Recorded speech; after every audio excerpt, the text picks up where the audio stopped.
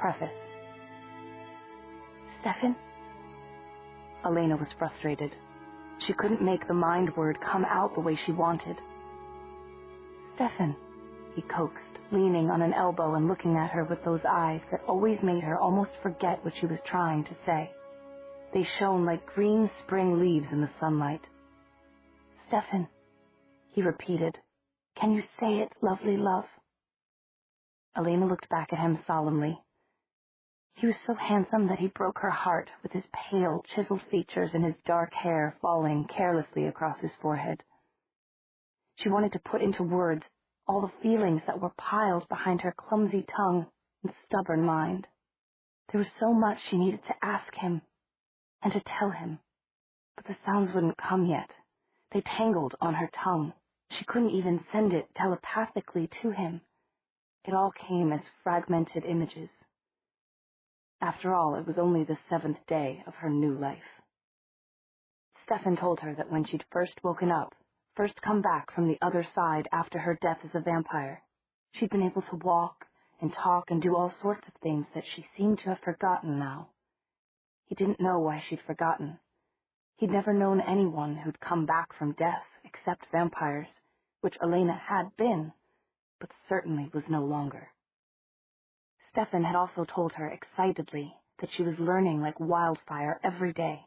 New pictures, new thought words, even though sometimes it was easier to communicate than others. Stefan was sure she would be herself again someday soon. Then she would act like the teenager she really was. She would no longer be a young adult with a childlike mind, the way the spirits had clearly wanted her to be, growing, seeing the world with new eyes, the eyes of a child. Elena thought that the spirits had been a little unfair. What if Stefan found someone in the meantime who could walk and talk, and write even? Elena worried over this.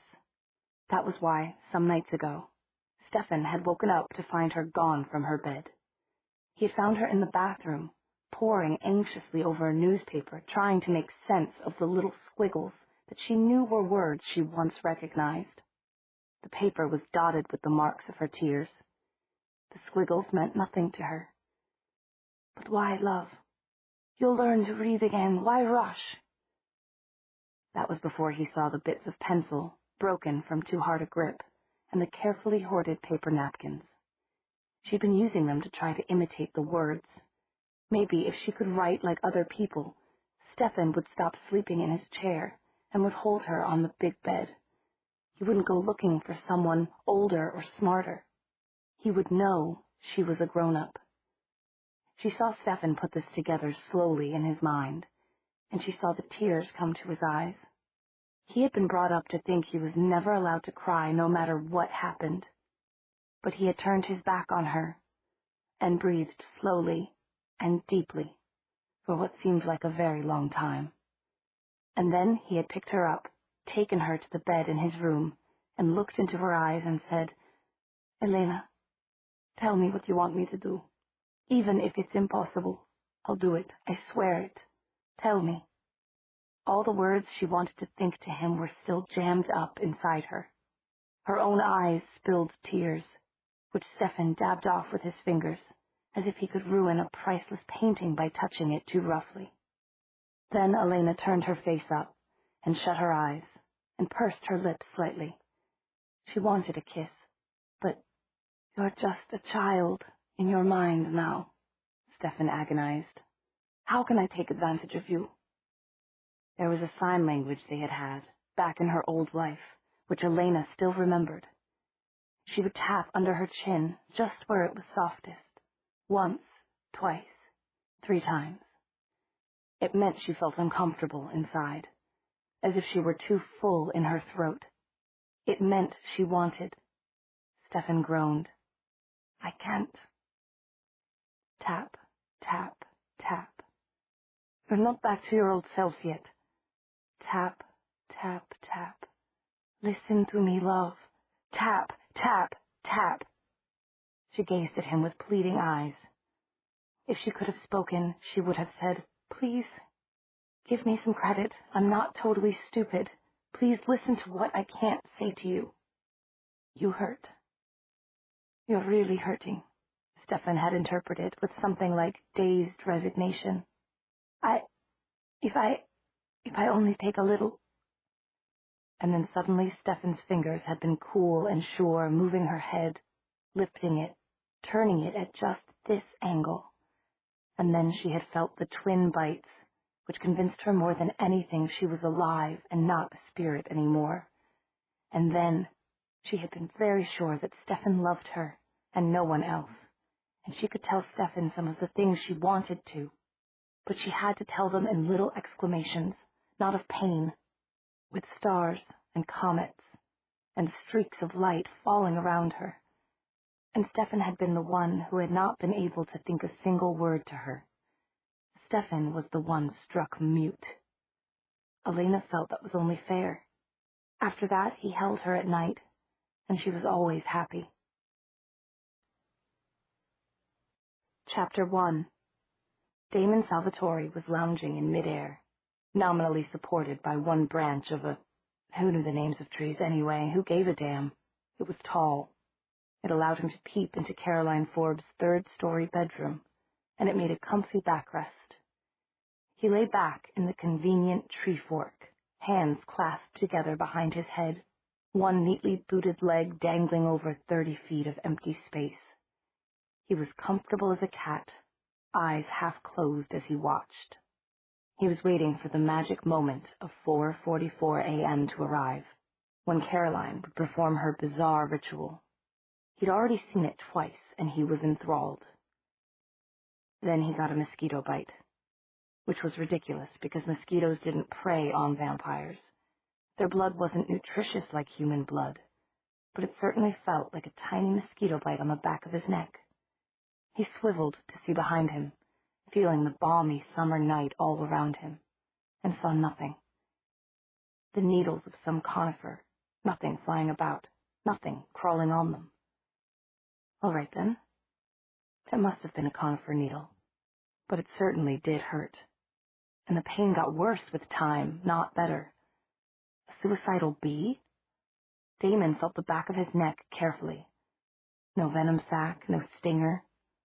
Just a tiny, squishy lump that hurt. A moment later, his attention was called back to the window.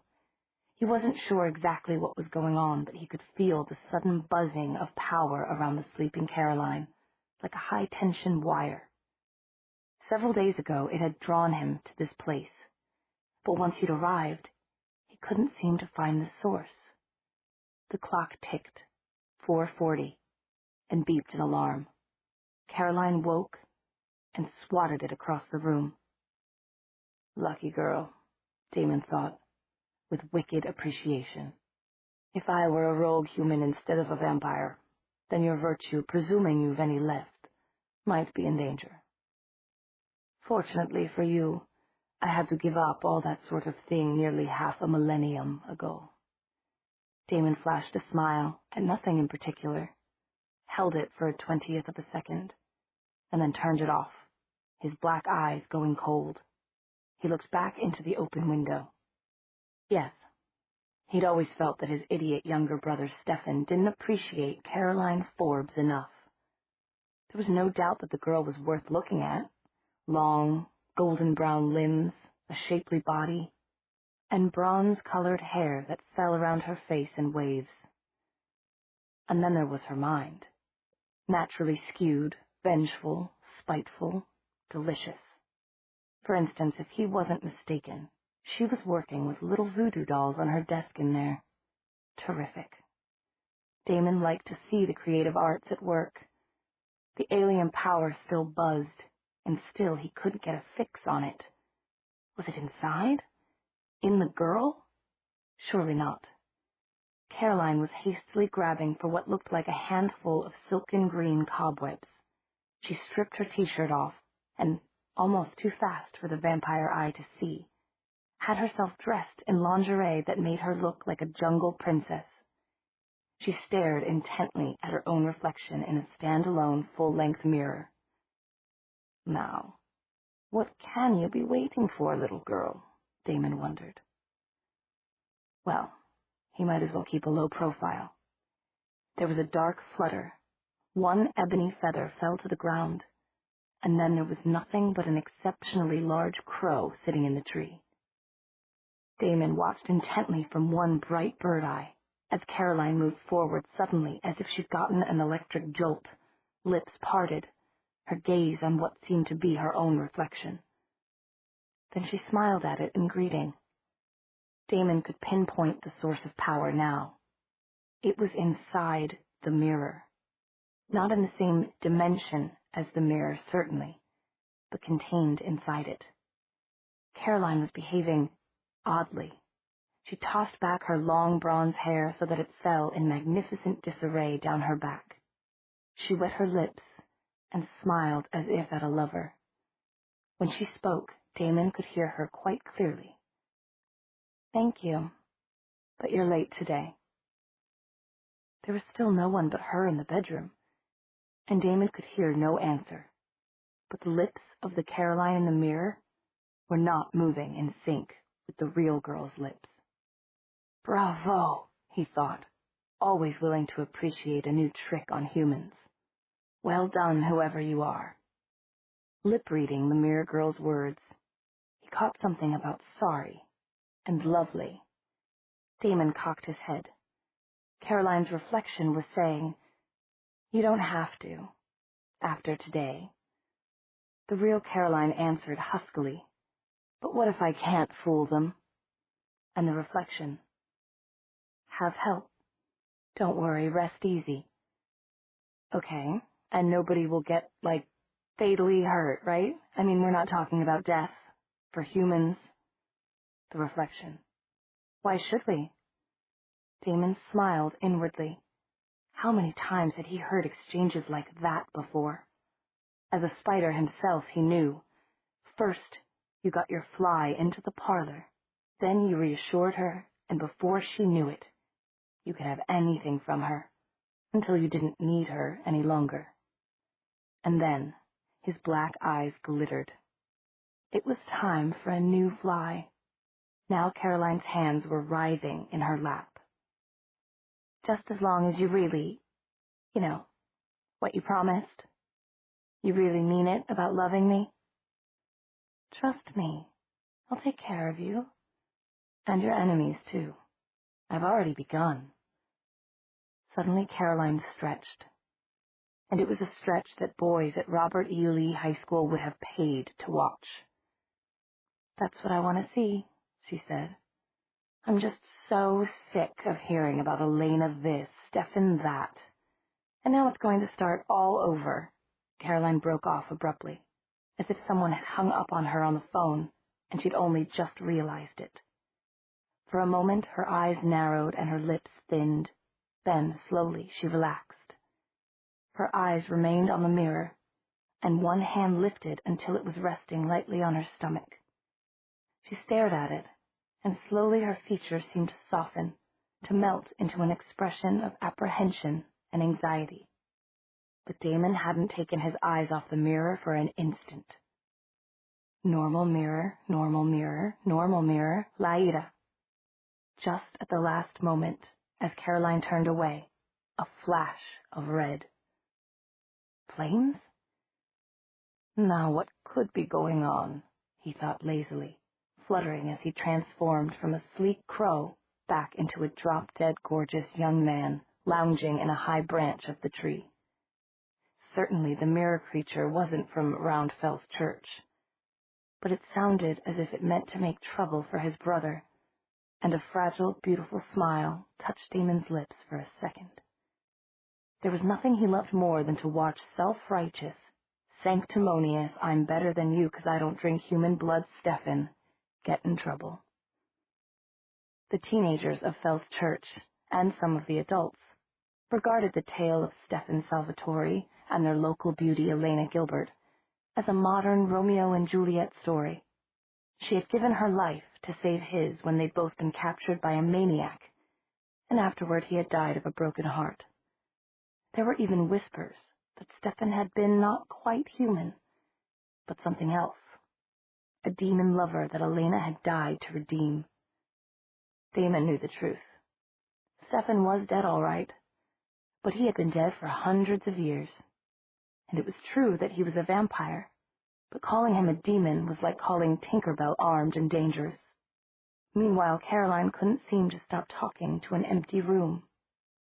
"Just you wait," she whispered, walking over to the piles of untidy papers and books that littered her desk. She rummaged through the papers until she found a miniature video camera that had a green light shining at her like a single, unblinking eye. Delicately, she connected the camera to her computer and began typing a password. Damon's eyesight was much better than a human's, and he could clearly see the tanned fingers with the long, shining bronze nails. CF rules. Caroline Forbes rules, he thought. Pitiful. Then she turned around, and Damon saw tears well up in her eyes.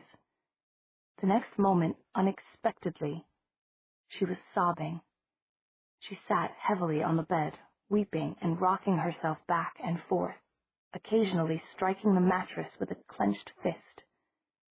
But mainly she just sobbed and sobbed. Damon was startled, but then custom took over and he murmured, Caroline, may I come in?" "What? Who?" She looked around frantically. "It's Damon. May I come in?" he asked, his voice dripping with mock sympathy, simultaneously using mind control on her. All vampires had such powers of control over mortals. How great the power was depended on many things. The vampire's diet. Human blood was by far the most potent. The strength of the victim's will. The relationship between the vampire and the victim. The fluctuation of day and night. And so many other things that even Damon didn't begin to understand. He only knew when he felt his own power quicken, as it was quickening now. And Caroline was waiting. "I can come in," he said in his most musical, most beguiling voice, at the same time crushing Caroline's strong will under one much stronger. "Yes," she answered, wiping her eyes quickly, apparently seeing nothing unusual in his entrance by a third-story window. Their eyes locked. "Come in, Damon." She had issued the necessary invitation for a vampire. With one graceful motion, he swung himself over the sill. The interior of her room smelled like perfumes, and not subtle ones. He felt really quite savage now. It was surprising the way the blood fever had come on so suddenly, so irresistibly. His upper canines had extended to about half again their size, and their edges were razor-sharp. This was no time for conversation, for loitering around as he usually did. For a gourmet, half the pleasure was in the anticipation, sure, but right now he was in need. He drew strongly on his power to control the human brain and gave Caroline a dazzling smile. That was all it took. Caroline had been moving toward him. Now she stopped. Her lips, partly open to ask a question, remained parted, and her pupils suddenly widened as if she were in a dark room, and then contracted and remained contracted. I, she managed. "Oh, there." She was his, and so easily, too. His fangs were throbbing with a kind of pleasurable pain, a tender soreness beckoning him to strike as quickly as the lunge of a cobra, to sink his teeth to the hilt in an artery. He was hungry, no, starving, and his whole body was burning with the urge to drink as deeply as he liked. After all, there were others to choose from if he drained this vessel dry.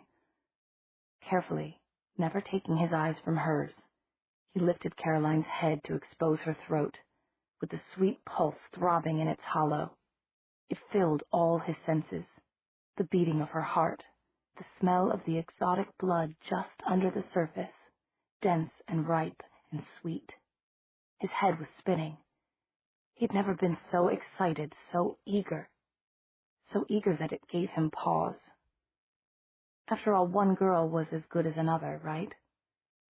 What was different about this time? What was wrong with him? And then he knew. I'll have my own mind back, thank you. Suddenly Damon's intellect was icy cold. The sensual aura in which he'd been trapped frozen over instantly. He dropped Caroline's chin and stood very still. He had almost fallen under the influence of the thing that was using Caroline. It had been trying to snare him into breaking his word to Elena. And again, he could just barely sense a whisk of red in the mirror. It was one of those creatures drawn to the nova of power that Fell's Church had become. He knew that. It had been using him, spurring him on, trying to get him to drain Caroline dry, to take all her blood, to kill a human, something he hadn't done since meeting Elena. Why? Coldly furious, he centered himself, and then probed in all directions with his mind to find the parasite. It should still be here. The mirror was only a portal for it to travel small distances. And it had been controlling him, Damon Salvatore. So it had to be very close indeed. Still, he could find nothing.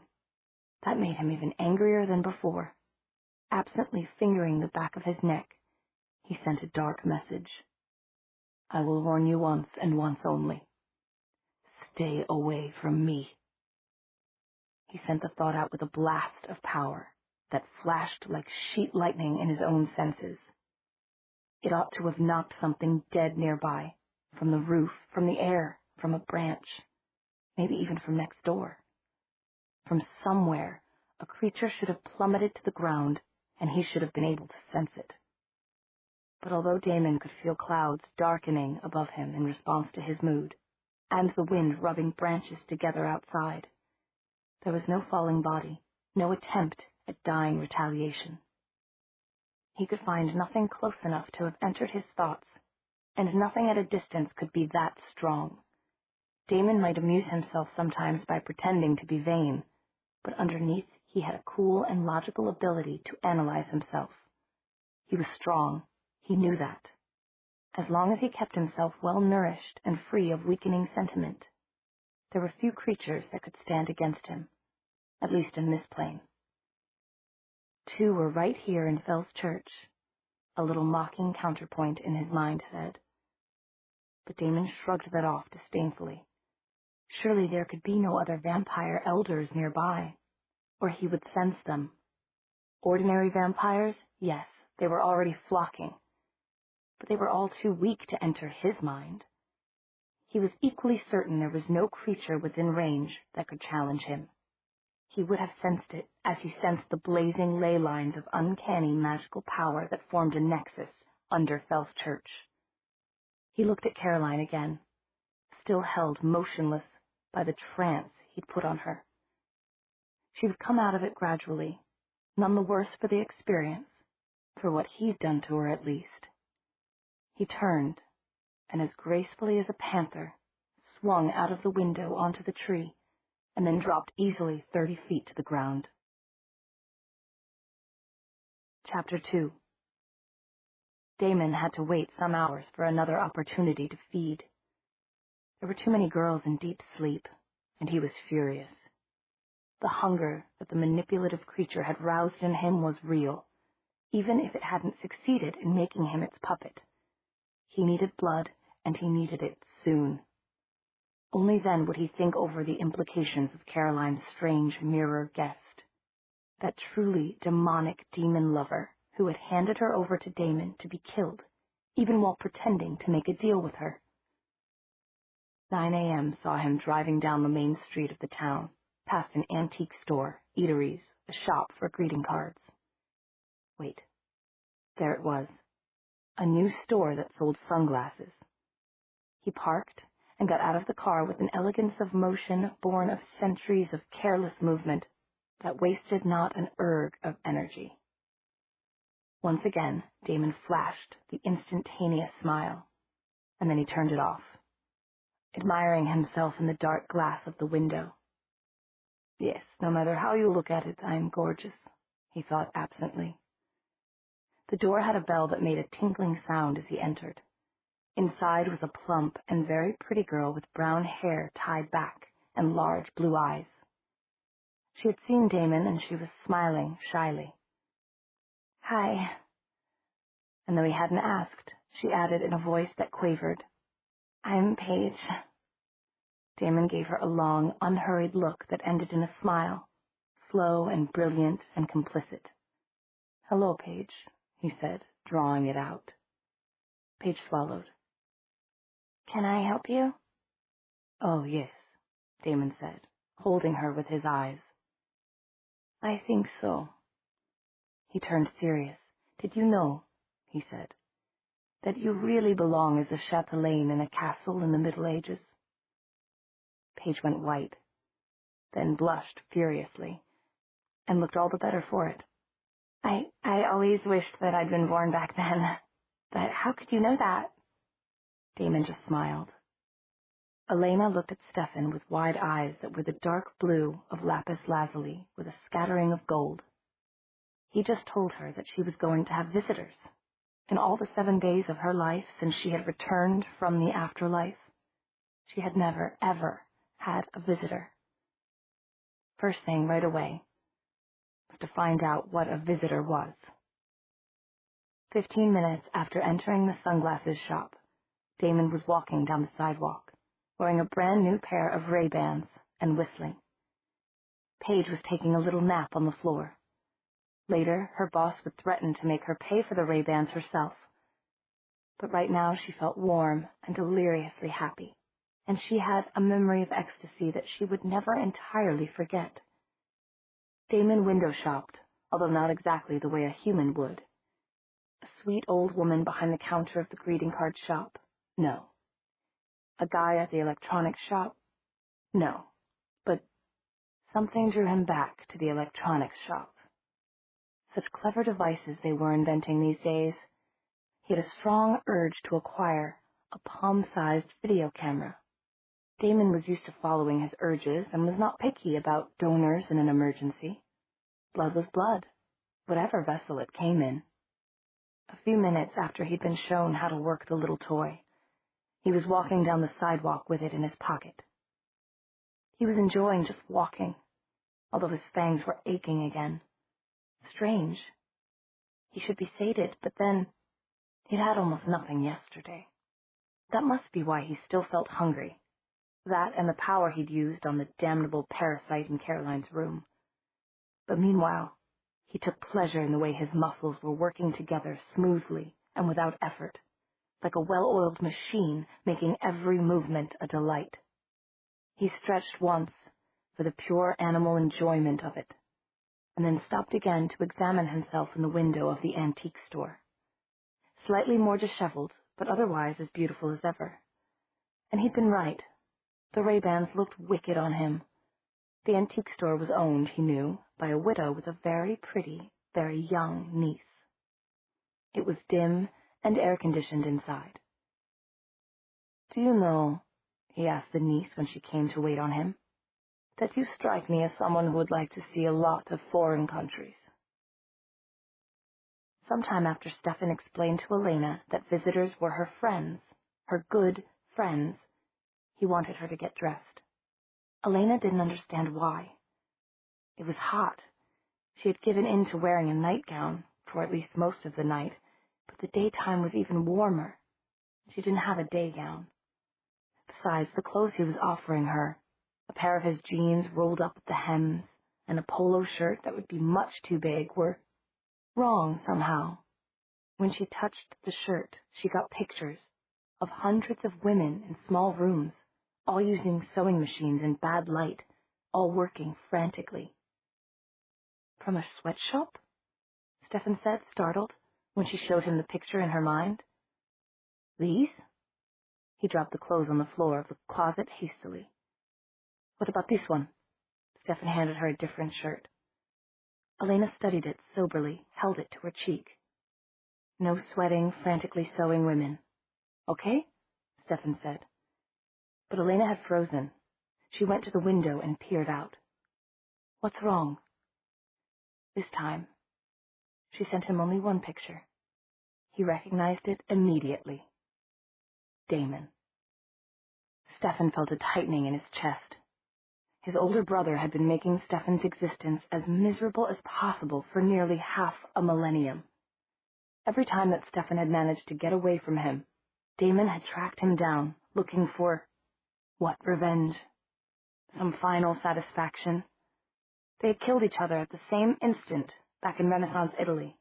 Their fencing swords had pierced each other's hearts almost simultaneously in a duel over a vampire girl. Things had only gone downhill from there. But he saved your life a few times too, Stefan thought, suddenly discomfited. And you promised you'd watch out for each other, take care of each other. Stefan looked sharply at Elena. She was the one who'd made both of them take the same oath when she was dying. Elena looked back with eyes that were limpid, deep blue pools of innocence.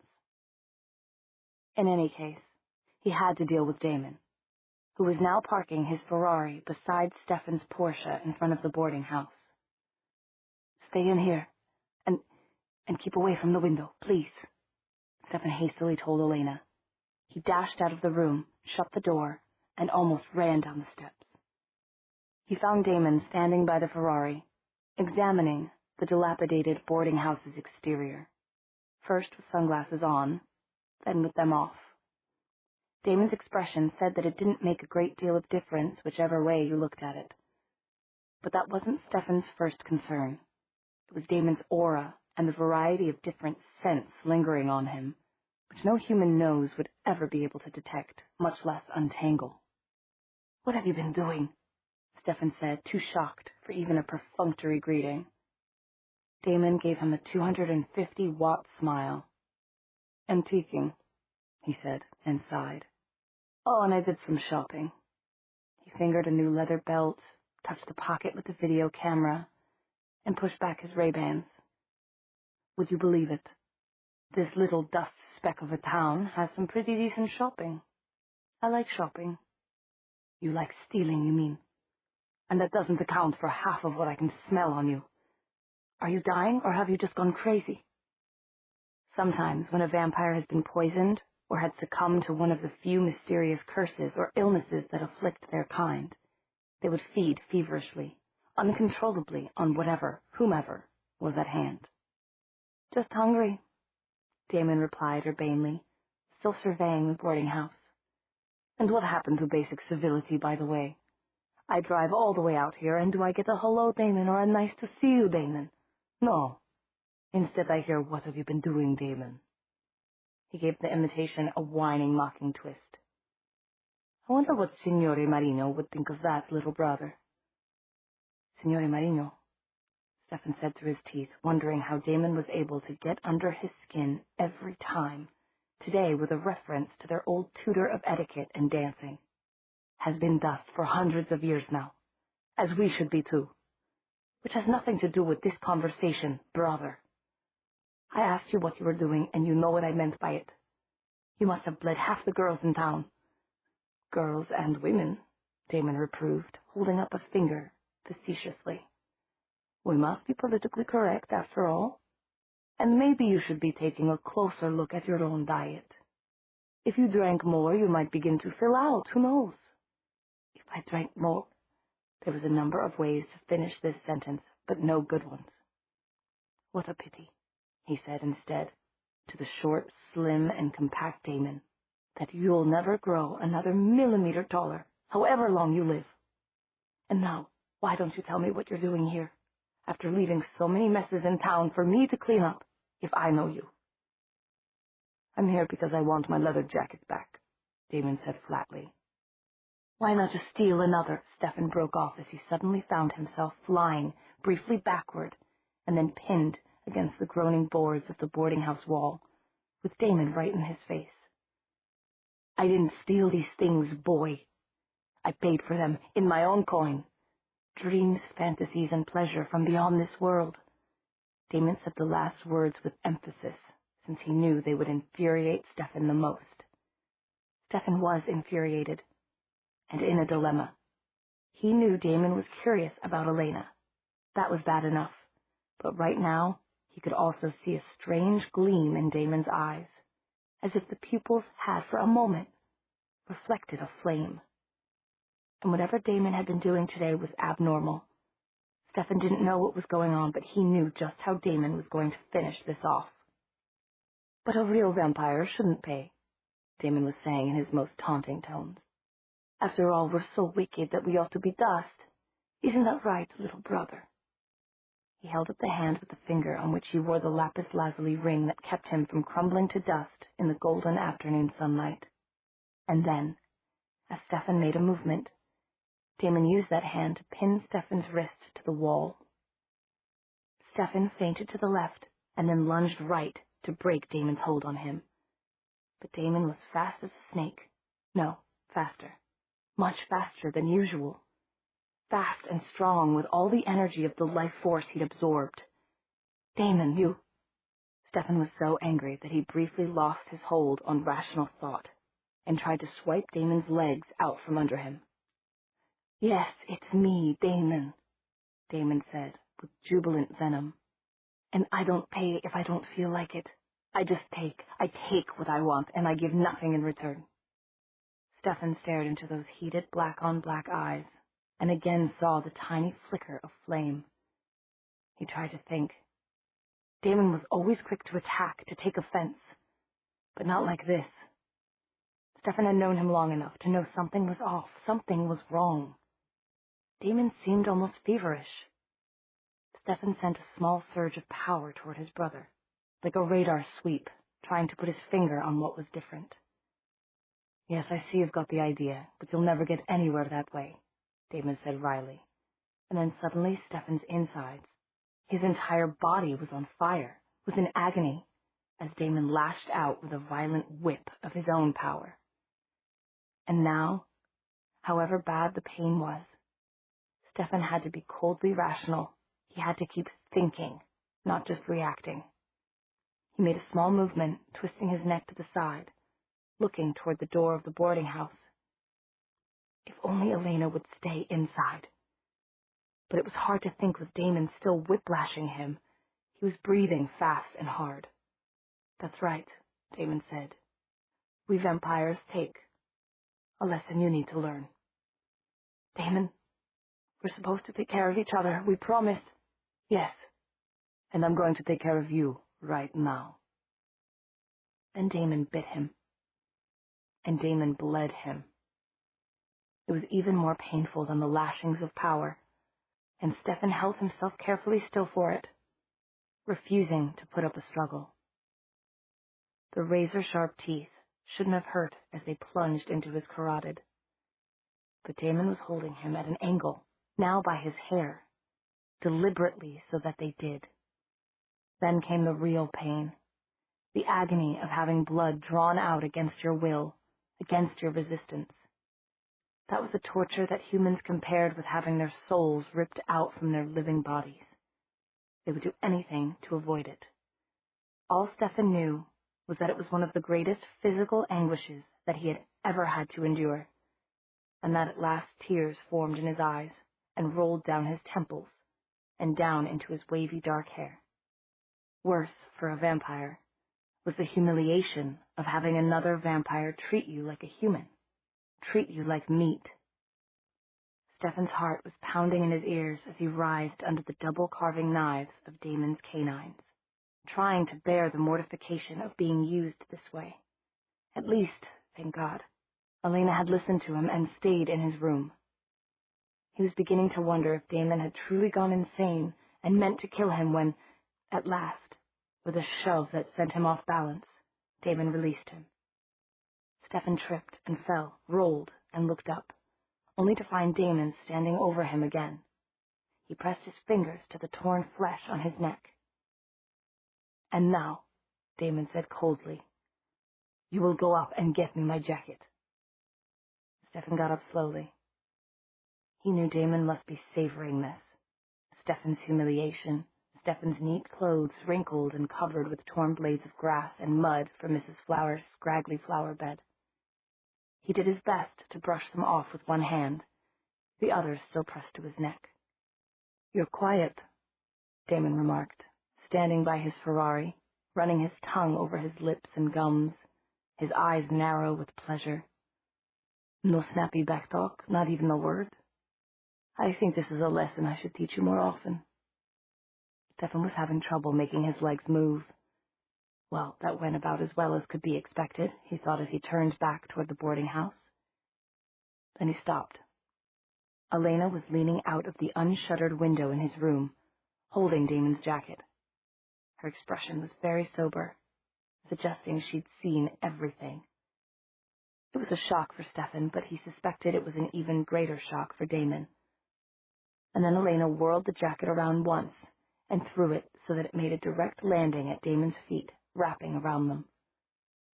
To Stefan's astonishment, Damon went pale.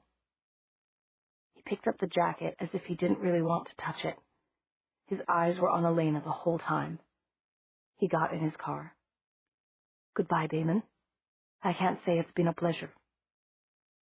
Without a word, looking for all the world like a naughty child who'd been whipped, Damon turned on the ignition. Just leave me alone, he said expressionlessly in a low voice. He drove off in a cloud of dust and gravel. Elena's eyes were not serene when Stefan shut the door to his room behind him. They were shining with a light that nearly stopped him in the doorway. He hurt you. He hurts everyone. He doesn't seem to be able to help it. But there was something weird about him today. I don't know what. Right now, I don't care. But look at you, making sentences.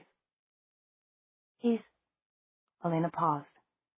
For the first time since she'd first opened her eyes back in the glade where she had been resurrected, there was a frown wrinkle on her forehead. She couldn't make a picture. She didn't know the right words. Something inside him, growing inside him like cold fire, dark light, she said finally, but hidden, fire that burns from the inside out. Stefan tried to match this up with anything he'd heard of, and came up blank. He was still humiliated that Elena had seen what had happened. All I know that's inside him is my blood, along with that of half the girls in town. Elena shut her eyes and shook her head slowly. Then, as if deciding not to go any further down that path, she patted the bed beside her. Come, she ordered confidently, looking up. The gold in her eyes seemed especially lustrous. Let me unhurt pain. When Stefan didn't come immediately, she held out her arms. Stefan knew he shouldn't go to them, but he was hurt, especially in his pride. He went to her and bent down to kiss her hair. Chapter 3. Later that day, Caroline was sitting with Matt Honeycutt, Meredith Sules, and Bonnie McCullough, all listening to Stefan on Bonnie's mobile phone. Late afternoon would be better, Stefan told Bonnie. She takes a little nap after lunch, and anyway, it'll be cooler in a couple hours. I told Elena you'd be coming by, and she's excited to see you. But remember 2 things. First, it's only been 7 days since she came back, and she's not quite herself yet. I think she'll get over her symptoms in just a few days, but meanwhile don't be surprised by anything. And second, don't say anything about what you see here, not to anyone. Stefan Salvatore. Bonnie was scandalized and offended. After all we've been through together, you think we blab? Not blab. Stefan's voice came back over the mobile, gently. But Bonnie was going on. We've stuck together through rogue vampires and the town's ghost, and werewolves and old ones, and secret crypts and serial killings and Damon. And have we ever told people about them? Bonnie said. I'm sorry, Stefan said. I just meant that Elena won't be safe. If any of you tells even one person, it would be all over the newspapers right away. Girl returns to life. And then, what do? I understand about that, Meredith said briefly, leaning in so that Stefan could see her. You don't need to worry. Every one of us will vow not to tell anyone. Her dark eyes flicked momentarily toward Caroline, and then away again. I have to ask you. Stefan was making use of all his Renaissance training in politeness and chivalry, particularly considering that 3 of the 4 people watching him on the phone were female. Do you really have any way to enforce a vow? Oh, I think so, Meredith said pleasantly, this time looking Caroline directly in the eyes. Caroline flushed, her bronzed cheeks and throat turning scarlet. Let us work it out, and in the afternoon we'll come over. Bonnie, who was holding the phone, said, Anybody have anything else to say? Matt had remained silent during most of the conversation. Now he shook his head, making his shock of fair hair fly. Then, as if he couldn't hold it back, he blurted, Can we talk to Elena? Just to say hi? I mean, it's been a whole week. His tan skin burned with a sunset glow almost as brightly as Caroline's had. I think you had better just come over. You'll see why when you get here. Stefan hung up. They were at Meredith's house, sitting around an old patio table in the backyard. Well, we can at least take them some food, Bonnie suggested, rocketing up from her seat. God knows what Mrs. Flowers makes for them to eat, or if she does. She made waving motions to the others, as if to raise them from their chairs by levitation. Matt started to obey, but Meredith remained seated. She said quietly, We just made a promise to Stefan. There's the matter of the vow first, and the consequences. I know you're thinking about me, Caroline said. Why don't you just say so? All right, Meredith said. I'm thinking about you. Why are you suddenly interested in Elena again? How can we be sure that you won't go spreading the news of this all around Fell's Church? Why would I want to? Attention? You'd love to be at the center of a crowd, giving them every juicy detail. Or revenge, Bonnie added, subtly sitting down again. Or jealousy, or boredom, or, okay, Matt interrupted. I think that's enough with the reasons. Just one more thing, Meredith said quietly. Why do you care so much about seeing her, Caroline? The 2 of you haven't gotten along in almost a year, ever since Stefan came to Fell's Church. We let you in on the call to Stefan, but after what he said, if you really need a reason why I should care, after everything that happened a week ago, well, I would think you'd understand without being told. Caroline fixed shining cat-green eyes on Meredith. Meredith looked back with her best no-expression. All right, Caroline said. She killed him for me. Or had him called to judgment or whatever, that vampire, Klaus. And after being kidnapped and used like a toy whenever Klaus wanted blood or... Her face twisted and her breathing hitched. Bonnie felt sympathy, but she also was wary. Her intuition was aching, warning her. And she noticed that although Caroline spoke about Klaus, the vampire, she was strangely silent about her other kidnapper, Tyler Smallwood, the werewolf. Maybe because Tyler had been her boyfriend until he and Klaus had held her hostage. I'm sorry, Meredith said in a quiet voice that did sound sorry. So you want to thank Elena? Yes, I want to thank her. Caroline was breathing hard, and I want to make sure that she's okay. Okay, but this oath covers quite a bit of time, Meredith continued calmly. You may change your mind tomorrow, next week, a month from now. We haven't even thought about consequences. Look, we can't threaten Caroline, Matt said. Not physically.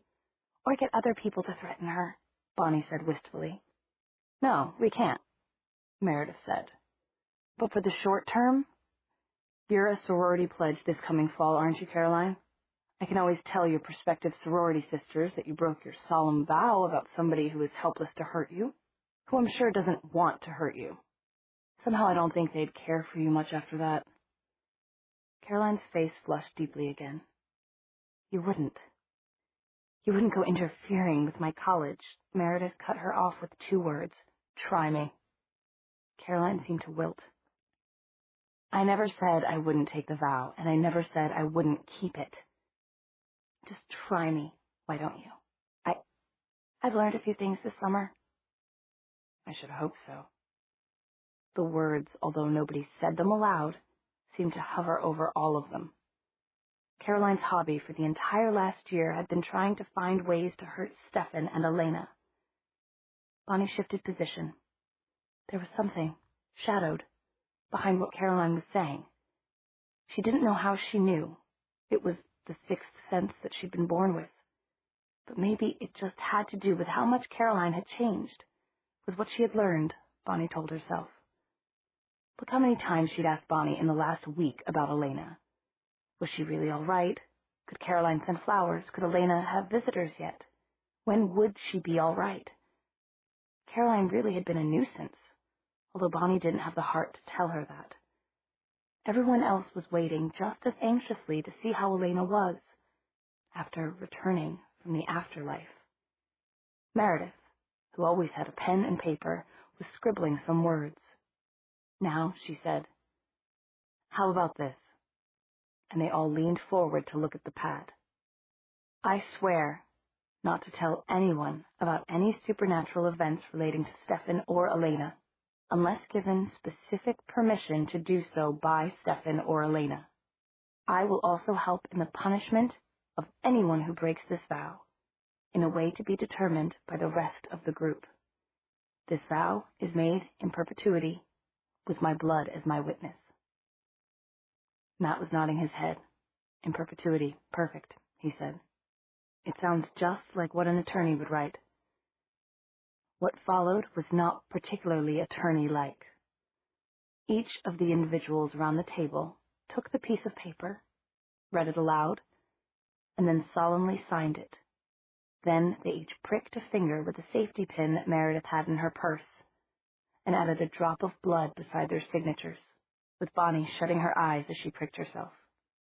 "Now it's really binding," she said grimly, as one who knows. "I wouldn't try to break this. I've had enough of blood for a long time," Matt said, squeezing his finger and looking at it gloomily. That was when it happened. Meredith's contract was sitting in the center of the table so all could admire it when, from a tall oak where the backyard met the forest, a crow came swooping down. It landed on the table with a raw-throated scream, causing Bonnie to scream too. The crow cocked an eye at the four humans, who were hastily pulling back their chairs to get out of its way. Then it cocked its head the other way. It was the biggest crow any of them had ever seen, and the sun stroked iridescent rainbows from its plumage. The crow seemed, for all the world, to be examining the contract. And then it did something so quickly that it made Bonnie dart behind Meredith, stumbling over her chair. It opened its wings, leaned forward, and pecked violently at the paper, seeming to aim at two specific spots. And then it was gone, first fluttering and then soaring off until it was a tiny black speck in the sun. "It's ruined all our work," Bonnie cried, still safely behind Meredith. "I don't think so," said Matt, who was closer to the table. When they dared to move forward and look at the paper, Bonnie felt as if someone had thrown a blanket of ice around her back. Her heart began to pound. Impossible as it seemed, the violent pecking was all red, as if the crow had retched up blood to color it. And the red marks, surprisingly delicate, looked exactly like an ornate letter. D. And under that, "Elena is mine." Chapter 4. With the signed contract safely tucked in Bonnie's purse, they pulled up to the boarding house in which Stefan had taken up residence again. They looked for Mrs. Flowers, but couldn't find her, as usual. So they walked up the narrowing steps with the worn carpet and splintering balustrade, helloing as they came. "Stefan? Elena, it's us!" The door at the very top opened, and Stefan's head came out. He looked different, somehow. "Happier," Bonnie whispered wisely to Meredith. "Is he?" "Of course." Bonnie was shocked. "He's got Elena back." "Yes, he does. Just the way she was when they met, I bet. You saw her in the woods. Meredith's voice was heavy with significance. But that's... Oh no! She's human again! Matt looked down the stairs and hissed, "Will you two quit it? They're gonna hear us." Bonnie was confused. Of course Stefan could hear them. But if you were going to worry about what Stefan heard, you'd have to worry about what you thought, too. Stefan could always catch the shape of what you were thinking, if not the actual words. "Boys," hissed Bonnie. "I mean, I know they're totally necessary and all, but sometimes they just don't get it." "Just wait till you try men," whispered Meredith. And Bonnie thought of Alaric Saltzman, the college student that Meredith was more or less engaged to.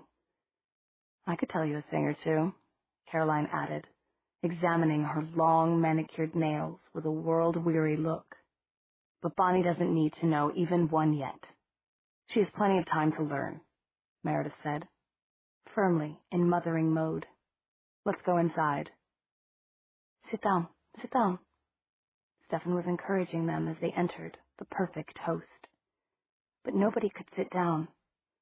All eyes were fixed on Elena.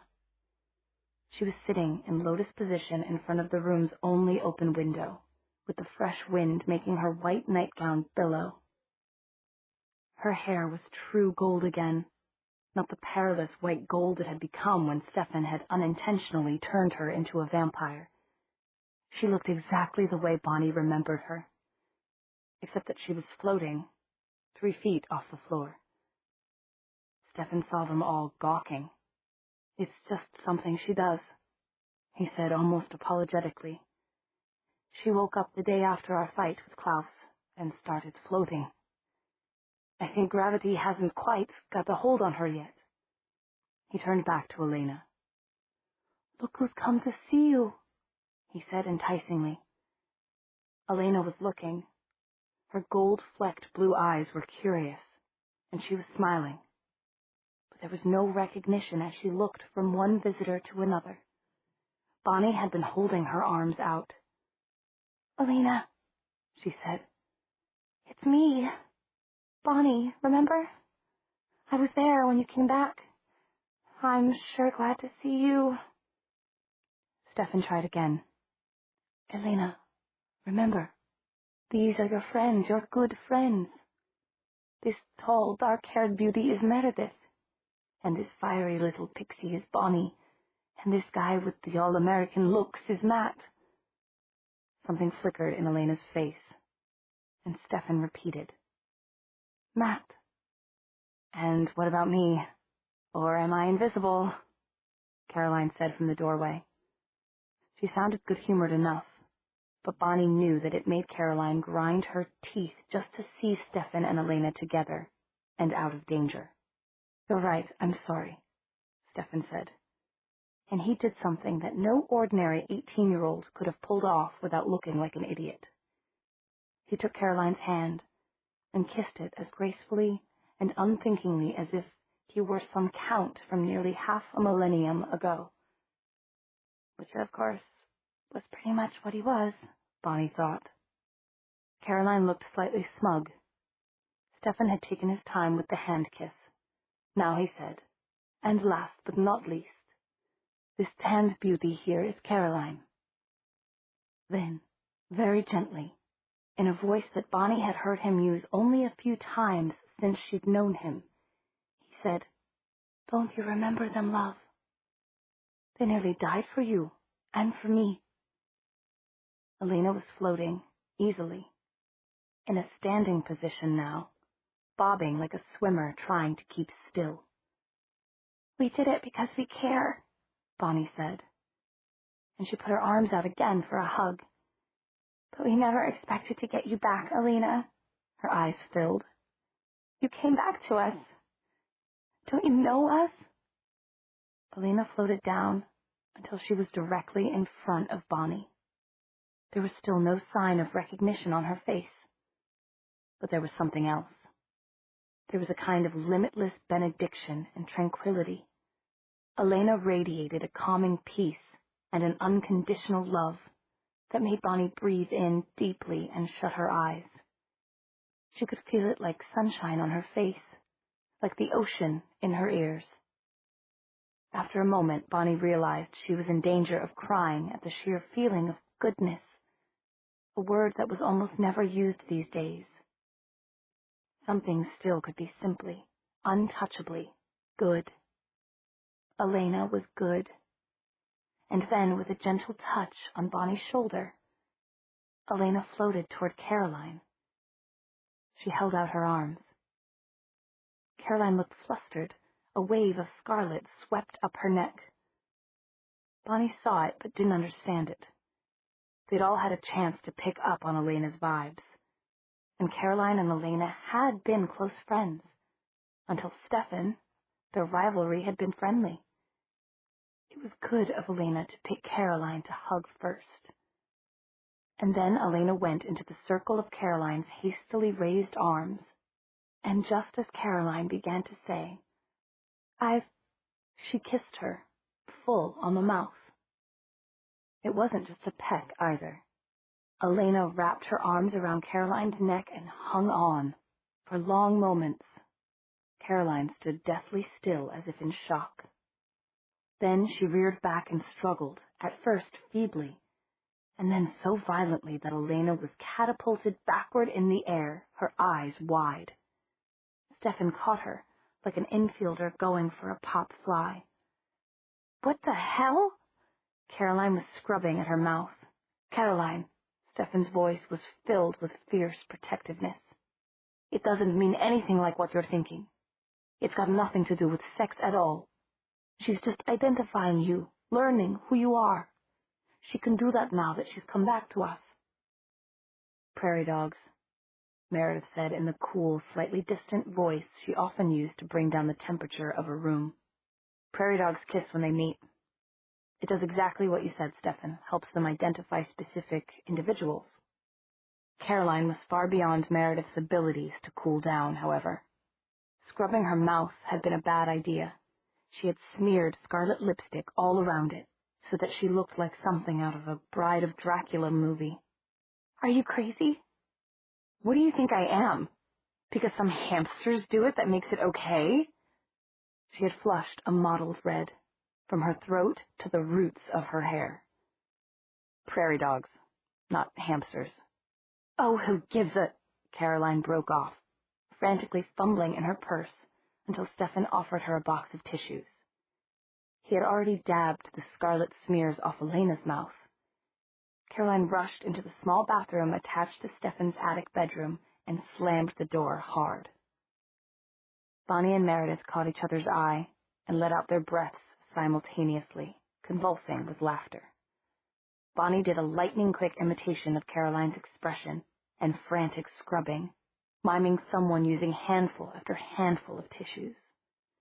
Meredith gave a reproving shake of her head, but she and Stefan and Matt all had a case of the mustn't laugh snickers. A lot of it was simply the release of tension. They had seen Elena alive again, after 6 long months without her. But they couldn't stop laughing. Or at least they couldn't until a tissue box sailed out of the bathroom, nearly hitting Bonnie in the head, and they all realized that the slammed door had rebounded, and that there was a mirror in the bathroom. Bonnie caught Caroline's expression in the mirror, and then met her full-on glare. Yep, she'd seen them laughing at her. The door closed again, this time as if it had been kicked. Bonnie ducked her head and clutched at her short strawberry curls, wishing the floor would open up and swallow her. "I'll apologize," she said after a gulp, trying to be adult about the situation. Then she looked up and realized that everyone else was more concerned about Elena, who was clearly upset by this rejection. "It's a good thing we made Caroline sign that oath in blood," Bonnie thought. "And it's a good thing that you know who signed it, too.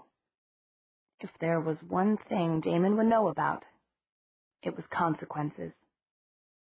Even as she was thinking this, she joined the huddle around Elena.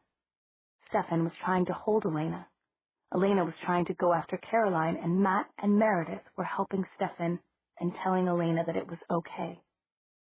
When Bonnie joined them, Elena gave up trying to get to the bathroom. Her face was distressed, her blue eyes swimming with tears.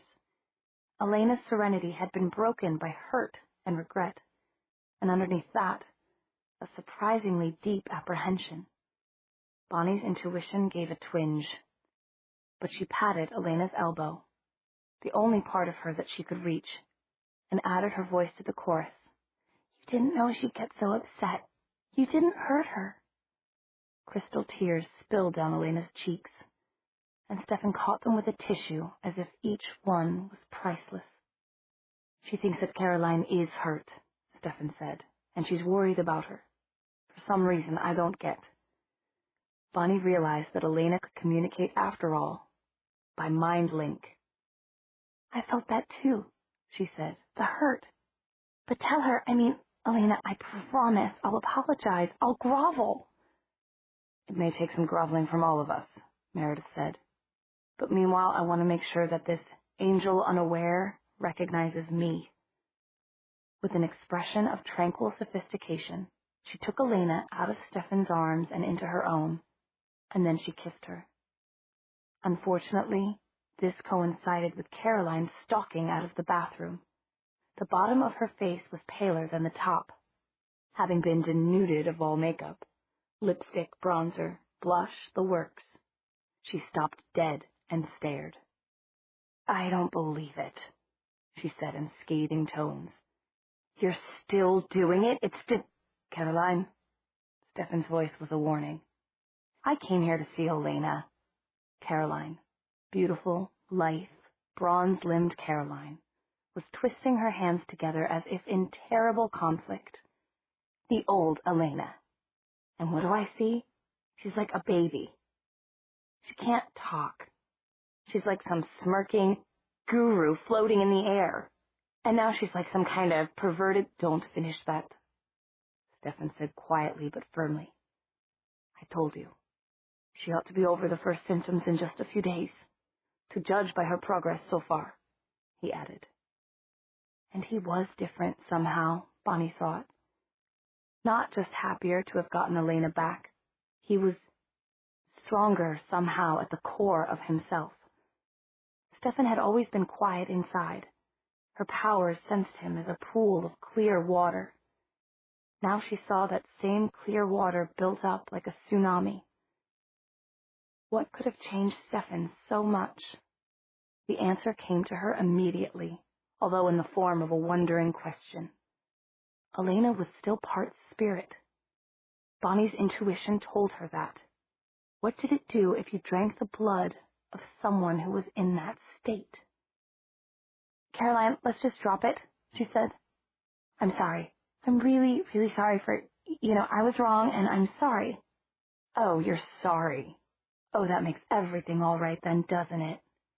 Caroline's voice was pure acid, and she turned her back on Bonnie with finality. Bonnie was surprised to feel the sting of tears behind her eyes. Elena and Meredith still had their arms around each other, their cheeks wet with the other's tears. They were looking at each other, and Elena was beaming.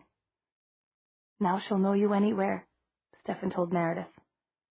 Not just your face, but, well, the inside of you too, or the shape of it at least. I should have mentioned that before this started, but I'm the only one she's met, and I didn't realize. You should have realized. Caroline was pacing like a tiger. So you kissed a girl, so what? Bonnie exploded. What do you think, you're going to grow a beard now? As if powered by the conflict around her, Elena suddenly took off. All at once, she was zipping around the room as if she'd been shot from a cannon.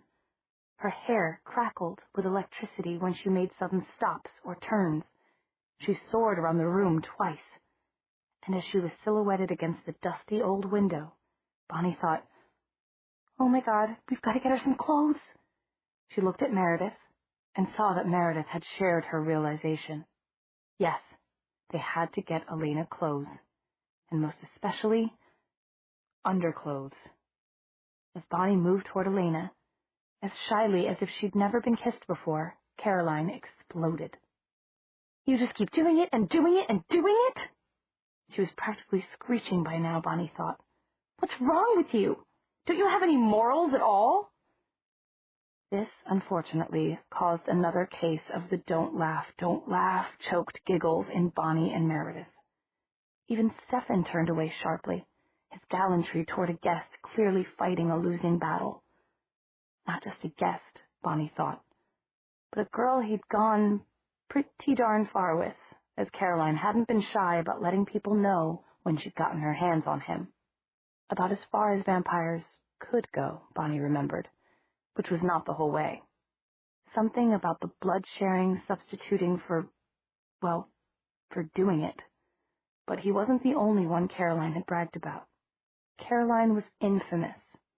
Bonnie glanced at Elena, saw that Elena was watching Caroline with a strange expression.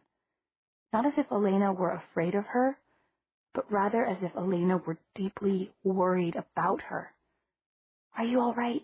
Bonnie whispered. To her surprise, Elena nodded, then looked at Caroline and shook her head. She carefully looked Caroline up and down, and her expression was that of a puzzled doctor examining a very sick patient. Then she floated toward Caroline, one hand extended. Caroline shied away, as if she were disgusted to have Elena touch her. No, not disgusted, Bonnie thought, but frightened. How do I know what she'll do next? Caroline snapped. But Bonnie knew that wasn't the real reason for her fear. What do we have going on here? She wondered. Elena afraid for Caroline? And Caroline afraid of Elena. What does that equal? Bonnie's psychic senses were giving her goose flesh. There was something wrong with Caroline, she felt. Something she'd never encountered before. And the air, it was thickening somehow, as if it were building up to a thunderstorm. Caroline made a sharp turn to keep her face averted from Elena's. She moved behind a chair. Just keep her freaking away from me, all right? I won't let her touch me again, she began, when Meredith changed the whole situation with 2 quiet words. What did you say to me? Caroline said, staring. Chapter 5. Damon was driving aimlessly when he saw the girl. She was alone, walking down the side of the street, her Titian hair blowing in the wind, her arms weighted down by packages. Damon immediately did the chivalrous thing. He let the car glide to a stop, waited for the girl to take a few striding paces to catch up with him. Que gambe, and then jumped out and hastened to open the passenger side door for her. Her name, as it turned out, was Damaris. In moments, the Ferrari was back on the road, going so fast that Damaris's Titian hair was flowing behind her like a banner. She was a young woman who fully merited the kind of trance-inducing compliments he'd been handing out freely all day, which was a good thing, he thought laconically, because his imagination was very nearly drained dry. But flattering this lovely creature, with her nimbus of red-gold hair and her pure, milky skin, wouldn't take any imagination at all. He didn't expect any trouble from her, and he planned to keep her overnight.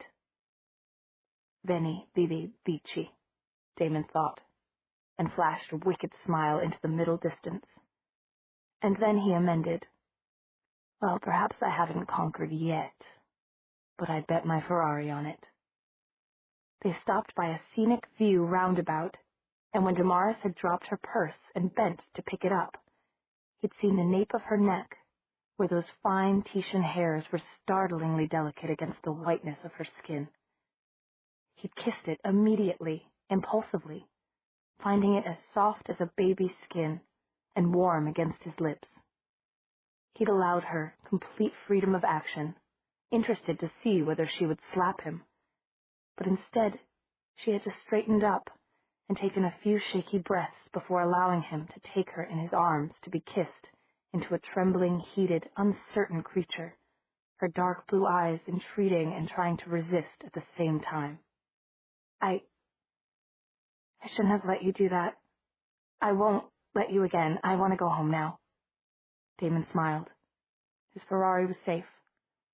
Her ultimate yielding would be particularly pleasant, he thought, as they continued their drive.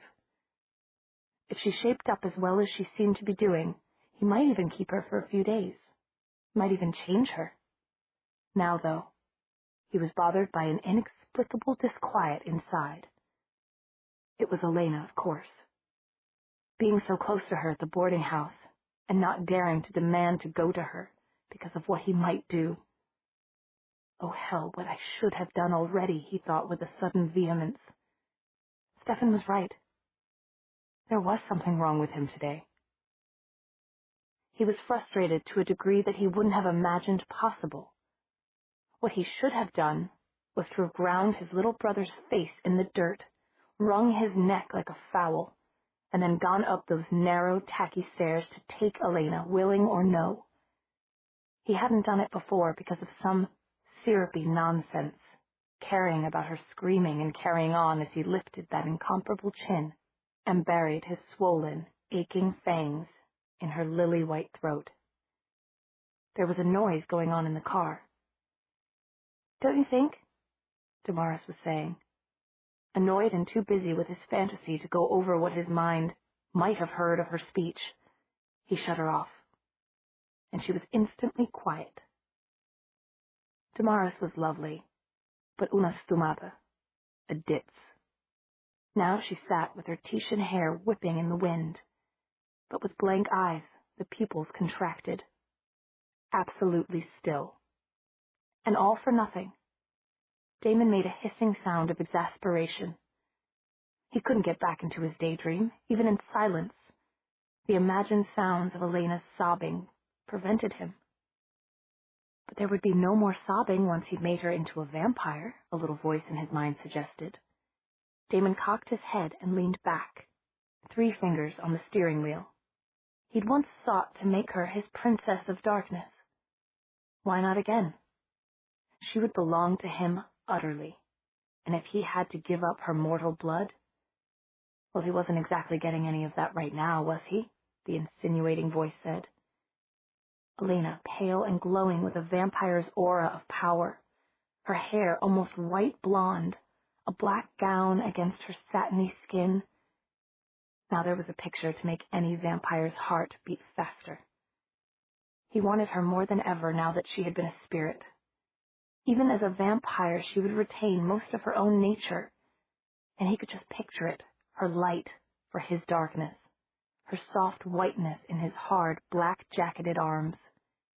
He would stop that exquisite mouth with kisses, smother her with them. What was he thinking about? Vampires didn't kiss like that for enjoyment, especially not other vampires. The blood, the hunt was all. Kissing beyond whatever was necessary to conquer their victim was pointless. It could lead nowhere. Only sentimental idiots like his brother bothered with such foolishness. A mated vampire pair might share the blood of a mortal victim, both striking at once, both controlling the victim's mind, and joined together in mind link too. That was how they found their pleasure. Still, Damon found himself excited by the idea of kissing Elena, of forcing kisses on her, of feeling her desperation to get away from him suddenly pause, with a little hesitation that came just before response, before yielding herself completely to him. Maybe I'm going crazy, Damon thought, intrigued. He had never gone crazy before that he could recall, and there was some appeal in the idea. It had been centuries since he'd felt this kind of excitement. All the better for you, Damaris, he thought. He had reached the point where Sycamore Street cut briefly into the old wood, and the road there was winding and dangerous. Regardless, he found himself turning to Damaris to wake her again, noting with approval that her lips were naturally that some centuries since he'd felt this kind of excitement. All the better for you, Damaris, he thought. He had reached the point where Sycamore Street cut briefly into the old wood, and the road there was winding and dangerous. Regardless, he found himself turning to Damaris to wake her again, noting with approval that her lips were naturally that soft cherry color, without lipstick. He kissed her lightly, then waited to gauge her response. Pleasure. He could see her mind go soft and rosy with it. He glanced at the road ahead, and then tried it again, this time holding the kiss. He was elated with her response, with both of their responses. This was amazing. It must have to do with the amount of blood he'd had, more than ever before in one day, or the combination. He suddenly had to wrench his attention from Damaris to driving. Some small russet animal had appeared as if by magic on the road in front of him. Damon normally didn't go out of his way to run over rabbits, porcupines, and the like, but this one had annoyed him at a crucial moment. He grasped the steering wheel with both hands, his eyes black and cold as glacial ice in the depths of a cave, and headed straight for the russet thing. Not all that small. There would be a bit of a bump. Hang on, he murmured to Damaris. At the last instant, the reddish thing dodged. Damon wrenched the wheel around to follow it, and then found himself faced with a ditch.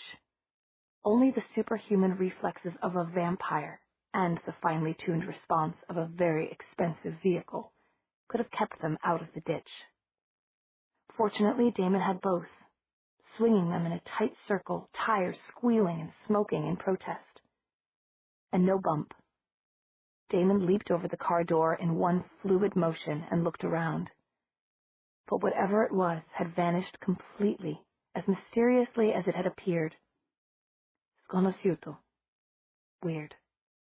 He wished he wasn't heading into the sun. The bright afternoon light cut down his visual acuity severely. But he had a glimpse of the thing as it got close, and it had looked deformed, pointed at one end and fan-like at the other. Oh well. He turned back to the car, where Damaris was having hysterics. He wasn't in the mood to coddle anyone, so he simply put her back to sleep. She slumped back into the seat, tears left to dry on her cheeks, unheeded. Damon got back into the car feeling frustrated, but he knew now what he wanted to do today.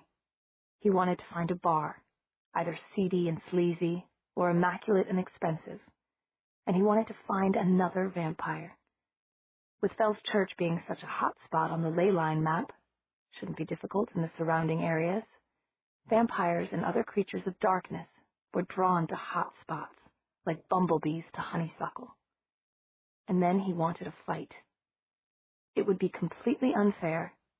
Damon was the strongest vampire left that he knew of. Plus, he was tick-full of a cocktail of the blood of Fell's Church's finest maidens. He didn't care. He felt like taking his frustrations out on something. And he flashed that inimitable, incandescent smile at nothing. Some werewolf or vampire or ghoul was about to meet its quietus. Maybe more than one, if he were only lucky enough to find them. After which, delicious Damaris for dessert. Life was good after all. And unlife, thought Damon, his eyes glinting dangerously behind the sunglasses, was even better. He wasn't just going to sit and sulk because he couldn't have Elena immediately. He was going to go out and enjoy himself and get stronger. And then sometime soon, he was going to go over to his pathetic milksop of a younger brother's place and take her. He happened to glance in the car's rearview mirror for a moment. By some freak of light or inversion of the atmosphere, it seems that he could see his eyes behind his sunglasses, burning red. Chapter 6. I said, get out, Meredith repeated to Caroline, still quietly. You've said things that never should have been said in any civilized place. This happens to be Stefan's place. And yes, it's his place to order you out too. I'm doing it for him, though, because he never would ask a girl, and a former girlfriend, I might add, to get the hell out of his room. Matt cleared his throat. He'd stepped back into a corner, and everyone had forgotten about him. Now, he said, Caroline, I've known you way too long to be formal. And Meredith's right. You want to say the kind of things you've been saying about Elena? You do it somewhere far away from Elena. But look, there's one thing I know. No matter what Elena did when she was down here before, his voice dropped a little in wonder. And Bonnie knew that he meant when Elena was here on Earth before. She's as close to an angel now as you can get. Right now, she's completely... He hesitated, stumbling for the right words. Pure, Meredith said easily, filling in the blank for him. Yeah, Matt agreed. Yeah, pure. Everything she does is pure, and it's not like any of your nasty words could stain her anyway. But the rest of us just don't like hearing you try. There was a low, thank you, from Stefan. I was already going, Caroline said, now through her teeth. And don't you dare preach at me about purity. Here, with all this going on, you probably just want to watch it going on yourself, two girls kissing. You probably... Enough.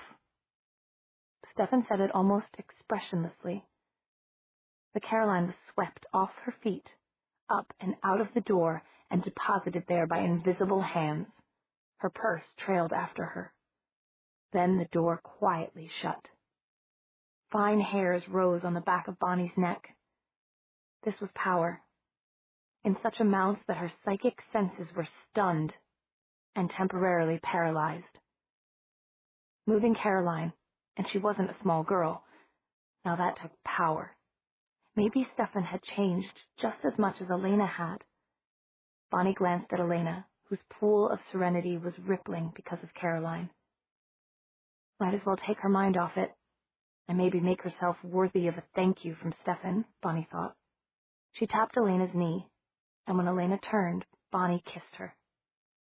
Elena broke the kiss very quickly, as if afraid to set off some holocaust again. But Bonnie saw at once what Meredith had said about it not being sexual. It was more like being examined by someone who used all her senses to the fullest. When Elena moved away from Bonnie, she beamed at her just as she had at Meredith, all the distress washed away by, yes, the purity of the kiss. And Bonnie felt as if some of Elena's tranquility had soaked into her. Should have known better than to bring Caroline, Matt was saying to Stefan. Sorry about butting in, but I know Caroline, and she could have gone on ranting for another half hour, never actually leaving. Stefan took care of that, Meredith said. Or was that Elena, too? It was me, Stefan said. Matt had it right. She could keep on talking forever without actually leaving. And I'd just as lief nobody run Elena down like that in my hearing. Why are they talking about those things? Bonnie wondered. Of all people, Meredith and Stefan were least inclined to chatter. But here they were, saying things that didn't really need to be said. Then she realized it was for Matt, who was moving slowly, but with determination toward Elena. Bonnie got up as quickly and as lightly as if she could fly, and managed to pass Matt without looking at him.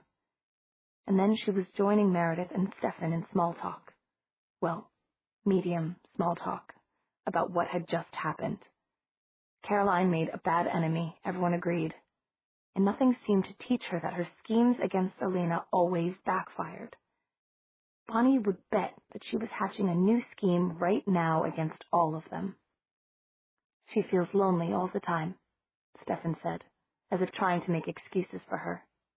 She wants to be accepted by anyone, on any terms, but she feels apart, as if nobody who really got to know her would trust her. She's defensive, Meredith agreed. But you'd think she'd show some gratitude. After all, we did rescue her and save her life just over a week ago. There was more to it than that, Bonnie thought. Her intuition was trying to tell her something. Something about what might have happened before they had been able to rescue Caroline.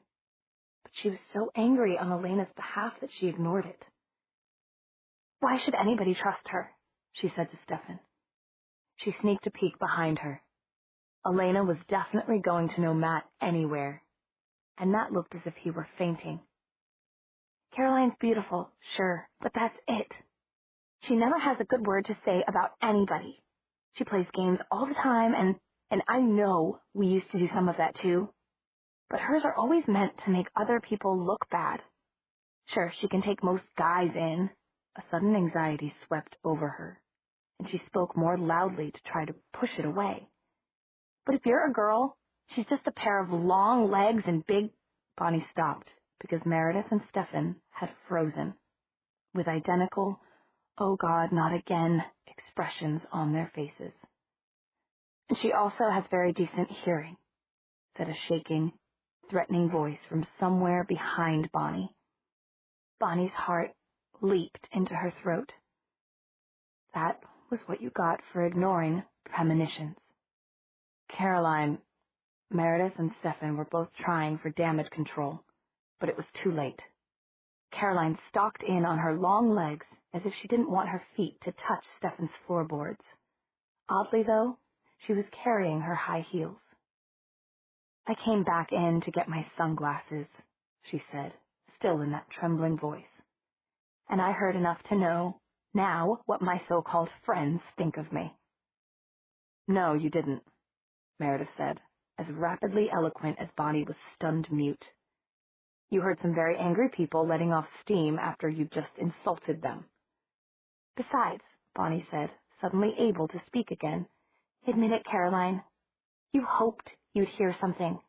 That's why you took off your shoes. You were right behind the door listening, weren't you?" Stefan shut his eyes. "This is my fault." "I should have... No, you shouldn't," Meredith said to him. And to Caroline she added, "And if you can tell me one word we said that isn't true or was exaggerated, except maybe for what Bonnie said, and Bonnie is just being Bonnie. Anyway, if you can point to one word of what the rest of us said that isn't true, I'll beg your pardon." Caroline wasn't listening. Caroline was twitching. She had a facial tic, and her lovely face was convulsed, dark red with fury. "Oh, you're going to beg my pardon, all right," she said, wheeling to point her long-nailed forefinger at each of them. "You're all going to be sorry. And if you try that witchcraft vampire-type thing on me again," she said to Stefan, "I have friends, real friends, who'd like to know about it. Caroline, just this afternoon you signed the contract." "Oh, who gives a damn?" Stefan stood up. It was dark now, inside the small room with its dusty window, and Stefan's shadow was thrown before him by the bedside lamp. Bonnie looked at it and then poked Meredith as the hairs tingled on her arms and neck. The shadow was surprisingly dark and surprisingly tall. Caroline's shadow was weak, transparent, and short, an imitation shadow beside Stefan's very real one. The thunderstorm feeling was back. Bonnie was shaking now, trying not to, but unable to stop the shivering that had come on as if she had been thrown into icy water. It was a cold that had gotten directly into her bones and was ripping layer after layer of heat off them like some greedy giant, and now she was beginning to shake. Hard. Something was happening to Caroline in the darkness. Something was coming from her, or coming for her, or maybe both. In any case, it was all around her now, and all around Bonnie, too, and the tension was so thick that Bonnie felt choked, her heart pounding. Beside her, Meredith, practical, level-headed Meredith, stirred uneasily. "What?" Meredith began in a whisper. Suddenly, as if it had all been exquisitely choreographed by the things in the dark, the door to Stefan's room slammed shut. The lamp, an ordinary electric one, went off. The ancient rolled-up shutter over the window came rattling down, dropping the room into sudden and complete darkness. And Caroline screamed. It was an awful sound, raw, as if it had been stripped like meat from Caroline's backbone and yanked out of her throat. Bonnie screamed too. She couldn't help it, although her scream sounded too faint and too breathless, like an echo, not the coloratura job that Caroline had done. Thank God, that at least Caroline wasn't screaming any longer. Bonnie was able to stop the new scream building in her own throat, even though her shaking was worse than ever. Meredith had an arm around her tightly, but then, as the darkness and the silence went on and Bonnie's shaking only continued, Meredith got up and heartlessly passed her to Matt, who seemed astonished and embarrassed, but tried awkwardly to hold her. "It's not as dark once your eyes get used to it," he said. His voice was creaky, as if he needed a drink of water. But it was the best thing that he could have said, because of all things in the world to fear, Bonnie was most afraid of the dark. There were things in it, things that only she saw. She managed, despite the terrible shaking, to stand with his support, and then she gasped, and heard Matt gasp too. Elena was glowing. Not only that, but the glow extended out behind her and far to either side of her in a pair of what were beautifully defined and undeniably there wings. "She has wings," Bonnie whispered, the stutter caused by her shaking rather than by awe or fear. Matt was clinging to her now like a child. He obviously couldn't answer. The wings moved with Elena's breathing. She was sitting on thin air, steady now, one hand held out with her fingers all spread in a gesture of denial. Elena spoke. It wasn't any language that Bonnie had heard before. She doubted it was any language people on Earth used. The words were sharp, thin-edged, like the splintering of myriad shards of crystal that had fallen from somewhere very high and very far away. The shape of the words almost made sense in Bonnie's head as her own psychic abilities were sparked by Elena's tremendous power.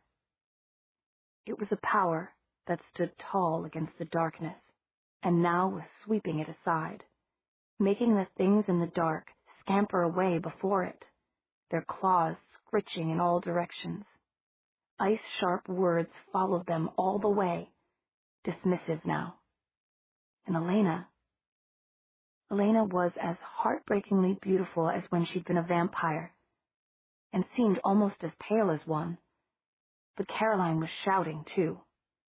She was using powerful words of black magic, and to Bonnie it was as if the shadows of all sorts of dark and horrible things were coming from her mouth.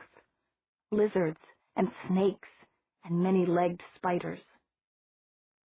It was a duel, a face-off of magic.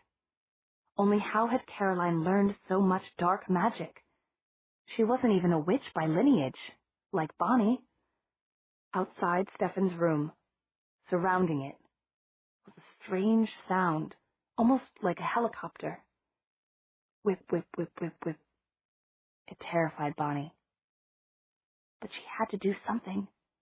She was Celtic by heritage and psychic because she couldn't avoid it, and she had to help Elena. Slowly, as if making her way against gale-force winds, Bonnie stumbled to put her hand on Elena's hand, to offer Elena her power. When Elena clasped hands with her, Bonnie realized that Meredith was on the other side. The light grew. The scrabbling lizard things ran from it, screaming and tearing at each other to get away.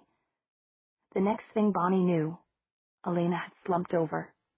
The wings were gone. The dark scrabbling things were gone too.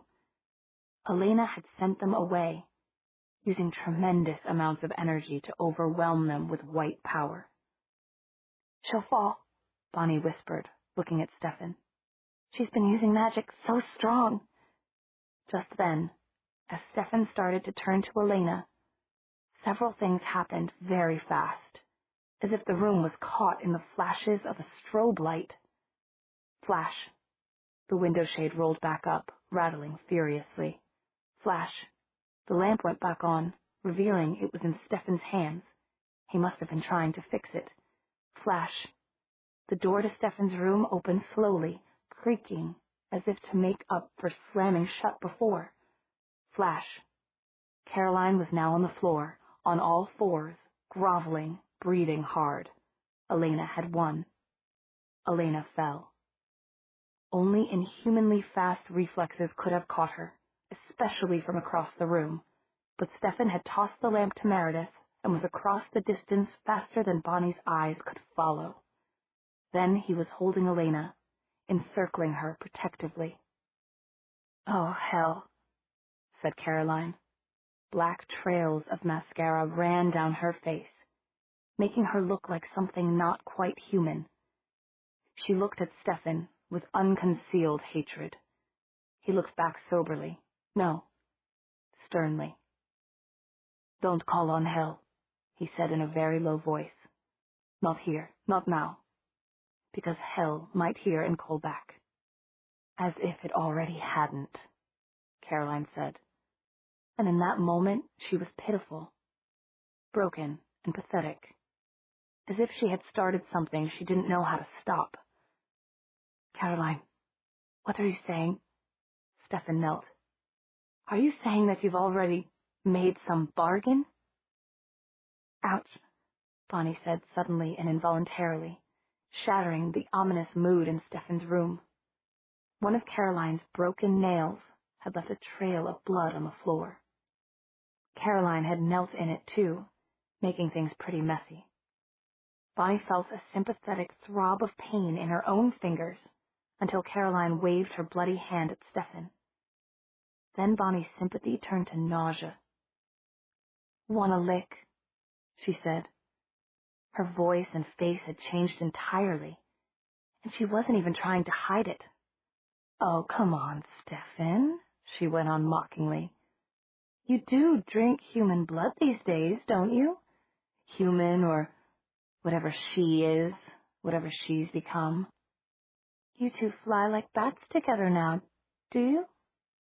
"Caroline," Bonnie whispered. "Didn't you see them? Her wings? Just like a bat. Or another vampire already. Stefan's made her. I saw them too," Matt said flatly behind Bonnie. "They weren't bat wings." "Doesn't anybody have eyes?" Meredith said from where she stood by the lamp. "Look here." She bent. When she stood again, she was holding a long white feather. It shone in the light. "Maybe she's a white crow then," Caroline said. "That would be appropriate. And I can't believe how you're all fawning on her as if she were some sort of princess. Always everybody's little darling, aren't you, Elena?" "Stop it," Stefan said. "Everybody's, that's the key word," Caroline spat. "Stop it. The way you were kissing people one after another." She gave a theatrical shudder. "Everyone seems to have forgotten. But that was more like—" "Stop, Caroline. The real Elena." Caroline's voice had become pretend prissy, but she couldn't keep the venom out, Bonnie thought. "Because anyone who knows you knows what you really were before Stefan blessed us with his irresistible presence. You were," Caroline, "stop right there, a slut. That's all, just a cheap, anybody's slut." Chapter 7.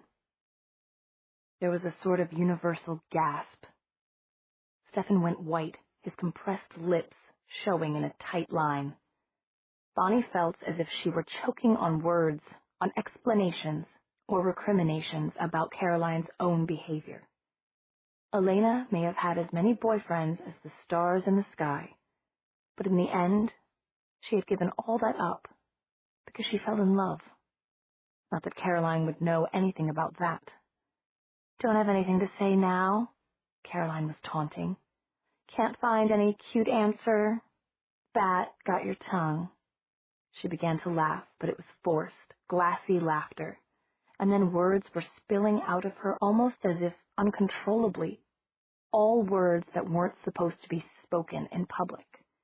Bonnie had said most of them at one time or another, but here and now, they formed a stream of venomous power. Caroline's words were building up to some kind of crescendo. Something was going to happen. This kind of force couldn't be contained. Reverberations, Bonnie thought, as the sound waves began building up. Glass, her intuition told her. Get away from glass. Stefan just had time to whirl to Meredith and shout, Get rid of the lamp. And Meredith, who was not only quick on the uptake, but also a baseball pitcher, with a 1.75 ERA, snatched it up and threw an explosion as the porcelain lamp shattered the open window. There was a similar shattering in the bathroom. The mirror had exploded behind the closed door. Then Caroline slapped Elena across the face. It left a bloody smear, which Elena patted tentatively. It also left a white handprint turning to red. Elena's expression was one to wring tears from a stone. And then Stefan did what Bonnie considered the most astonishing thing of all. He very gently put Elena down on the floor, kissed her upturned face, and turned to Caroline. He put his hands on her shoulders, not shaking, only holding her still, forcing her to look at him. Caroline, he said, stop it. Come back. For the sake of your old friends who care for you, come back. For the sake of the family that loves you, come back. For the sake of your own immortal soul, come back to us. Caroline just eyed him belligerently. Stefan half turned aside, toward Meredith, grimacing. I'm not really cut out to do this, he said wryly. It's not any vampire's forte. Then he turned toward Elena, his voice tender. Love, can you help? Can you help your old friend again? Already Elena was trying to help, trying to get to Stefan. She had pulled herself up very shakily, first by the rocking chair, and then by Bonnie, who tried to help her under the burden of gravity. Elena was as wobbly as a newborn giraffe in roller skates, and Bonnie, almost half a head shorter, was finding her hard to handle. Stefan made a motion as if to help, but Matt was already there, steadying Elena on the other side. Then, Stefan had Caroline turned around, and he was holding her, not letting her dart away, forcing her to face Elena fully. Elena, while being held at the waist so that her hands were free, made some curious motions, seeming to draw designs more and more quickly in the air in front of Caroline's face, at the same time clasping and unclasping her hands with the fingers in different positions. She seemed to know exactly what she was doing.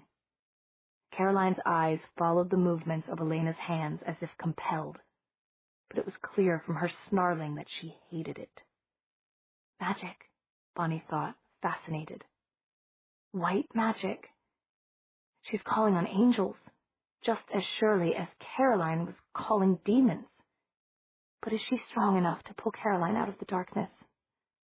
And at last, as if to complete the ceremony, Elena leaned forward and kissed Caroline chastely on the lips. All hell broke loose. Caroline somehow squirmed out of Stefan's grip and tried to claw Elena's face with her nails. Objects in the room went sailing through the air, propelled by no human force. Matt tried to grab Caroline's arm and got a punch in the stomach that doubled him over, followed by a chop to the back of the neck. Stefan let go of Caroline to scoop up Elena and get her and Bonnie out of harm's way. He seemed to assume that Meredith could take care of herself, and he was right. Caroline swung at Meredith, but Meredith was ready. She grabbed Caroline's fist and helped her in the direction of the swing. Caroline landed on the bed, twisted, and then rushed Meredith again, this time getting a grip on her hair. Meredith pulled free, leaving a tuft of hair in Caroline's fingers.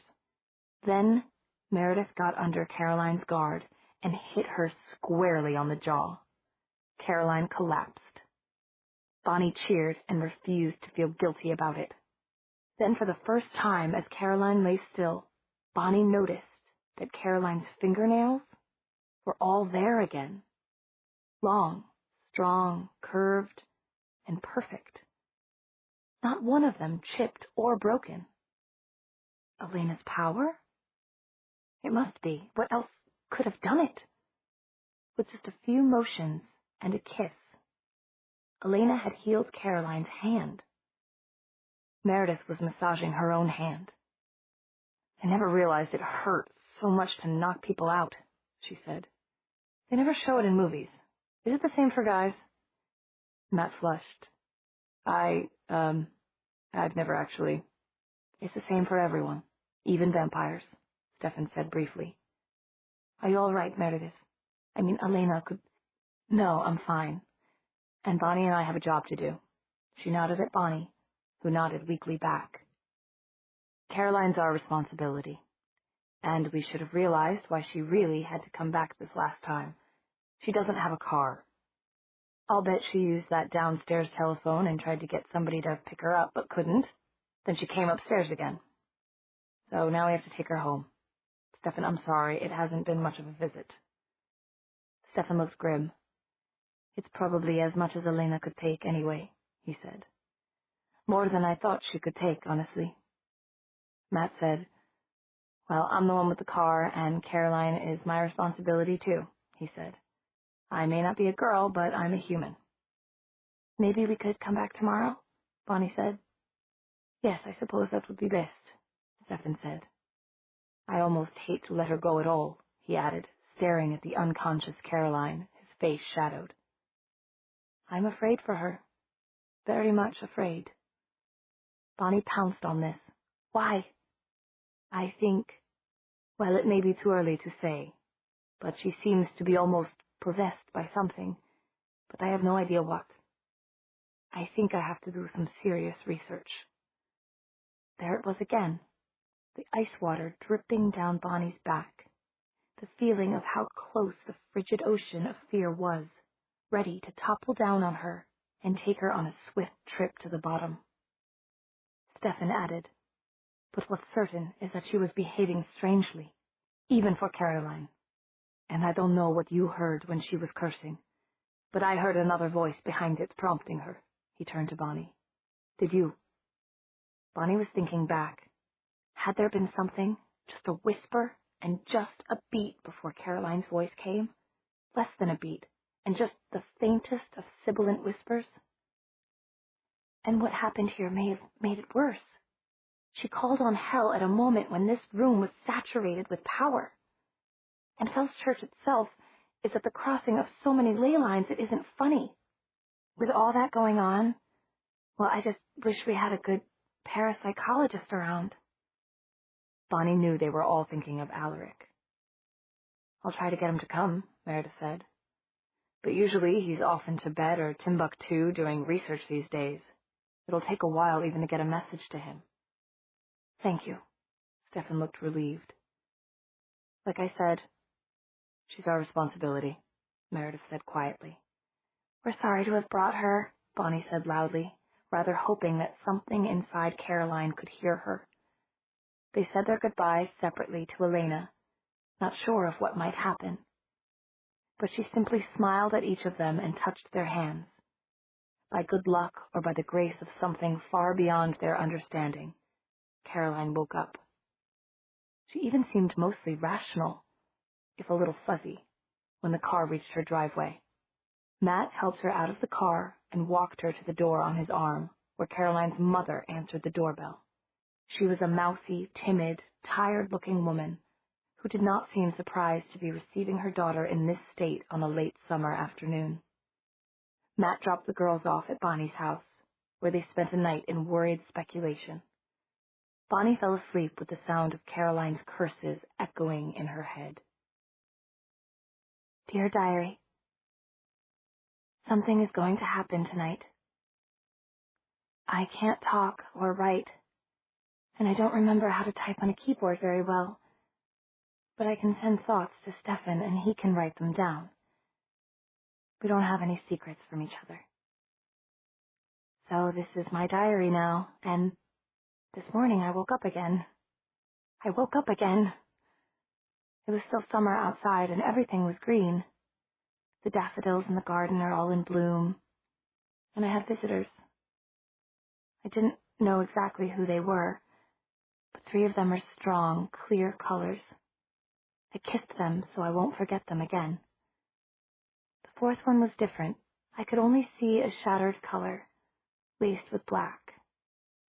I had to use strong words of white power to keep that one from bringing dark things into Stefan's room. I'm getting sleepy. I want to be with Stefan and feel him holding me. I love Stefan. I would give up anything to stay with him. He asks me, even flying? Even flying, to be with him and keep him safe. Even anything to keep him safe, even my life. Now I want to go to him. Elena. And Stefan is sorry about writing in Elena's new diary, but he has to say some things because someday, maybe she will want to read them, to remember. I've written down her thoughts in sentences, but they don't come that way. They come as thought fragments, I guess. Vampires are used to translating people's everyday thoughts into coherent sentences, but Elena's thoughts need more translation than most. Usually she thinks in bright pictures, with a scattered word or two. The 4th one that she talks about is Caroline Forbes. Elena has known Caroline almost since babyhood, I think. What bewilders me is that today Caroline attacked her in almost every way imaginable. And yet, when I search Elena's mind, I can't find any feelings of anger or even pain. It's almost frightening to scan a mind like that. The question I'd really like to answer is, what happened to Caroline during the short time she was kidnapped by Klaus and Tyler? And did she do what she did today of her own free will? Does some remnant of Klaus's hatred still linger, like miasma, tainting the air? Or do we have another enemy in Phil's church? And most importantly, what do we do about it? Stefan, who is being pulled from the compute. Chapter 8. The clock's old-fashioned hands showed 3 a.m. when Meredith was suddenly roused from a fitful sleep. And then she bit her lip, stifling a scream.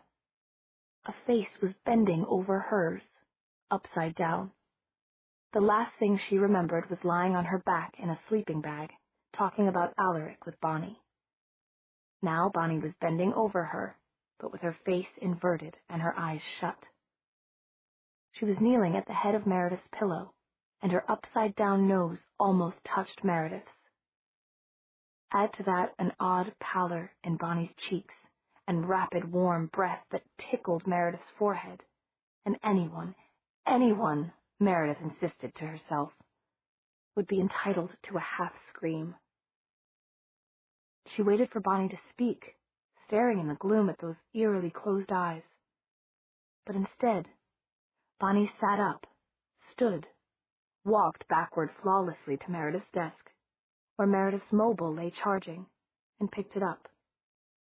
She must have turned it on for a video recording, for she opened her mouth and began to gesture and speak. It was terrifying. The sounds that came out of Bonnie's mouth were all too identifiable. Backward speech. The tangled, guttural, or high-pitched noises all carried the cadence that horror movies had made so popular. But to be able to speak that way on purpose, it wasn't possible for a normal human or a normal human mind. Meredith had an eerie sense of something trying to stretch its mind toward them, trying to reach them through unimaginable dimensions. Maybe it lives backward, Meredith thought, trying to distract herself as the frightening sounds went on. Maybe it thinks we do. Maybe we just don't intersect. Meredith didn't think she could stand much more. She was beginning to imagine that she heard words, even phrases, in the backward sounds, and none of them were pleasant. Please let it stop. Now. A wailing and mumbling. Bonnie's mouth shut with a clash of teeth. The sounds stopped instantly, and then, like a video being rolled back in slow motion, She walked backward to her sleeping bag, knelt, and back crawled into it, lying down with her head on the pillow, all without opening her eyes to look where she was going. It was one of the scariest things Meredith had ever seen or heard, and Meredith had seen and heard a fair amount of scary things, and Meredith could no more have left that recording until morning than she could have flown without assistance. She got up, tiptoed to the desk, and took the mobile phone to the other room. There she attached it to her computer, where she could run the backward message forward.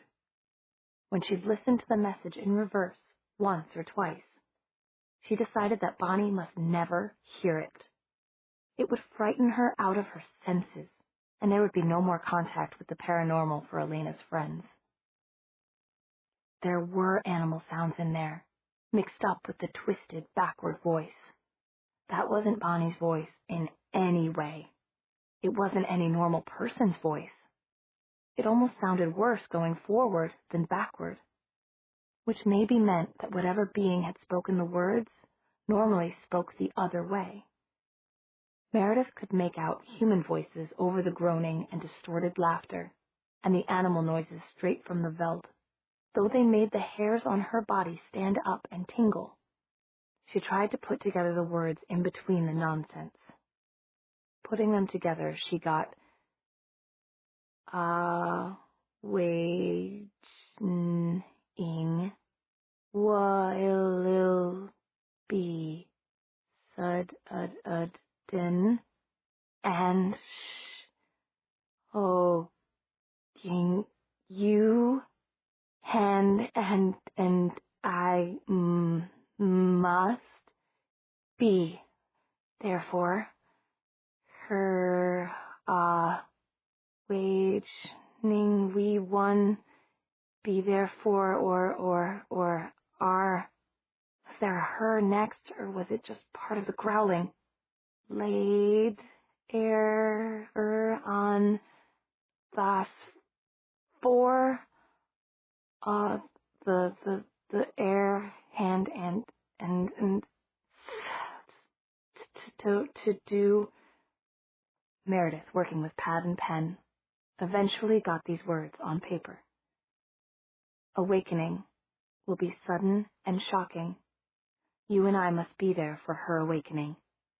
We won't be there for her later on. That's for other hands to do. Meredith put the pen very precisely beside the deciphered message on the pad. And after that, Meredith went and lay hunched in her sleeping bag, watching the unmoving Bonnie like a cat at a mouse hole, until finally, blessed tiredness took her into the dark. I said, what? Bonnie was honestly bewildered the next morning, squeezing grapefruit juice and pouring cereal like a model host, even if it was Meredith who was scrambling eggs at the stove. I've told you 3 times now. The words are not going to change, I promise. Well, Bonnie said, suddenly switching sides. It's clear that the awakening is going to happen to Elena, because for one thing, you and I have to be there for it, and for another thing, she's the one who needs to wake up. Exactly, said Meredith. She needs to remember who she really was. Precisely, said Meredith. And we've got to help her remember. No, said Meredith, taking out her anger on the eggs with a plastic spatula. No, Bonnie, that's not what you said, and I don't think we could do it anyway. We can teach her little things, maybe, the way Stefan has. How to tie her shoes, how to brush her hair. But from what you said, the awakening is going to be shocking and sudden, and you didn't say anything about us doing it. You only said that we have to be there for her because after that, somehow we won't be there. Bonnie contemplated that in gloomy silence. Won't be there, she said finally. Like, won't be with Elena? Or won't be there like, won't be anywhere? Meredith eyed a breakfast that she suddenly didn't want to eat. I don't know. Stefan said we could come over again today, Bonnie urged. Stefan would be polite while he was being staked to death. I know, Bonnie said suddenly. Let's call Matt. We can go see Caroline, if she will see us, I mean. We can see if she's any different today. Then we can wait until it's afternoon, and then we can call Stefan and ask if we can come over again to see Elena. At Caroline's house, her mother said she was sick today and was going to stay in bed. The three of them, Matt, Meredith, and Bonnie, went back to Meredith's house without her. But Bonnie kept chewing her lip, looking back occasionally toward Caroline's street. Caroline's mother had looked sick herself, with shadows under her eyes, and the thunderstorm feeling, the feeling of pressure, had been squashing Caroline's house almost flat. At Meredith's, Matt tinkered with his car, which perpetually needed work, while Bonnie and Meredith went through Meredith's wardrobe for clothes that Elena could wear. They would be big, but that was better than Bonnie's, which would be much too small. At 4 p.m., they called Stefan. Yes, they were welcome. They went downstairs and picked up Matt. At the boarding house, Elena didn't repeat the kissing ritual of the previous day, to Matt's obvious disappointment. But she was delighted with the new clothes, although not for any reason that the old Elena would have been. Floating 3 feet off the floor, she kept holding them to her face and taking deep, happy sniffs, and then beaming at Meredith, although when Bonnie picked up a t-shirt, she couldn't smell anything but the fabric softener they'd used, not even Meredith's beach cologne. I'm sorry, Stefan said helplessly as Elena went into a sudden sneezing fit, cuddling a sky-blue top in her arms as if it were a kitten. But his face was tender, and Meredith, while looking slightly embarrassed, reassured him that it was nice to be so appreciated. She can tell where they come from, Stefan explained. She won't wear anything that's come from a sweatshop. I only buy from places listed on the sweatshop free clothing website, Meredith said simply. Bonnie and I have something to tell you, she added. While she recounted Bonnie's late-night prophecy, Bonnie took Elena into the bathroom and helped her change into the shorts, which fit, and the sky-blue top, which almost fit, being just a little long. The color set off Elena's tangled but still glorious hair perfectly. But when Bonnie tried to get her to look in the hand mirror that she had brought, the old mirror's shards had all been cleared away. Elena seemed as confused as a puppy held up to see its own reflection. Bonnie kept holding the mirror in front of her face, and Elena kept popping on one side or another from behind it, like a baby playing peekaboo. Bonnie had to be satisfied with the good brushing out of the tangles in that golden mass, which Stefan clearly didn't know how to handle. When Elena's hair was finally silky and smooth, Bonnie proudly took her out to be shown off, and was promptly sorry. The other three were in deep, and it looked like grim conversation. Reluctantly, Bonnie let go of Elena, who immediately flew, literally, into Stefan's lap, and joined them herself. Of course we understand, Meredith was saying. Even before Caroline went off her rocker, what other choice was there ultimately? But what other choice is there? Bonnie said as she sat down on Stefan's bed beside him. What are you guys talking about? There was a long pause, and then Meredith got up to put an arm around Bonnie. We were talking about why Stefan and Elena need to leave Fells Church. Need to go far away. At first, Bonnie didn't react. She knew she should be feeling something, but she was too deep in shock to access what it was. When words came to her, the only thing she could hear herself saying stupidly was, Go away. Why? You saw why. Here, yesterday, Meredith said, her dark eyes filled with pain, her face, for once, showing the uncontrollable anguish she must be feeling. But for the moment, no anguish meant anything to Bonnie but her own. And it was coming now, like an avalanche burying her in red-hot snow, in ice that burned. Somehow she struggled out of it long enough to say, Caroline won't do anything. She signed a vow. She knows that to break it, especially when you know who signed it too? Meredith must have told Stefan about the crow, because he sighed and shook his head, gently fending off Elena, who was trying to look up into his face. Clearly she sensed the unhappiness in the group, but just as clearly she couldn't really understand what was causing it. The last person I want around Caroline is my brother. Stefan pushed his dark hair out of his eyes irritably, as if he had been reminded of how much they looked alike. And I don't think Meredith's threat about the sorority sisters is going to work either. She's too far gone into the darkness. Bonnie shivered inside. She didn't like the thoughts that those words summoned up. Into the darkness. But Matt began, and Bonnie realized that he felt the same way she did, stunned and sick, as if they were getting off some cheap carnival ride. Listen, Stefan said. There's another reason why we can't stay here. What other reason? Matt said slowly. Bonnie was too upset to speak. She had thought about this, somewhere deep in her unconscious, but she'd pushed the thoughts away every time they came. Bonnie understands it already, I think. Stefan looked at her. She looked back with eyes that were misting over with tears. Fells Church, Stefan explained gently and sadly, was built at a meeting of the ley lines. The lines of raw power in the ground, remember. I don't know if it was deliberate. Does anybody know if the small woods had anything to do with the location? No one did. There was nothing in Honoria Fell's old diary about the werewolf family having a choice in the founding of the town. Well, if it was an accident, it was a pretty unlucky one. The town, I should say, the town cemetery, was built directly over a place where a lot of ley lines cross.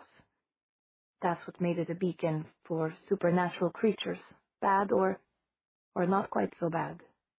He looked embarrassed, and Bonnie realized that he was talking about himself.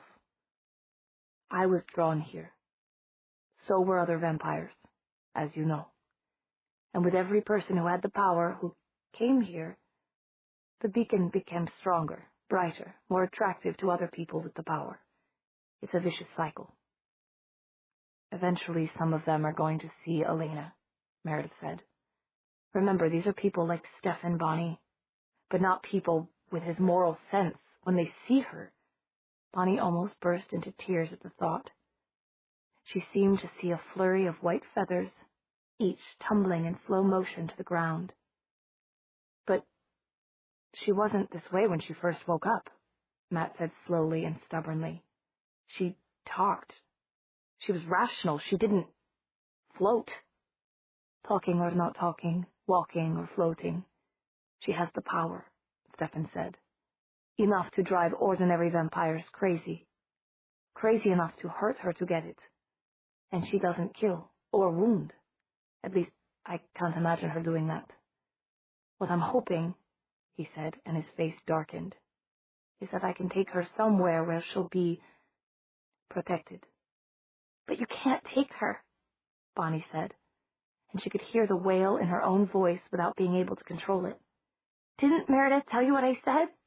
She's going to wake up, and Meredith and I need to be with her for that. Because we won't be with her later. Suddenly it made sense.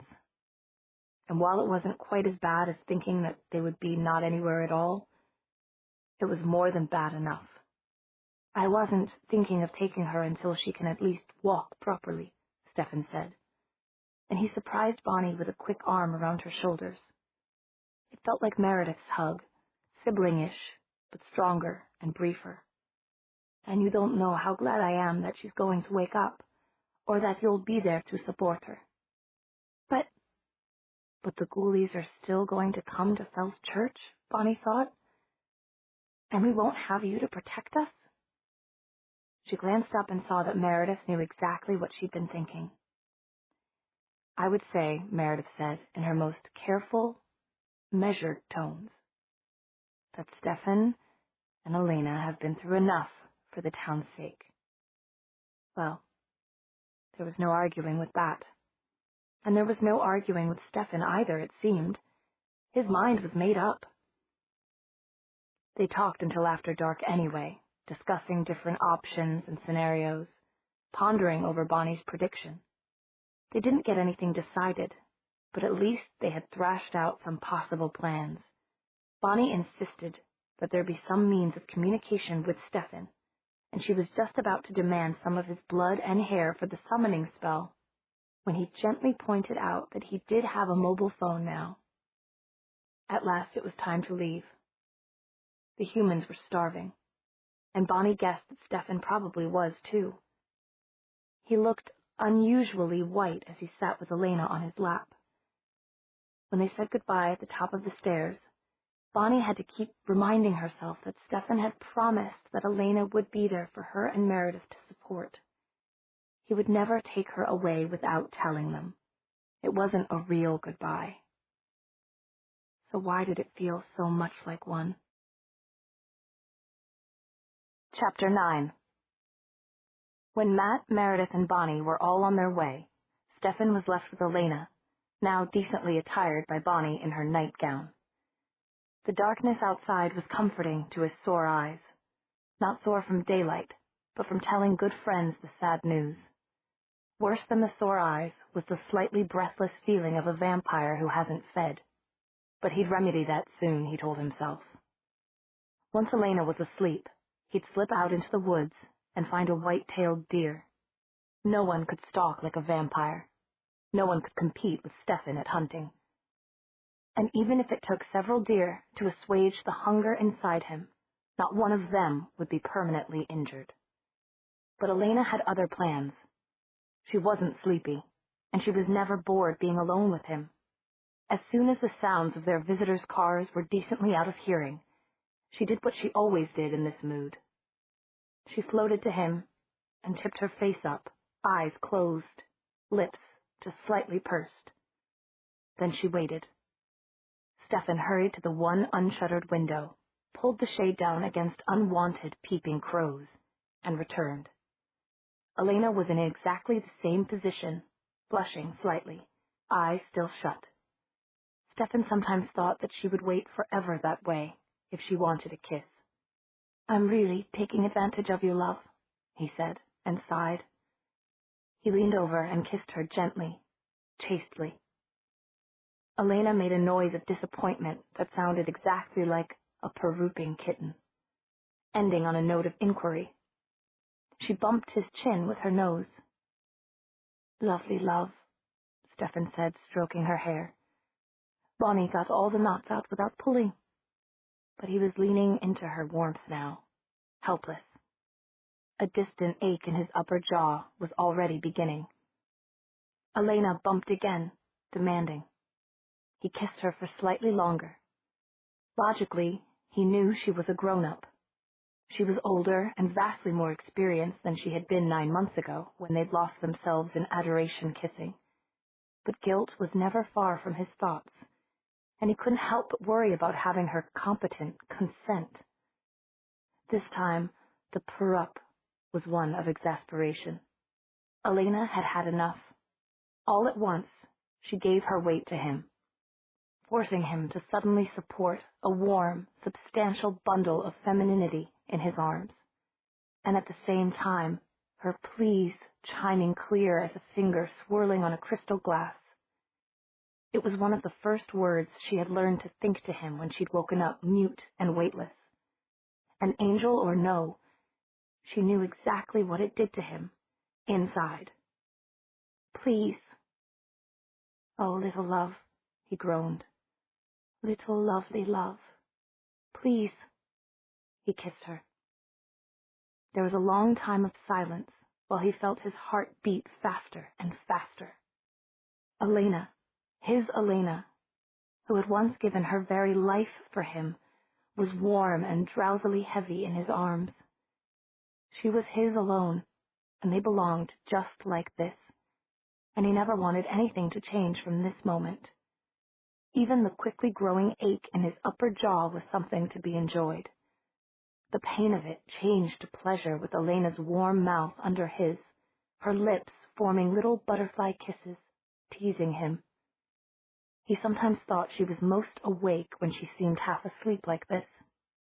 She was always the instigator, but he followed helplessly wherever she wanted him to go. The one time he had refused had stopped in mid-kiss. She had broken off speaking to him with her mind and floated to a corner, where she then sat among the dust and spider webs and wept. Nothing he could do would console her, although he knelt on the hard wooden floorboards and begged and coaxed and almost wept himself, until he took her back into his arms. He had promised himself never to make that mistake again, but still his guilt nagged at him, although it was growing more and more distant and more confused as Elena changed the pressure of her lips suddenly, and the world rocked, and he had to back up until they were sitting on his bed. His thoughts fragmented. He could only think that Elena was back with him, sitting on his lap, so excited, so vibrant, until there was a sort of silken explosion inside him, and he didn't need to be forced any more.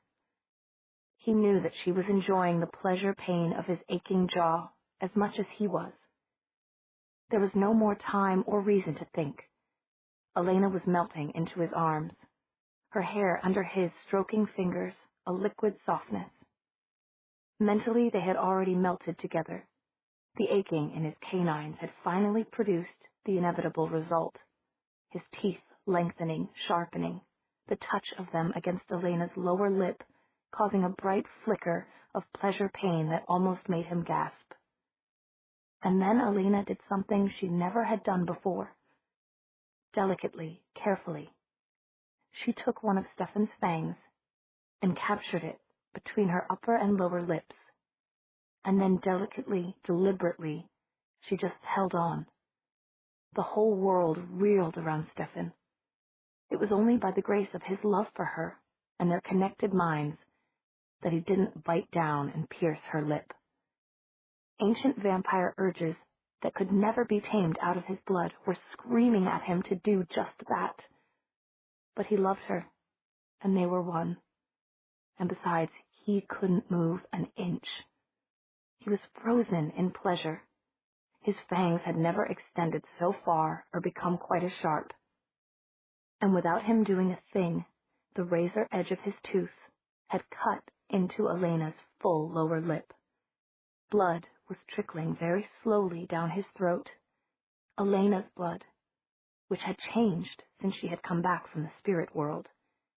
It had once been wonderful, full of youthful vitality and the essence of Elena's living self. Now, it was simply in a class of its own. Indescribable. He'd never experienced anything like the blood of a returned spirit. It was charged with a power that was as different from human blood as human was from animal blood. To a vampire, blood flowing down the throat was a pleasure as sharp as anything imaginable to a human. Stefan's heart was pounding out of his chest. Elena daintily worried the fang she had captured. He could feel her satisfaction as the tiny sacrificial pain turned to pleasure, because she was linked to him, and because she was one of the rarest of all breeds of humans, one who actually enjoyed nurturing a vampire, loved the feeling of feeding him, of him needing her. She was one of the elite. Hot shivers traveled down his spine, Elena's blood still making the world spin. Elena let go of his fang, sucking on her lower lip. She let her head drop back, exposing her neck. The head drop was really too much to resist, even for him. He knew the traceries of Elena's veins as well as he knew her face. And yet, all's right, all's well, Elena chimed telepathically. He sank twin aching fangs into a small vein. His canines were so razor-sharp by then that there was nearly no pain for Elena, who was used to the snake-bite sensation.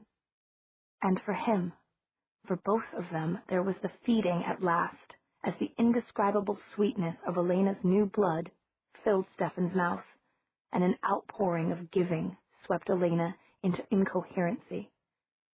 There was always a danger of taking too much, or of not giving her enough of his own blood to keep her, well, frankly, to keep her from dying. Not that he needed more than a small amount, but there would always be that danger in trafficking with vampires. In the end, though, dark thoughts swam away in the sheer bliss that had overcome them both. Matt fished for keys as he and Bonnie and Meredith all crowded into the wide front seat of his rattletrap car. Embarrassing to have to park that next to Stefan's Porsche. The upholstery in back was in shreds that tended to stick to the derriere of whoever sat on it, and Bonnie easily fit on the jump seat, which had a jerry-rigged seatbelt between Matt and Meredith.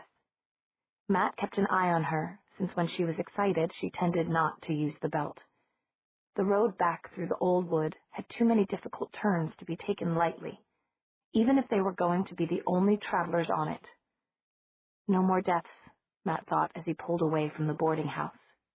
No more miraculous resurrections even. Matt had seen enough of the supernatural to last him the rest of his life. He was just like Bonnie. He wanted things to settle down to normal so he could get on with living the plain old ordinary way. Without Elena, something inside him whispered mockingly, giving up without even a fight. Hey, I couldn't beat Stefan in any kind of fight if he had both arms tied behind his back and a bag over his head. Forget it. That's finished. However, she kissed me. She's a friend now. But he could still feel Elena's warm lips on his mouth from yesterday. The light touches that she didn't know yet weren't socially acceptable between just friends. And he could feel the warmth and the swaying, dancing slenderness of her body. Damn, she came back perfect. Physically, at least, he thought. Bonnie's plaintive voice cut into his pleasant reminiscences. Just when I thought everything was going to be all right, she was wailing, almost weeping. Just when I thought it's all going to work out after all. It's going to be the way it was supposed to be, Meredith said very gently. It's difficult, I know. We seem to keep on losing her. But we can't be selfish. I can, Bonnie said flatly. I can too, Matt's inner voice whispered. At least inside, where nobody can see my selfishness. Good old Matt. Matt won't mind. What a good sport Matt is. Well, this is one time when good old Matt does mind. But she chose the other guy, and what can I do? Kidnap her? Keep her locked up? Try to take her by force? The thought was like a dash of cold water, and Matt woke up and paid more attention to his driving. Somehow he'd already automatically navigated several curves of the pitted one-lane road that ran through the old wood. We were supposed to go to college together, Bonnie persisted. And then we were supposed to come back here to Fell's Church, back home. We had it all planned out, since kindergarten practically. And now Elena's human again, and I thought that meant that everything was going to go back to the way it was supposed to be. And it's never going to be the same again, ever, is it?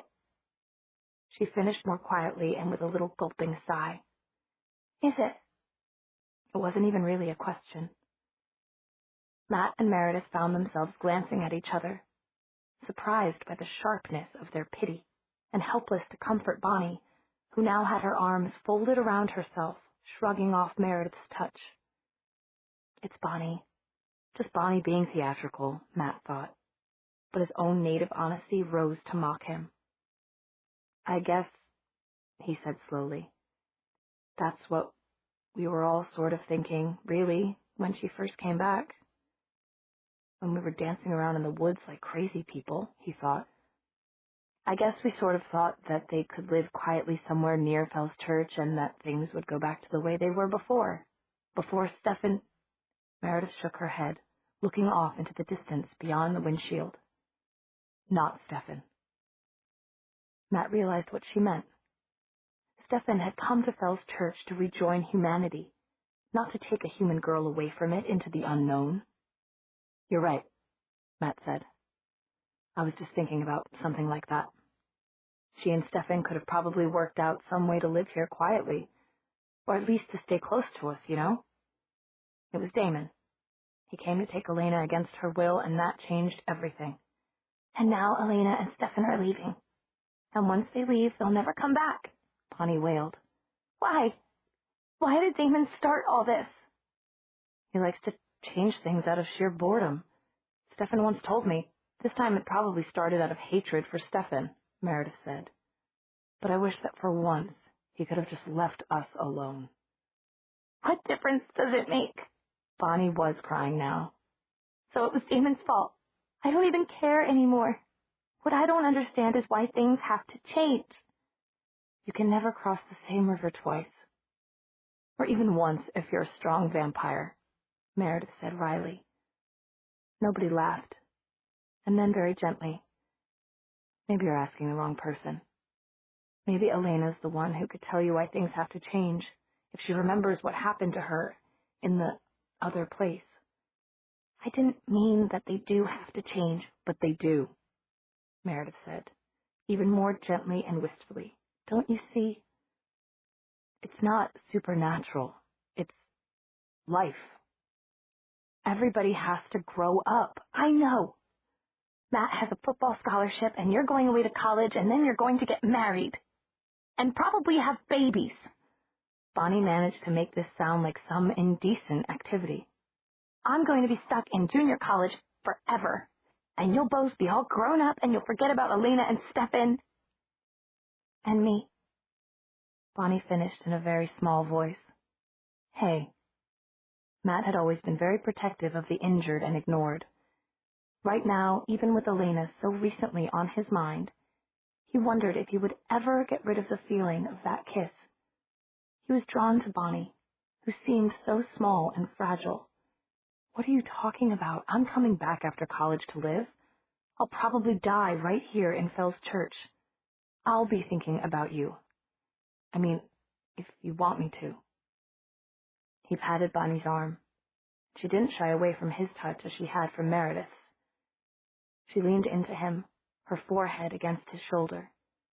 When she shivered once, slightly, he put his arm around her without even thinking. I'm not cold, Bonnie said, although she didn't try to shrug off his arm. It's warm tonight. I don't like it when you say things like, I'll probably die, right? Watch out! Matt, look out! Whoa! Matt pumped the brakes, cursing, both hands wrestling with the steering wheel as Bonnie ducked and Meredith braced herself. Matt's replacement for the first beat-up old car he'd lost was just about as old and didn't have airbags. It was a miscellany of junkyard cars pieced together.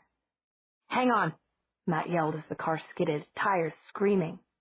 And then they were all flung around as the back end swerved into a ditch and the front bumper hit a tree. When everything stopped moving, Matt let out his breath, easing his death grip on the steering wheel. He started to turn toward the girls and then froze. He scrabbled to switch on the map light, and what he saw held him frozen again. Bonnie had turned, as always in moments of deepest distress, to Meredith. She was lying with her head on Meredith's lap, hands locked onto her friend's arm and shirt.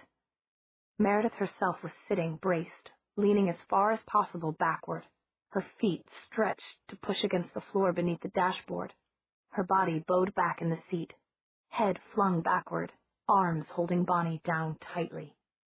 Thrusting straight through the open window, like a knobby, shaggy green spear, or the grasping arm of some savage earthen giant, was the branch of a tree. It just cleared the base of Meredith's arched neck, and its lower branches passed over Bonnie's small body. If Bonnie's seatbelt hadn't let her turn, if Bonnie hadn't flung herself down like that, if Meredith hadn't held on to her, Matt found himself staring directly into the splintered but very sharp end of the lance. If his own seatbelt hadn't kept him from leaning that way, Matt could hear his own hard breathing. The smell of evergreen was overpowering within the car. He could even smell the places where smaller branches had broken off and were oozing sap. Very slowly, Meredith reached out to break off one of the twigs that was pointed at her throat like an arrow. It wouldn't break. Numb, Matt reached over to try it himself, but although the wood wasn't much thicker than his finger, it was tough and wouldn't even bend. As if it's been fire-hardened, he thought dazedly. That's ridiculous. It's a living tree. I can feel the splinters. Ow! Can I please get up now? Bonnie said quietly, her voice muffled against Meredith's leg. Please, before it grabs me. It wants to. Matt glanced at her, startled, and scratched his cheek against the splintered end of the big branch. It's not going to grab you. But his stomach was churning as he fumbled blindly for his seatbelt fastening. Why should Bonnie have the same thought as he had? That the thing was like a huge, crooked, shaggy arm. She couldn't even see it. You know it wants to, Bonnie whispered. And now the slight shivering seemed to be taking over her whole body. She reached backward to undo her seatbelt. Matt, we need to slide, Meredith said. She had carefully maintained her painful-looking, bowed-backward position, but Matt could hear her breathing harder. We need to slide toward you. It's trying to get around my throat. That's impossible. But he could see it, too. The freshly splintered ends of the smaller branch had moved only infinitesimally, but there was a curve to them now, and the splinters were pressing into Meredith's throat. It's probably just that nobody can stay bent backward like that forever, he said, knowing that this was nonsense. There's a flashlight in the glove compartment. The glove compartment is completely blocked by branches. Bonnie, can you reach to unfasten my seatbelt? I'll try. Bonnie slid forward, without raising her head, fumbling to find the release button. To Matt, it looked as if the shaggy, aromatic evergreen branches were engulfing her, pulling her into their needles. We've got a whole freaking Christmas tree in here. He looked away, out through the glass of the window on his side. Cupping his hands to see better into the darkness, he leaned his forehead against the surprisingly cool glass. There was a touch on the back of his neck. He jumped, then froze. It was neither cool nor warm, like a girl's fingernail. Damn it, Meredith. Matt was furious with himself for jumping, but the touch was scratchy. Meredith? He slowly moved his hands away until he could see in the dark window's reflection. Meredith wasn't touching him. Don't move left, Matt. There's a long, sharp bit there. Meredith's voice, normally cool and a bit remote, usually made Matt think of those calendar pictures of blue lakes surrounded by snow. Now it just sounded choked and strained. Meredith, Bonnie said before Matt could speak. Bonnie's voice sounded as if it were coming from underneath a feather bed. It's all right, I just have to hold it away, Meredith said. Don't worry, I won't let go of you either. Matt felt a sharper prickle of splinters. Something touched his neck on the right side, delicately. Bonnie, stop it!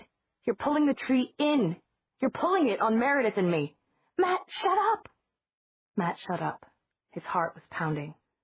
The last thing he felt like doing was reaching behind him. But that's stupid, he thought. Because if Bonnie really is moving the tree, I can at least hold it still for her. He reached behind him, flinching, trying to watch what he was doing in the window's reflection. His hand closed over a thick knot of bark and splinters. He thought, I don't remember seeing a knot when it was pointed at my throat. Got it, a muffled voice said, and there was the click of a seatbelt coming undone. Then, much more shakily, the voice said, Meredith, there are needles shoved all into my back. Okay, Bonnie. Matt. Meredith was speaking with effort, but great patience, the way they'd all been talking to Elena. Matt, you have to open your door now, Bonnie said in a voice of terror. It isn't just needles. It's little branches, sort of like barbed wire. I'm stuck. Matt, you need to open your door now. I can't. Silence. Matt. Matt was bracing himself, pushing with his feet. Bonnie said in a voice of terror. It isn't just needles. It's little branches, sort of like barbed wire. I'm stuck. Matt, you need to open your door now. I can't. Silence. Matt. Matt was bracing himself, pushing with his feet. both hands locked around the scaly bark now. He thrust backward with all his strength. "Matt!" Meredith almost screamed. "It's cutting into my throat!" "I can't get my door open. There's a tree on that side, too." "How can there be a tree there? That's the road." "How can there be a tree growing in here?" Another silence. Matt could feel the splinters, the slivers of broken branch biting deeper into the back of his neck. If he didn't move soon, he would never be able to. Chapter 10. Elena was serenely happy. Now it was her turn. Stefan used a sharp wooden letter opener from his desk to cut himself. Elena always hated to see him do this, use the most efficient implement that would penetrate vampire skin. So she shut her eyes tightly and only looked again when red blood was trickling from a little cut on his neck. "You don't need to take a lot, and you shouldn't," Stefan whispered. And she knew he was saying these things while he could say them. "I'm not holding you too hard or hurting you." He was always so worried. This time, she kissed him. And she could see how strange he thought it was, that he wanted kisses more than he wanted her to take his blood. Laughing, Elena pushed him flat and hovered over him and went for the general area of the wound again, knowing that he thought she was going to tease him. But instead she fastened herself on the wound like a limpet and sucked hard, hard, until she had made him say please with his mind. But she wasn't satisfied until she made him say please out loud as well. In the car, in the dimness, Matt and Meredith thought of the idea at the same time. She was faster, but they spoke almost together. "I'm an idiot. Matt, where's the seat back release?" "Bonnie, you have to unfold her seat backward. There's a little handle. You should be able to reach it and pull up." Bonnie's voice was hitching now, hiccuping. "My arms. They're sort of poking into my arms." "Bonnie," Meredith said thickly, "I know you can do it. Matt, is the handle right under the front seat or—" "Yes, at the edge. 2 o'clock. Matt didn't have breath for more. Once he had grabbed the tree, he found that if he loosened pressure for an instant, it pushed harder on his neck. There's no choice, he thought. He took as much of a deep breath as he could, pushed back on the branch, hearing a cry from Meredith, and twisted, feeling jagged splinters like thin wooden knives tear his throat and ear and scalp. Now he was free of the pressure on the back of his neck, although he was appalled by how much more tree there was in the car than the last time he had seen it. His lap was filled with branches. Evergreen needles were thickly piled everywhere. No wonder Meredith was so mad, he thought dizzily, turning toward her. She was almost buried in branches, one hand wrestling with something at her throat, but she saw him. "Matt, get your own seat, quick! Bonnie, I know you can!" Matt dug and tore into the branches, then groped for the handle that would collapse the backrest of his seat. The handle wouldn't move. Thin, tough tendrils were wrapped around it, springy and hard to break. He twisted and snapped them savagely. His seat back dropped away. He ducked under the huge arm branch, if it still deserved the name, since the car was full of similar huge branches now. Then, just as he reached to help Meredith, her seat abruptly folded back too. She fell with it, away from the evergreen, gasping for air. For an instant, she just lay still. Then she finished scrambling into the back seat proper, dragging a needle-shrouded figure with her. When she spoke, her voice was hoarse, and her speech was still slow. "Matt, bless you for having this jigsaw puzzle of a car." She kicked the front seat back into position, and Matt did likewise. "Bonnie," Matt said numbly. Bonnie didn't move. Many tiny branches were still entwining her, caught in the fabric of her shirt, wound into her hair. Meredith and Matt both started pulling. Where the branches let go, they felt welts or tiny puncture wounds. It's almost as if they were trying to grow into her, Matt said, as a long, thin branch pulled away, leaving bloody pinpricks behind. Bonnie, Meredith said. She was the one disentangling the twigs from Bonnie's hair. Bonnie, come on, up, look at me. The shaking began again in Bonnie's body, but she let Meredith turn her face up. I didn't think I could do it. You saved my life. I was so scared. Bonnie went on crying quietly against Meredith's shoulder. Matt looked at Meredith just as the map light flickered and went out. The last thing he saw was her dark eyes, which held an expression that made him suddenly feel even sicker to his stomach. He looked out the 3 windows he could now see from the back seat. It should have been hard to see anything at all, but what he was looking for was pressed right up against the glass. Needles, branches, solid against every inch of the windows. Nevertheless, he and Meredith, without needing to say anything, each reached for a backseat door handle. The doors clicked, opened a fraction of an inch. Then they slammed back hard with a very definitive wham. Meredith and Matt looked at each other. Meredith looked down again and began to pluck more twigs off Bonnie. Does that hurt? No, a little. You're shaking. It's cold. It was cold now. Outside the car, rather than through the once open window that was now completely plugged with evergreen, Matt could hear the wind. It whistled as if through many branches. There was also the sound of wood creaking, startlingly loud and ridiculously high above. It sounded like a storm. What the hell was it anyway? He exploded, kicking the front seat viciously. The thing I swerved for on the road. Meredith's dark head lifted slowly. I don't know. I was about to roll up the window. I only got a glimpse. It just appeared right in the middle of the road. A wolf? It wasn't there. And then it was there. Wolves aren't that color. It was red, Bonnie said flatly, lifting her head from Meredith's shoulder. Red? Meredith shook her head. It was much too big to be a fox. It was red, I think, Matt said. Wolves aren't red. What about werewolves? Does Tyler Smallwood have any relatives with red hair? It wasn't a wolf, Bonnie said. It was backward. Backward? Its head was on the wrong side. Or maybe it had heads on both ends. Bonnie, you are really scaring me, Meredith said.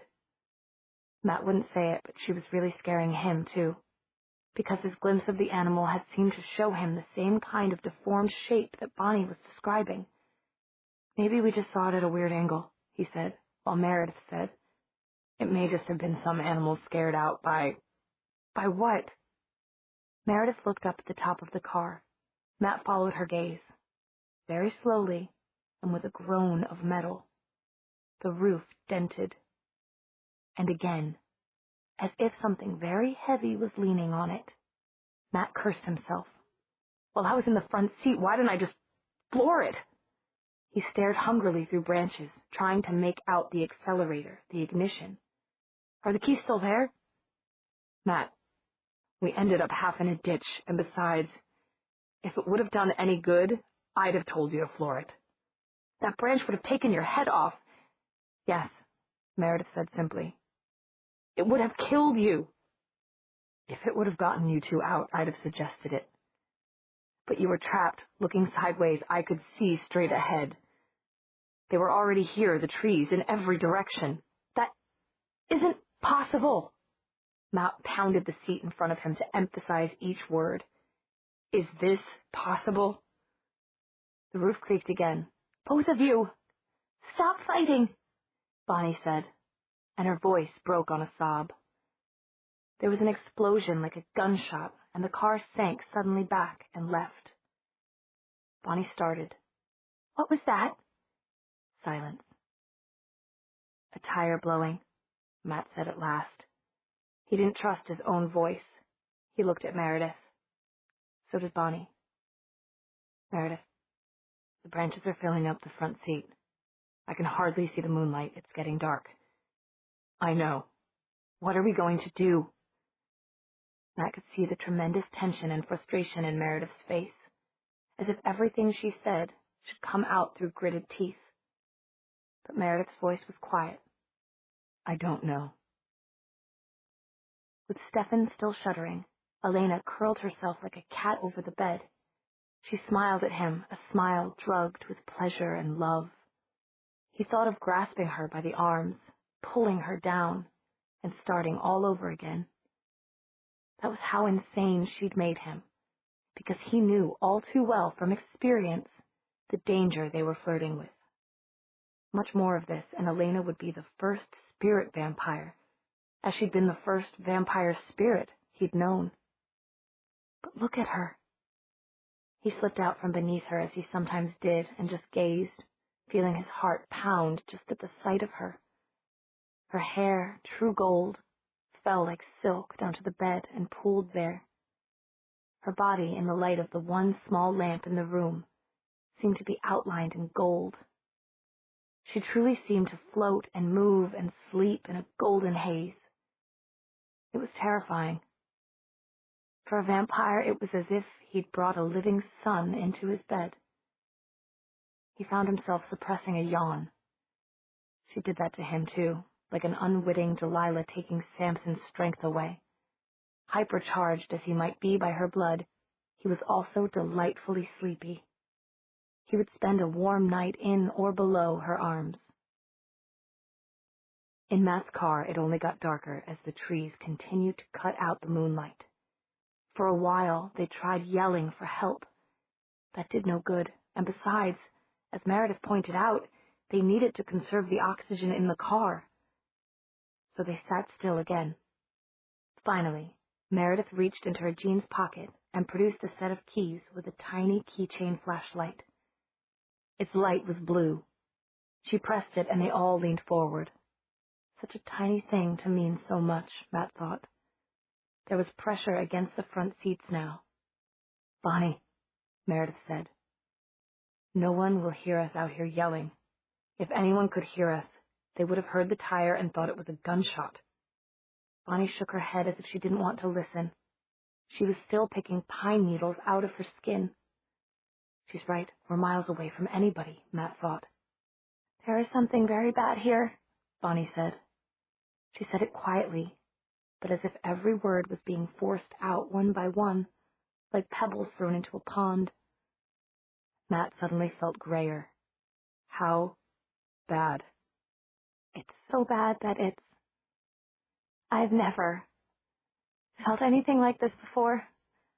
Not when Elena got killed, not from Klaus, not from anything. I've never felt anything as bad as this. It's so bad and it's so strong. I didn't think anything could be so strong. It's pushing on me and I'm afraid. Meredith cut her off. Bonnie, I know we can both only think of one way out of this. There's no way out of this. I know you're afraid. Who is there to call? I could do it. If there were someone to call. I can stare at your little flashlight and try to pretend it's a flame and do it. Trancing? Matt looked at Meredith sharply. She's not supposed to do that anymore. Klaus is dead. But there's nobody to hear me, Bonnie shrieked. And then she broke down into huge sobs at last. Elena and Stefan are too far away, and they're probably asleep by now, and there isn't anyone else. The three of them were being pushed together now, as branches pressed the seats back onto them.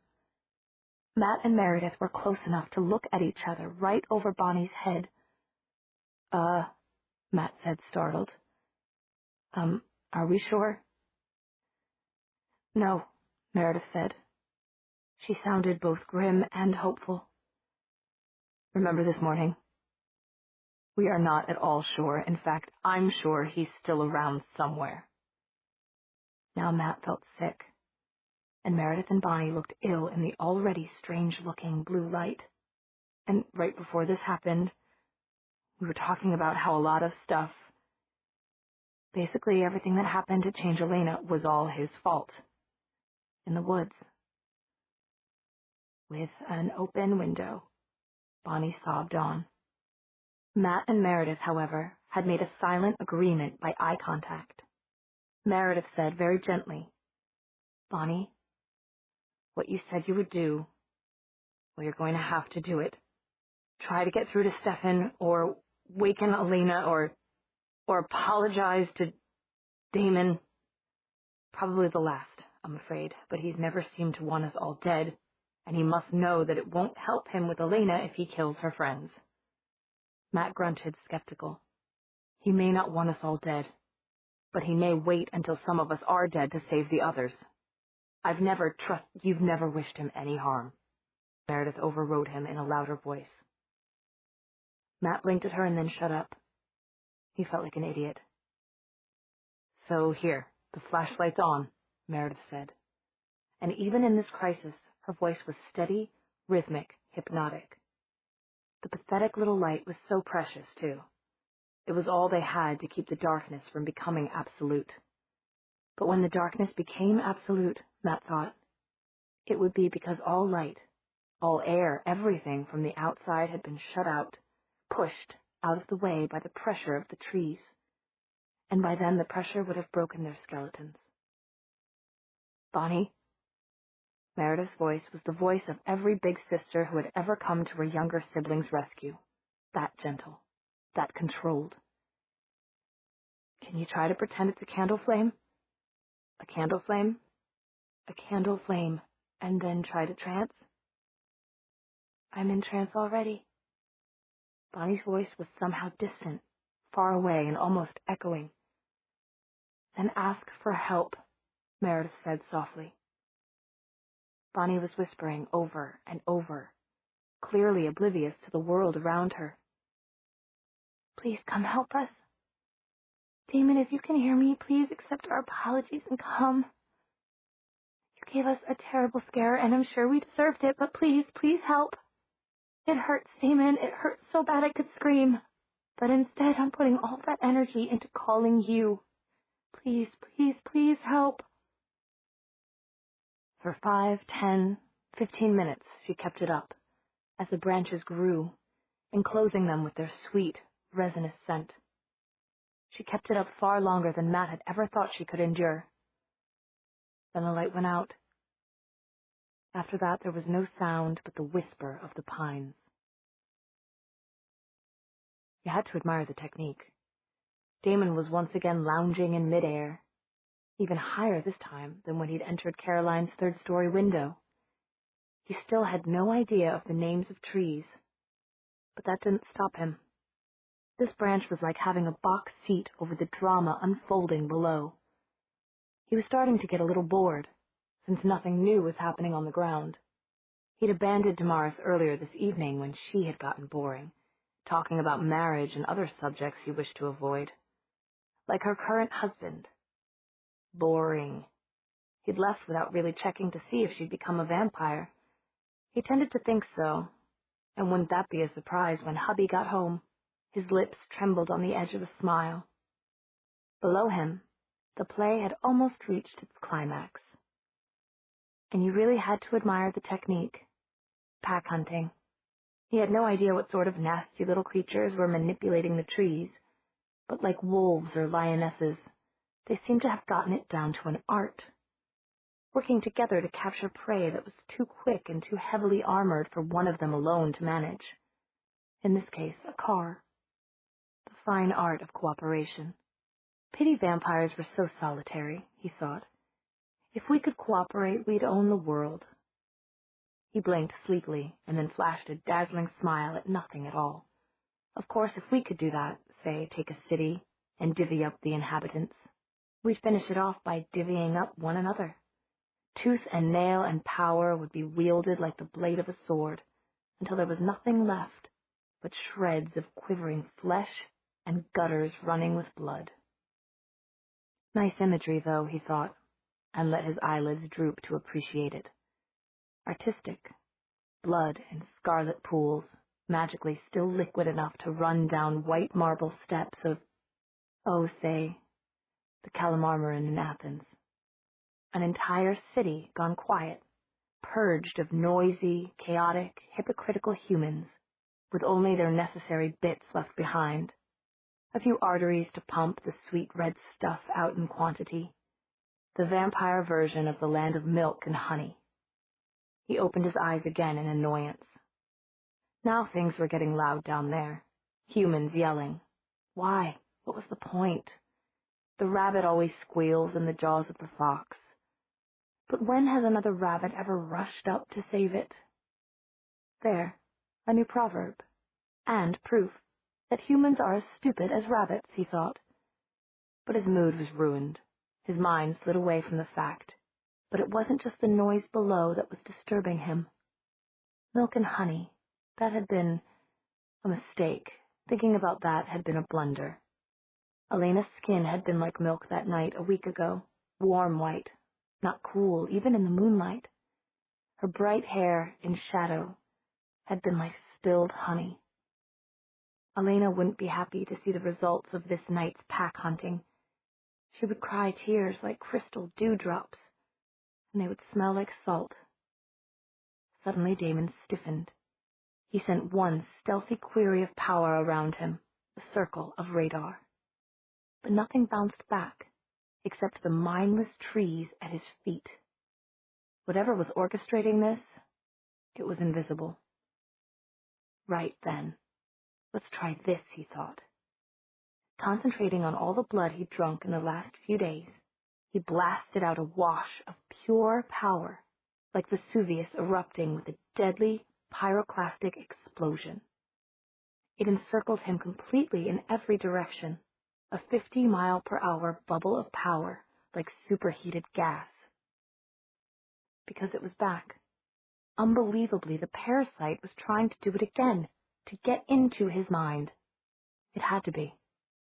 Lulling him, he supposed, rubbing the back of his neck with absent-minded fury, while his packmates finished off their prey in the car, whispering things into his mind to keep him still, taking his own dark thoughts and echoing them back a shade or two darker, in a cycle that might have ended in him flying off to kill, and kill again for the pure black velvet enjoyment of it. Now Damon's mind was cold and dark with fury. He stood, stretching his aching arms and shoulders, and then searched carefully, not with a simple radar ring, but with a blast of power behind each stab, probing with his mind to find the parasite. It had to be out there. The trees were still going about their business. But he could find nothing, even though he'd used the fastest and most efficient method of scanning he knew, 1,000 random stabs per second in a drunkard's walk search pattern. He should have found a dead body immediately. Instead, he found nothing. That made him even angrier than before. But there was a tinge of excitement to his fury. He'd wanted a fight, a chance to kill where the killing would be meaningful.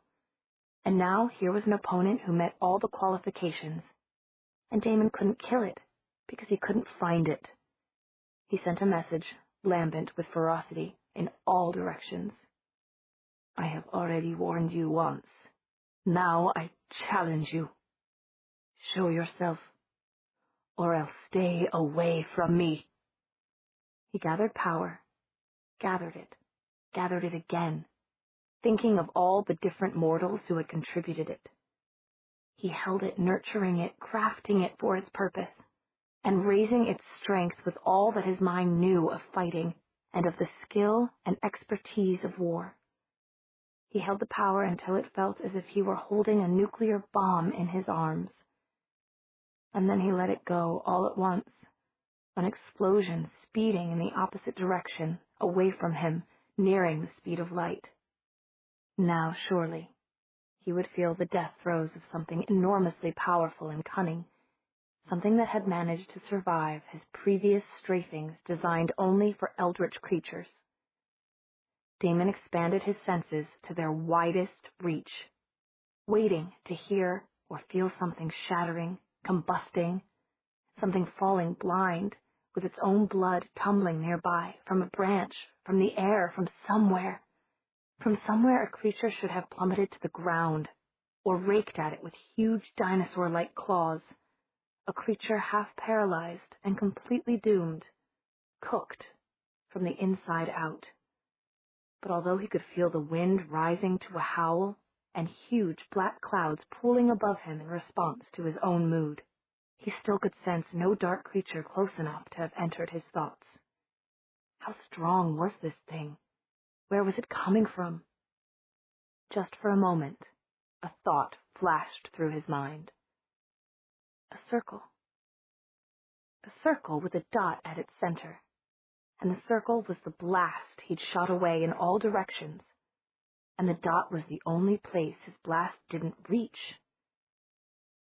Inside him, all snap!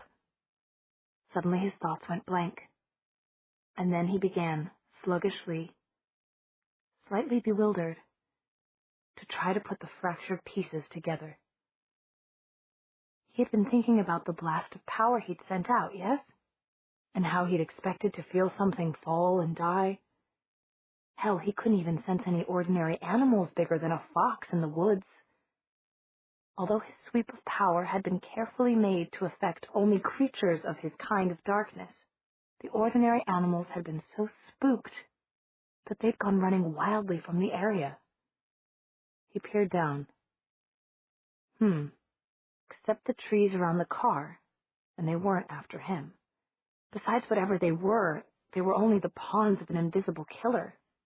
Not really sentient, not within the boundaries he had crafted so carefully. Could he have been wrong?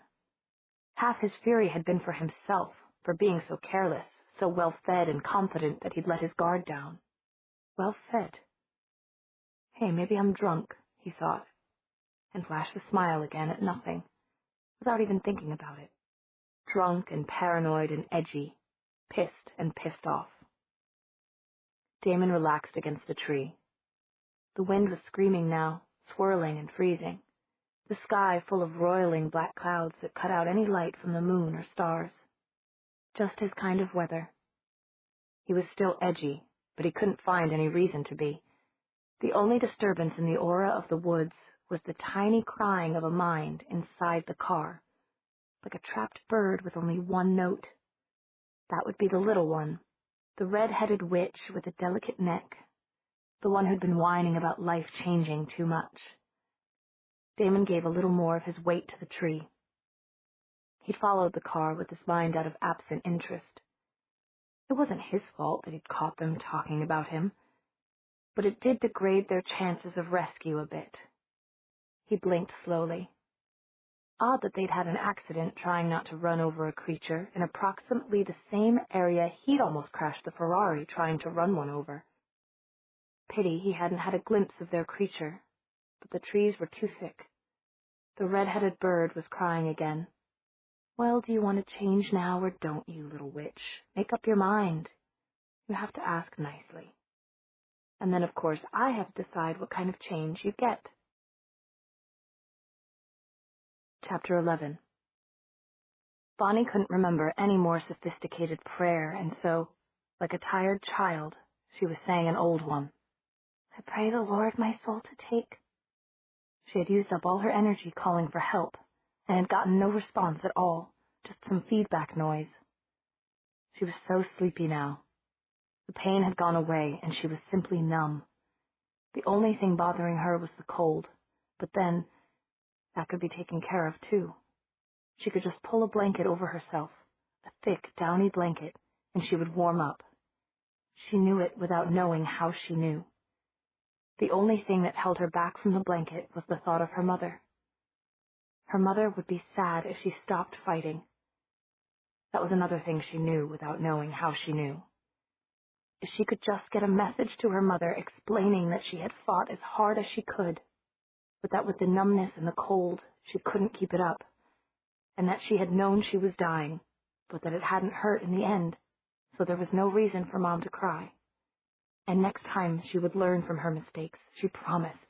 Next time. Damon's entry was meant to be dramatic, coordinated with a flash of lightning just as his boots hit the car. Simultaneously, he sent out another vicious lash of power, this time directed at the trees, the puppets who were being controlled by an unseen master.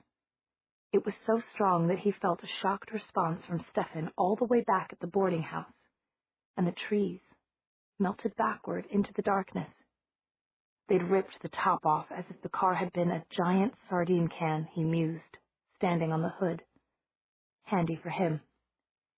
Then he turned his attention to the human Bonnie, the one with the curls, who ought by rights to have been embracing his feet by now and gasping out, "Thank you." She wasn't. She was lying just as she had been in the embrace of the trees. Annoyed, Damon reached down to grab her hand when he got a shock of his own. He sensed it before he touched it, smelled it before he felt it smear on his fingers. 100 little pinpricks, each leaking blood.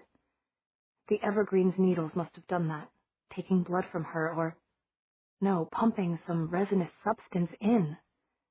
Some anesthetic to keep her still as it took whatever was the next step in its consumption of prey. Something quite unpleasant, to judge by the manners of the creature so far. An injection of digestive juices seemed most likely. Or perhaps something to keep her alive, like antifreeze for a car, he thought, realizing with another nasty shock just how cold she was. Her wrist was like ice. He glanced at the two other humans, the dark-haired girl with the disturbing, logical eyes, and the fair-haired boy who was always trying to pick a fight. He might just have to cut this one too fine. It certainly looked bad for the other two, but he was going to save this one, because it was his whim, because she had called for his help so piteously, because those creatures, those Malik, had tried to make him watch her death, eyes half focused on it as they took his mind off the present with a glorious daydream. Malik. It was a general word indicating a creature of darkness, a sister or brother of the night. But Damon thought it now, as if the word itself were something evil, a sound to be spat or hissed. He had no intention of letting them win. He picked Bonnie up as if she were a bit of dandelion fluff and slung her over one shoulder. Then he took off from the car. Flying without changing shape first was a challenge. Damon liked challenges. He decided to take her to the nearest source of warm water, and that was the boarding house. He needn't disturb Stefan. There were half a dozen rooms in that warren that was making its genteel decline into the good Virginia mud. Unless Stefan was Snoopy, he wouldn't go walking in on other folks' bathrooms. As it turned out, Stefan was not only Snoopy, but fast. There was almost a collision. Damon and his burden came around a corner to find Stefan driving down the dark road with Elena, floating like Damon, bobbing behind the car as if she were a child's balloon. Their first exchange of words was neither brilliant nor witty. "What the hell are you doing?" exclaimed Stefan. "What the hell are you doing?" Damon said, or began to say, when he noticed the tremendous difference in Stefan, and the tremendous power that was Elena. While most of his mind simply reeled in shock, a small part of it immediately began to analyze the situation, to figure out how Stefan had gone from a nothing to a good grief. Oh well, might as well put a brave face on it. "I felt a fight," Stefan said. "When did you become Peter Pan?" "You should be glad you weren't in the fight. And I can fly because I have the power, boy." This was sheer bravado. In any case, it was perfectly correct, back when they were born, to address a younger relative as ragazzo, or boy. It wasn't now. And meanwhile, the part of his brain that hadn't simply shut down was still analyzing. He could see, feel, do everything but touch Stefan's aura, and it was unimaginable. If Damon hadn't been this close, hadn't been experiencing it firsthand, he wouldn't have believed it was possible for one person to have so much power.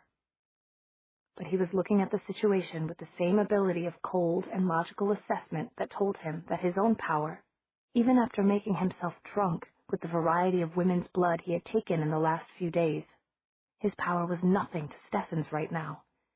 And his cold and logical ability was also telling him that Stefan had been pulled out of bed for this, and that he hadn't had time or hadn't been rational enough to hide his aura. "Well, now look at you," Damon said with all the sarcasm that he could call up, and that turned out to be quite a lot. Is it a halo? Did you get canonized while I wasn't looking?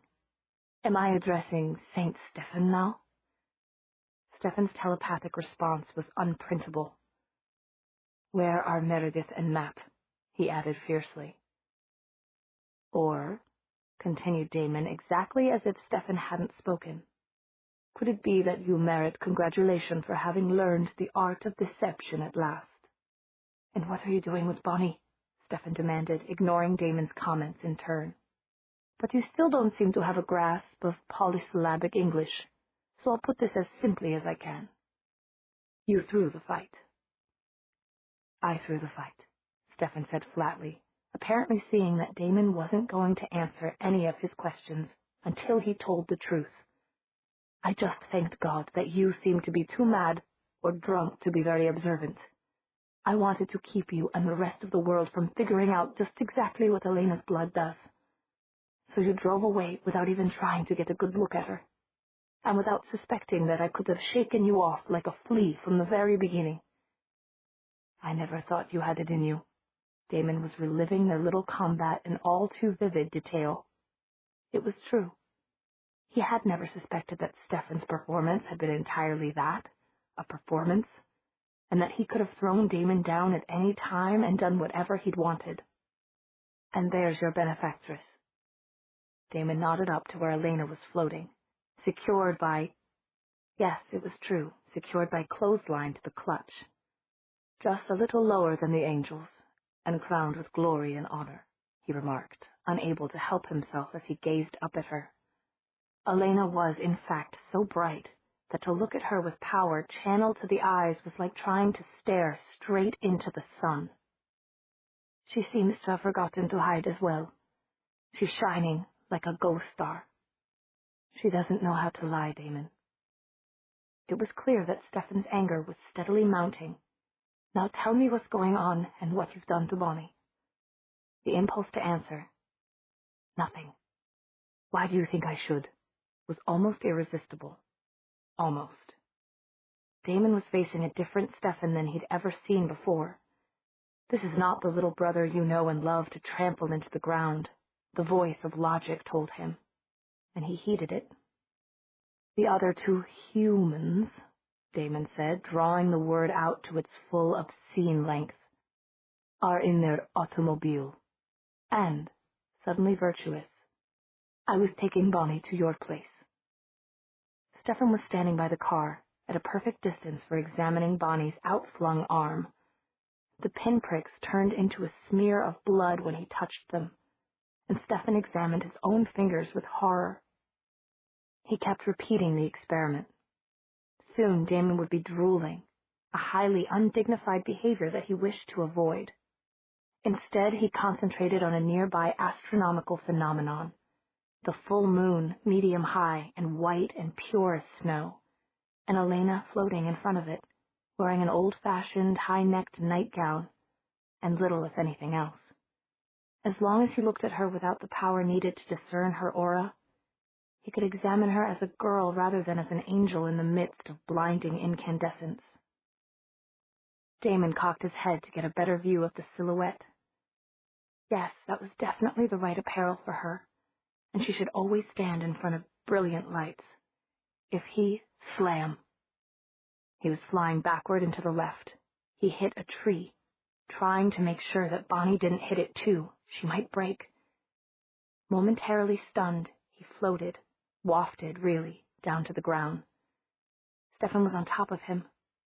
You, said Damon, somewhat indistinctly through the blood in his mouth, have been a naughty boy.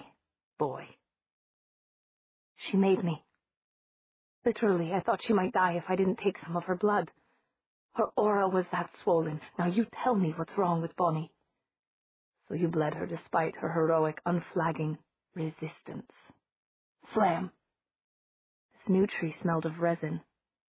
I never particularly wanted to get acquainted with the inside of trees, Damon thought as he spat out a mouthful of blood. Even as a crow, I only used them when necessary. Stephen had somehow snatched Bonnie out of the air while Damon was flying toward the tree. He was that fast now. He was very, very fast. Elena was a phenomenon. So now you have a second-hand idea what Elena's blood is like. And Stefan could hear Damon's private thoughts. Normally Damon was always up for a fight, but right now he could almost hear Elena's weeping over her human friends, and something inside him felt tired. Very old, centuries old, and very tired. But as for the question, well, yes. Elena was still bobbing aimlessly, sometimes spread-eagled, and sometimes balled up like a kitten. Her blood was rocket fuel compared to the unleaded gasoline in most girls. And Stefan wanted to fight, wasn't even trying to hide it. I was right, Damon thought. For vampires, the urge to squabble is stronger than any other urge, even the need to feed, or in Stefan's case, the concern for his, what was the word? Oh yes, friends. Now Damon was trying to elude a thrashing, trying to enumerate his assets, which weren't many, because Stefan was still holding him down. Thought, speech, a penchant for fighting dirty that Stefan just couldn't seem to understand. Logic, an instinctive ability to find the chinks in his foe's armor. Meredith and... Damn, what was that boy's name? Her escort are dead by now, I think, he said innocently. We can stay here and brawl, if that's what you want to call it, considering that I never laid a finger on you, or we can try to resuscitate them. Which will it be, I wonder? He really did wonder about how much control Stefan had over himself right now. As if Damon had zoomed out abruptly with a camera, Stefan seemed to become smaller. He had been floating a few feet above the ground. Now he landed and looked about himself in astonishment, obviously unaware that he had been airborne. Damon spoke in the pause while Stefan was most vulnerable. I wasn't the one who hurt them, he added. If you'll look at Bonnie. Thank badness he knew her name. You'll see that no vampire could do it, I think, he added ingenuously, for shock value. That the attackers were trees controlled by Malik. Trees. Stefan barely took time to glance at Bonnie's pinpricked arm. Then he said, We need to get them indoors and into warm water. You take Elena. Oh, gladly. In fact, I'd give anything. Anything. And this car with Bonnie right back to the boarding house. Wake Mrs. Flowers. Do all you can for Bonnie. I'll go on ahead and get Meredith and Matt. That was it. Matt. Now, if only he had a mnemonic. They're just up the road, right? That was where your first strafe of power seemed to come from. A strafe, was it? Why not be honest and just call it a feeble wash? And while it was fresh in his mind, M for mortal, A for annoying, T for thing. And there you had it. The pity was that it applied to all of them, and yet not all of them were called Matt. Oh, damn. Was there supposed to be another T at the end? Mortal, annoying, troublesome thing. Annoying, terrible thing. I said, is that all right? Damon returned to the present. No, it's not all right. The other car's wrecked. It won't drive. I'll float it behind me. Stefan wasn't bragging, just making a statement of fact. It's not even in one piece. I'll bind the pieces. Come on, Damon. I'm sorry I stressed you. I had a completely wrong idea about what was going on. But Matt and Meredith may really be dying, and even with all my new power and all of Elena's, we may not be able to save them. I've raised Bonnie's core temperature a few degrees, but I don't dare to stay and bring it up slowly enough. Please, Damon. He was putting Bonnie in the passenger seat. Well, that sounded like the old Stefan, but coming from this powerhouse, the new Stefan, it had rather different undertones. Still, as long as Stefan thought he was a mouse, he was a mouse. End of discussion. Earlier, Damon had felt like Mount Vesuvius exploding. Now he suddenly felt as if he were standing near Vesuvius, and the mountain was rumbling. Ye gods! He actually felt seared just being this close to Stefan. He called on all his considerable resources, mentally packing himself in ice, and hoped that at least a breath of coolness underlay his answer. I'll go. See you later. Hope the humans aren't dead yet. As they parted, Stefan sent him a powerful message of disapproval, not strafing him with sheer elemental pain as he had before when throwing Damon against the tree, but making sure that his opinion of his brother was stamped across every word. Damon sent Stefan a last message as he went. I don't understand, he thought innocently toward the disappearing Stefan. What's wrong with saying that I hope the humans are still alive? I've been in greeting card shops, you know. He didn't mention that it wasn't for the cards, but for the young cashiers. And they had sections like hope you get well and sympathy, which I suppose means that the previous card's spell wasn't strong enough. So what's wrong with saying I hope they're not dead? Stefan didn't even bother to answer, but Damon flashed a quick and brilliant smile anyway, as he turned the Porsche around and set off for the boarding house. He tugged on the clothesline that kept Elena bobbing above him. She floated, nightgown billowing, above Bonnie's head, or rather where Bonnie's head should have been. Bonnie had always been small, and this freezing illness had her crumpled into the fetal position. Elena could practically sit on her. Hello, Princess. Looking gorgeous as always. And you're not too bad yourself. It was one of the worst opening lines of his life, he thought dejectedly. But he wasn't feeling quite himself. Stefan's transformation had startled him. That must be what's wrong, he decided.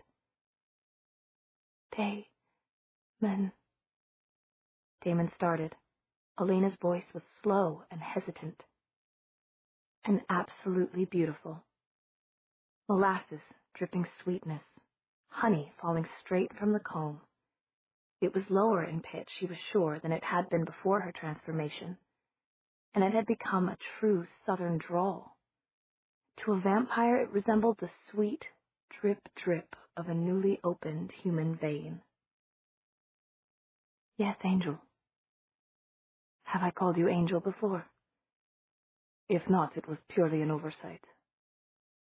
And as he said this, he realized that that was another component to her voice. One he'd missed before, purity. The lancing purity of a seraph, of seraphim. That should have put him off, but instead it just reminded him that Elena was someone to take seriously, never lightly. I'd take you seriously or lightly or any way you prefer, Damon thought, if you weren't so stuck on my idiot younger brother. Twin violet suns turned on him. Elena's eyes. She'd heard him. For the first time in his life, Damon was surrounded by people more powerful than he was. And to a vampire, power was everything. Material goods, community position, trophy mate, comfort, sex, cash, candy. It was an odd feeling. Not entirely unpleasant in regards to Elena. He liked strong women. He'd been looking for one strong enough for centuries. But Elena's glance very effectively brought his thoughts back to their situation. He parked askew outside the boarding house, snatched up the stiffening Bonnie, and floated up the twisting, narrowing staircase toward Stefan's room. It was the only place he knew there was a bathtub. There was barely room for 3 inside the tiny bathroom, and Damon was the one carrying Bonnie. He ran water into the ancient 4-footed tub based on what his exquisitely tuned senses said was 5 degrees above her current icy temperature. He tried to explain to Elena what he was doing, but she seemed to have lost interest and was floating round and round Stefan's bedroom like a close-up of Tinkerbell caged. She kept bumping the closed window and then zooming over to the open door, looking out. What a dilemma. Ask Elena to undress and bathe Bonnie and risk her putting Bonnie in the tub wrong side up? Or ask Elena to do the job and watch over them both but not touch, unless disaster struck. Plus someone had to find Mrs. Flowers and get hot drinks going. Write a note and send Elena with it? There might be more casualties in here any moment now. Then Damon caught Elena's eye, and all petty and conventional concerns seemed to drop away. Words appeared in his brain without bothering to come through his ears. Help her, Please. He turned back to the bathroom, lay Bonnie on the thick rug there, and shelled her like a shrimp. Off with the sweatshirt, off with the summer top that went under it, off with the small bra. A-cup, he noticed sadly, discarding it, trying not to look at Bonnie directly. But he couldn't help but see that the prickling marks the tree had left were everywhere. Off with the jeans, and then a small hitch because he had to sit and take each foot in his lap to get the tightly tied high-top sneakers off before the jeans would come past her ankles. Off with socks. And that was all. Bonnie was left naked except for her own blood and her pink silky underwear. He picked her up and put her in the tub, soaking himself in the process. Vampires associated baths with virgin's blood, but only the really crazy ones tried it. The water in Bonnie's bathtub turned pink when he put her in. He kept the tap running because the tub was so large, and then sat back to consider the situation. The tree had been pumping something into her with its needles. Whatever it wasn't good, so it ought to come out. Most sensible solution was to suck it as if it were a snake bite, but he was hesitant to try that until he was sure Elena wouldn't crush his skull if she found him methodically sucking Bonnie's upper body. He would have to settle for next best. The bloody water didn't quite conceal Bonnie's diminutive form, but it helped to blur the details. Damon supported Bonnie's head against the edge of the tub with one hand, and with the other, he began to squeeze and massage the poison out of one arm. He knew he was doing the right thing when he smelled the resinous scent of pine. It was so thick and viscid itself that it hadn't yet disappeared into Bonnie's body. He was getting a small amount of it out this way, but was it enough? Cautiously watching the door and cranking his senses up to cover their broadest spectrum, Damon lifted Bonnie's hand to his lips, as if he were going to kiss it. Instead, he took her wrists in his mouth, and suppressing every urge he had to bite, instead simply sucked. He spat almost immediately. His mouth was full of resin. The massage wasn't enough by far. Even suction, if he could get a couple dozen vampires and attach them all over Bonnie's little body like leeches, wouldn't be enough. He sat back on his heels and looked at her. This fatally poisoned woman-child he'd as good as given his word to save. For the first time, he became aware that he was soaked to the waist. He gave an irritated glance toward the heavens and then shrugged out of his black bomber jacket. What could he do? Bonnie needed medicine, but he had no idea what specific medicine she needed, and there was no witch he knew of to appeal to. Was Mrs. Flowers acquainted with arcane knowledge? Would she give it to him if she were? Or was she just a batty old lady? What was a generic medicine for a human? He could give her over to her own people and let them try their bungling sciences, take her to a hospital. But they would be working with a girl who'd been poisoned by the other side, by the dark places they would never be allowed to see or understand. Absently, he had been rubbing a towel over his arms and hands and black shirt. Now he looked at the towel and decided that Bonnie deserved at least a sop to modesty, especially since he could think of no more work to be done on her. He soaked the towel and then spread it out and pushed it under water to cover Bonnie from throat to feet. It floated in some places, sank in others, but generally did the job. He turned the water temperature up again, but it made no difference. Bonnie was stiffening into the true death, young as she was. His peers in old Italy had had it right, he thought. A female like this was a maiden, no longer girl, not yet woman. It was especially apposite, since any vampire could tell that she was a maiden in both senses. And it had all been done under his nose. The lure, the pack attack, the marvelous technique and synchronization, they had killed this maiden, while he sat and watched. He'd applauded it. Slowly, inside, Damon could feel something growing. It had sparked when he thought of the audacity of the Malik, hunting his humans right under his nose. It didn't ask the question of when the group in the car had become his humans. He supposed it was because they had been so close lately that it seemed they were his to dispose of, to say whether they lived or died, or whether they became what he was. The growing thing surged when he thought of the way the Malik had manipulated his thoughts, drawing him into a blissful contemplation of death in general terms, while death in very specific terms was going on right at his feet. And now it was reaching incendiary levels because he had been shown up too many times today. It really was unbearable. And it was Bonnie, who had never heard a harmless thing for malice. Bonnie who was like a kitten, making airy pounces at no prey at all. Bonnie with her hair that was called something strawberry, but that looked simply as if it was on fire. Bonnie of the translucent skin, with the delicate violet fjords and estuaries of veins all over her throat and in her arms, who had lately taken to looking at him sideways, with her large, childlike eyes, big and brown, under lashes like stars.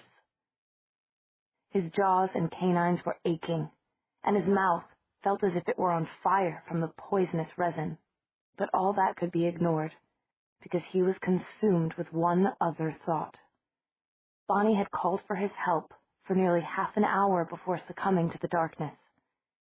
That was what needed to be said, needed to be examined.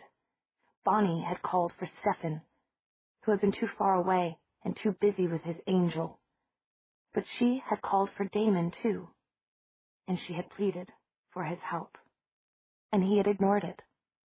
With 3 of Elena's friends at his feet, he had ignored their agonies, had ignored Bonnie's frenzied pleas not to let them die. Usually this sort of thing would only make him take off for some other town, but somehow he was still here and still tasting the bitter consequences of his act. Damon leaned back with his eyes closed, trying to shut out the overwhelming smell of blood and the musty scent of something. He frowned and looked around. The little room was clean even to its corners, nothing musty here, but the odor wouldn't go away. And then he remembered. Chapter 12. It came back to him, all of it. The cramped aisles and the tiny windows and the musty smell of old books. He had been in Belgium some 50 years ago, and had been surprised to find an English language book on such a subject still in existence. But there it was, its cover worn to a solid burnished rust, with nothing of the writing remaining, if there ever had been any. Pages were missing inside, so no one would ever know the author or the title, if either had ever been printed there. Every receipt, recipe, or charm or spell inside involved forbidden knowledge.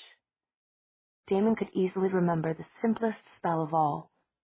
Ye blood of ye samphire or vampire is fair good as a general physic for all maladies or mischief done by those who dance in the woods at Moonspire. These Malik had certainly been doing mischief in the woods, and it was the month of Moonspire, the month of the summer solstice in the old tongue. Damon didn't want to leave Bonnie, and he certainly didn't want Elena to see what he was going to do next. Still supporting Bonnie's head above the warm, pinkish water, he opened his shirt. There was a knife of ironwood in a sheath at his hip. He removed it, and in one quick motion cut himself at the base of his throat. Plenty of blood now. The problem was how to get her to drink. Sheathing the dagger, he lifted her out of the water and tried to put her lips to the cut. No, that was stupid, he thought, with unaccustomed self-deprecation. She's going to get cold again, and you don't have any way to make her swallow. He let Bonnie lapse back into the water and thought. Then he pulled out the knife again and made another cut, this one on his arm, at the wrist. He followed the vein there until blood was not just dripping, but streaming steadily out. Then he put that wrist to Bonnie's upturned mouth, adjusting the angle of her head with his other hand. Her lips were partly open, and the dark red blood flowed beautifully. Periodically she swallowed. There was life in her yet. It was just like feeding a baby bird, he thought, tremendously pleased with his memory, his ingenuity, and, well, just himself. He smiled brilliantly at nothing in particular. Now if it would only work. Damon changed position slightly to be more comfortable and turned the hot water up again, all while holding Bonnie, feeding her, all, he knew, gracefully and without a wasted movement. This was fun. It appealed to his sense of the ridiculous. Here, right now, a vampire was not supping from a human, but was trying to save it from certain death by feeding it vampire blood. More than that, he had followed all sorts of human traditions and customs by trying to strip Bonnie without compromising her maidenly modesty. That was exciting. Of course, he'd seen her body anyway. There had been no way to avoid that. But it was really more thrilling when he was trying to follow the rules. He'd never done that before. Maybe that was how Stefan got his kicks. No, Stefan had Elena, who had been human, vampire, and invisible spirit, and now appeared to be living angel, if such a thing existed. Elena was kicky enough on her own, yet he hadn't thought of her in minutes. It might even be a record of Elena overlooking. He'd better call her. Maybe get her in here and explain how this was working so there was no reason to crush his skull. It would probably look better. Damon suddenly realized he couldn't feel Elena's aura in Stefan's bedroom. But before he could investigate, there was a crash, then pounding footsteps, and then another crash much closer. And then the bathroom door was kicked open by mortal, annoying, troublesome. Matt advanced menacingly, got his feet tangled, and looked down to untangle them. His tan cheeks were swept with a sudden sunset. He was holding up on a small pink brassiere. He dropped it as if it had bitten him, picked it up again, and whirled around, only to cannon into Stefan, who was entering. Damon watched, entertained. How do you kill them, Stefan? Do you just need a stake? Can you hold him? Well, blood! He's feeding her blood! Matt interrupted himself, looking as if he might attack Damon on his own. Bad idea, thought Damon. Matt locked eyes with him. Confronting the monster, Damon thought, even more entertained. Let her go. Matt spoke slowly, probably meaning to convey menace, but sounding, Damon thought, as if he thought that Damon was mentally impaired. Mortally unable to talk, Damon mused. But that made Mutt, he said aloud, shaking his head slightly. Maybe, though, it would remind him in the future. Mutt? You're calling... God, Stefan, please help me kill him. He's killed Bonnie. The words spilled out of Matt in a single gushing flow, a single breath. Woefully, Damon saw his latest acronym go down in flames. Stefan was surprisingly calm. He put Matt behind him and said, Go and sit down with Elena and Meredith, in a way that was not a suggestion, and turned back to his brother. You didn't feed from her, he said, and this was not a question. Swill poison. Not my kind of fun, little brother. One corner of Stefan's mouth quirked up. He made no response to this, but simply looked at Damon with eyes that were knowing. Damon bridled. I told the truth. Going to take it up as a hobby. Damon started to release Bonnie, figuring that dropping her into blood-stained water would be the proper precursor to walking out of this dump, but she was his baby bird. She'd swallowed enough of his blood now that any more would begin to change her seriously. And if the amount of blood he had already given her wasn't enough, it simply wasn't a remedy in the first place. Besides, the miracle worker was here. He closed the cut on his arm enough to stop the bleeding and started to speak. And the door crashed open again. This time it was Meredith, and she had Bonnie's bra. Both Stefan and Damon quailed. Meredith was, Damon thought, a very scary person. At least she took the time, which Mutt had not, to look over the trampled clothes on the bathroom floor. She said to Stefan, How is she? Which Mutt had not either. She's going to be fine, Stefan said. And Damon was surprised at his feeling of, not relief, of course, but of a job well done. Plus, Now he might avoid being thrashed to within an inch of his life by Stefan. Meredith took a deep breath and closed her frightening eyes briefly. When she did that, her whole face glowed. Maybe she was praying. It had been centuries since Damon had prayed, and he had never had any prayer answered. Then Meredith opened her eyes, shook herself, and started looking scary again. She nudged the pile of clothes on the floor and said, slowly and forcefully, "If the item that matches this is not still on Bonnie's body, there's going to be trouble." She waved the now infamous bra like a flag. Stefan looked confused. How could he not understand the mighty missing lingerie question? Damon wondered. How could anyone be such an unobservant fool? Didn't Elena wear any? Ever? Damon sat frozen, too arrested by the images in his own inner world to move for a moment.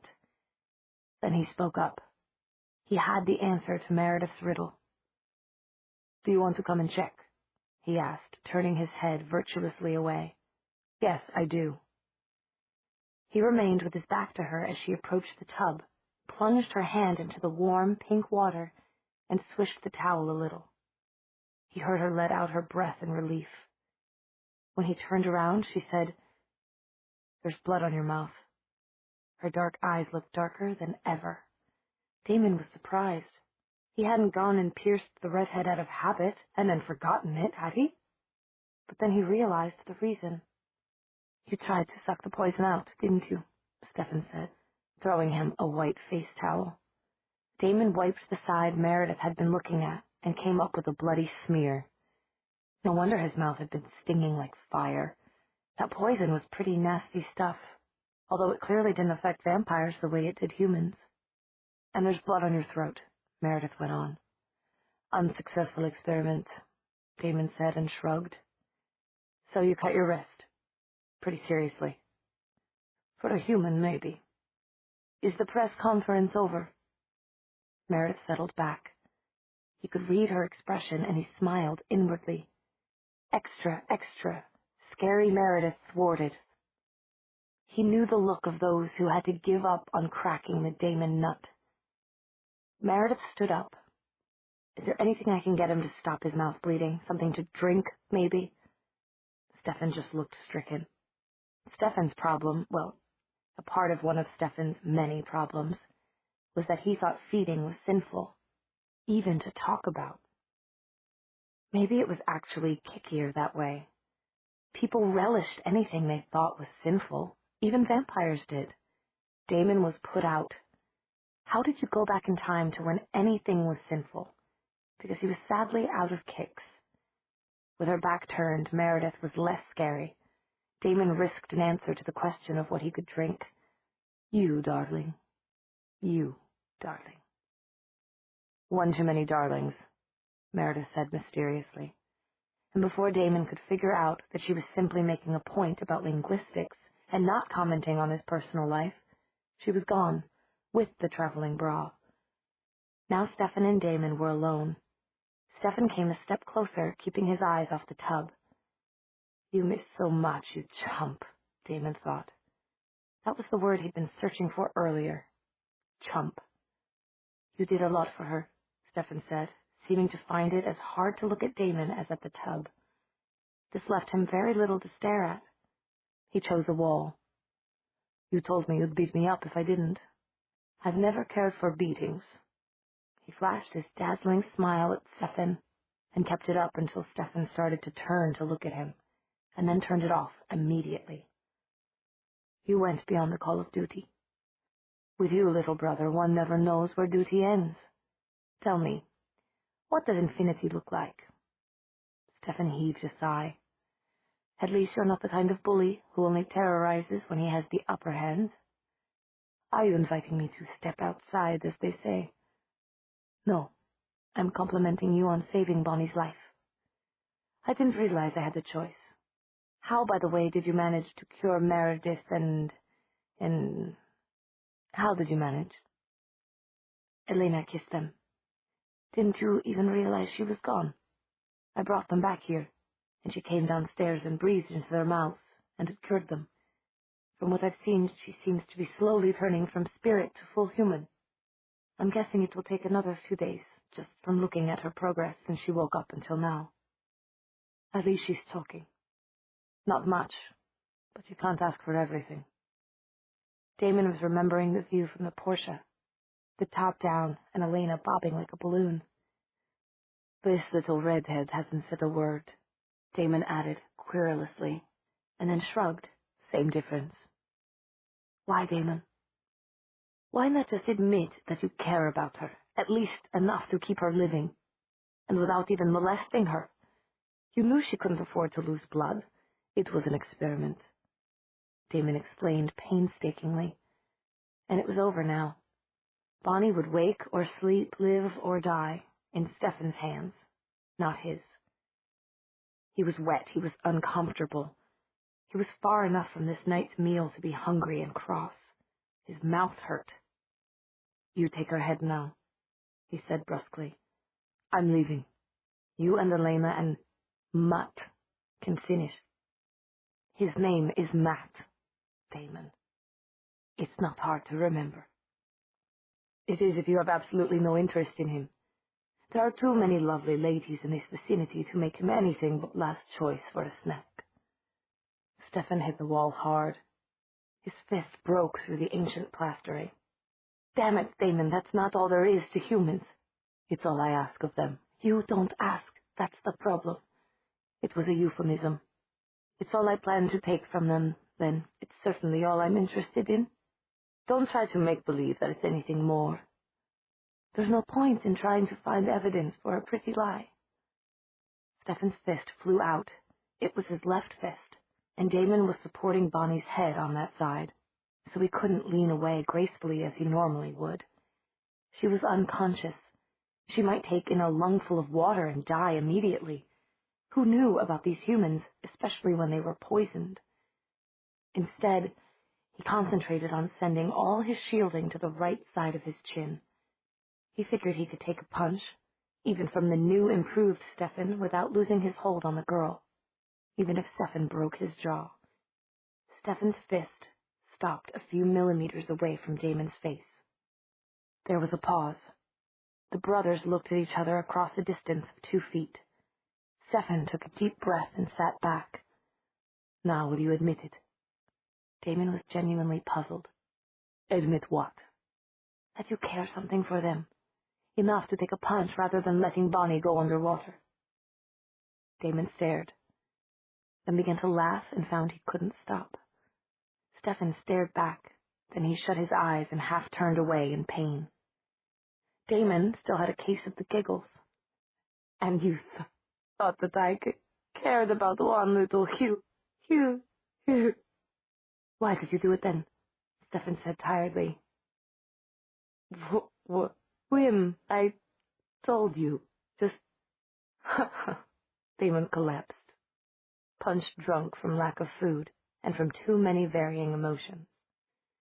Bonnie's head went underwater. Both vampires dived for her, headbutting each other as they collided over the center of the tub. Both fell back briefly, dazed. Damon wasn't laughing anymore. If anything, he was fighting like a tiger to get the girl out of the water. Stefan was too, and with his newly sharpened reflexes, he looked close to winning. But it was as Damon had thought just an hour or so earlier. Neither one of them even considered cooperating to get the girl. Each was trying to do it alone, and each was impeding the other. Get out of my way, brat, Damon snarled, almost hissing in menace. You don't give a damn about her. You get out of the way. There was something like a geyser, and Bonnie exploded upward from the water on her own. She spat out a mouthful and cried, "What's going on?" in tones to melt a heart of stone. Which they did, contemplating his bedraggled little bird, who was clutching the towel to her instinctively, with her fiery hair plastered to her head and her big brown eyes blinking between strands. Something swelled in Damon. Stefan had run to the door to tell the others the good news. For a moment, it was just the two of them, Damon and Bonnie. It tastes awful, Bonnie said woefully, spitting out more water. I know, Damon said, staring at her. The new thing he was feeling had swollen inside his soul until the pressure was almost too much to stand. When Bonnie said, "But I'm alive," with an abrupt 180-degree turn in mood, her heart-shaped face flushing suddenly with joy, the fierce pride Damon felt in response was intoxicating. He and he alone had brought her back from the edge of icy death. Her poison-filled body had been cured by him. It was his blood that had dissolved and dispersed the toxin. His blood. And then the swelling thing burst. There was, to Damon, a palpable, if not audible, crack as the stone encasing his soul burst open and a great piece fell away. With something inside him singing, he clutched Bonnie to him, feeling the wet towel through his raw silk shirt, and feeling Bonnie's slight body under the towel. Definitely a maiden, and not a child, he thought dizzily, whatever the writing on that infamous scrap of pink nylon had claimed. He clutched at her as if he needed her for blood, as if they were in hurricane-tossed seas, and to let go of her would be to lose her.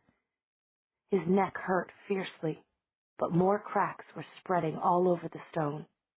It was going to explode completely, letting the Damon it held inside out.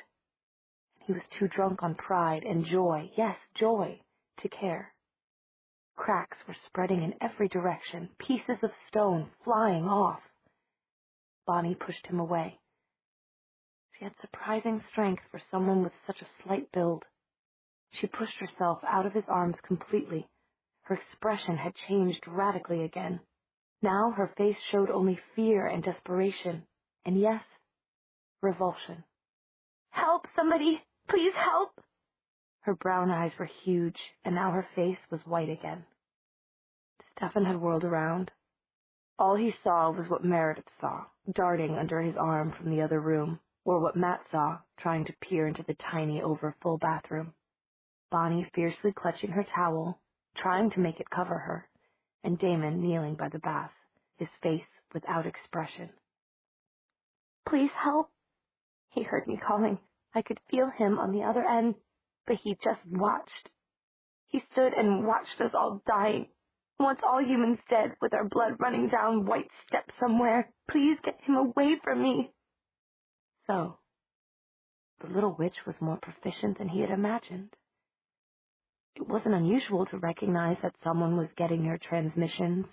You got feedback. But to identify the individual took talent. Plus, she'd obviously heard the echoes of some of his thoughts. She was gifted, his bird. No, not his bird.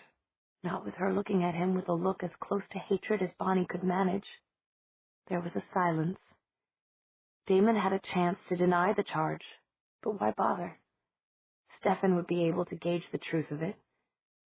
Maybe Bonnie too. Revulsion was flying from face to face, as if it were a swiftly catching disease. Now Meredith was hurrying forward, grabbing another towel. She had some kind of hot drink in her other hand, cocoa by the smell. It was hot enough to be an effective weapon. No way to dodge all of that, not for a tired vampire. "Here," she said to Bonnie, "you're safe. Stefan's here, I'm here, Matt's here. Take this towel. Let's just put it around your shoulders." Stefan had stood silently, watching all this. No, watching his brother. Now, his face hardening in finality, he said one word. "Out." Dismissed like a dog, Damon groped for his jacket behind him, found it, and wished that his groping for his sense of humor could be as successful. The faces around him were all the same. They could have been carved in stone, but not stone as hard as that was coming together again around his soul. Missed like a dog. Damon groped for his jacket behind him, found it, and wished that his groping for his sense of humor could be as successful. The faces around him were all the same.